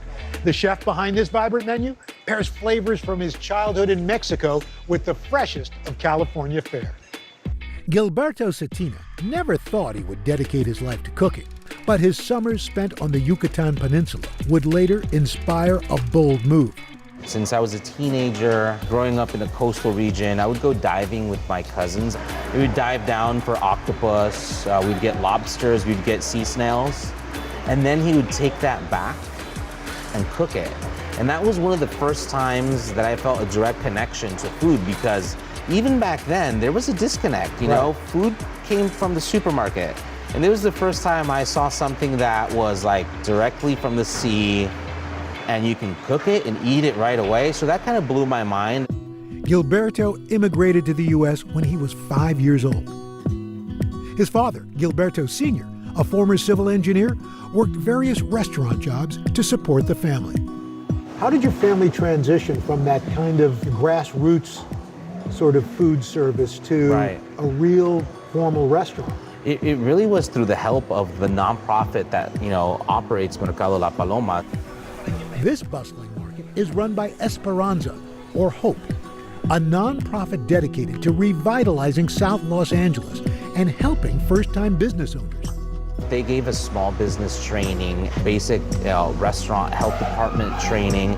They co-signed loans so my dad could purchase the equipment. It was my dad's dream to have a restaurant that represented our Mexican food, the food of the Yucatan, which is very distinct from other regions of Mexico. In 2001, Gilberto Sr. opened the family's first restaurant, Chichen Itza. The menu featuring traditional dishes like cochinita pibil, salbutes, and panuchos. Lo empezamos la mamá de Gilberto y yo, o sea, mi esposa y yo.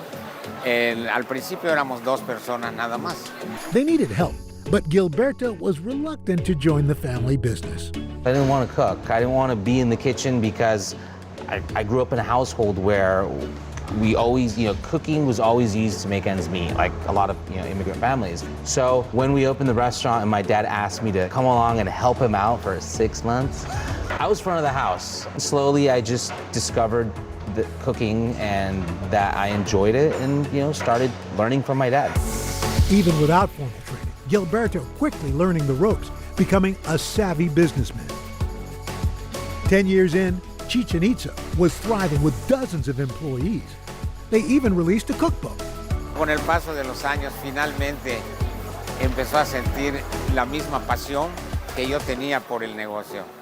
After taking over at Chichen Itza, Gilberto was ready for a new challenge, one inspired by those summer boat trips in Mexico. Where does the name Hoda come from? So Hoda is a place. It's an island off the coast of the Yucatan Peninsula. He wanted to bring tropical, fresh from the sea vibes, along with an elevated experience, to diners in South Los Angeles. When Hoda opened in the same market, it changed many perceptions of what Mexican food could be. We go outside of the realm of Yucatan and we do food from all different coastal regions of Mexico. Gilberto's fusion dishes allow the freshest fish to shine. Menu staples include seasonal ceviches and an octopus taco. His innovative cooking has wowed locals and critics alike. How does it feel to be nominated for a James Beard Award for this? After the shock, I think the first thing that I felt was extreme pride in my team. To a certain level, I guess it feels a little bit like validation because we're doing something slightly outside of the box. You look across Mexican cuisine, and one of the commonalities is the avocado. Why does the avocado work so well across cuisines in Mexico, but especially your cuisine? The pairing of avocado goes extremely well with raw seafood preparations like ceviches and cocteles, and they're very bright, light, and acidic. I think avocado is the perfect complement because it gives it a little bit, creamy richness. That delicate balance is best represented in the shrimp and scallop aguachiles, and I couldn't wait to try making it. So aguachile is super simple. This is what we're gonna do. We're gonna make a marinade that's gonna cook or denature our scallops, right? So we're just gonna take some cilantro. Next up, the chili. Serrano peppers bring the heat. Persian cucumbers cool it down. There's a pinch of salt, ice to prevent oxidation, and a squeeze of lime juice. Then the marinade blends for just about a minute. Now, we're just gonna take a bowl. Go ahead and put a couple of spoonfuls of these beautiful Baja California Bay scallops. Oh, look at those. Now we're gonna pour the marinade and hold on to the spoon for stirring. Perfect. That's about right. We want to let that marinate for at least 5 minutes. Gilberto takes his aguachile to the next level with an avocado rose. After pitting and peeling, it was time to get slicing. Your knife can be straight because your avocado is at an angle, and we're pull cutting. You're just gonna do this now. Look. Okay. The key to a great rose? Super thin slices. We're hiring, Okay. Now the next step, hands, right? We're gonna do this motion. We're gonna fan out the avocado, right? So, you see that? Oh, wow. There you go. Looking good there. I think that's good enough to roll. You're gonna start at the tip right here, and you just roll this one like that. You see how that's forming a really big flower? Yes. This is a pretty advanced skill, but I think it's one worth practicing. Oh, yeah. And it's a nice party trick, Sure. Impress your friends. Yeah. So, which one should we use? I think that one. Made by the professional. Time to plate it up. That's looking beautiful. You're a lot neater doing this than I am. I'll take like a spoonful of them and just drop it on there and then arrange them on the plate. Ah, pro tip. And of course, the finishing touches. Wow. That is our scallop aguachile. And I helped make it. Can something this pretty taste as good as it looks? That looks like a good bite. That's amazing. Thank you. I'm glad you enjoyed it. But yet so simple. Thank you, sir. Al, it was a pleasure. Fantastic.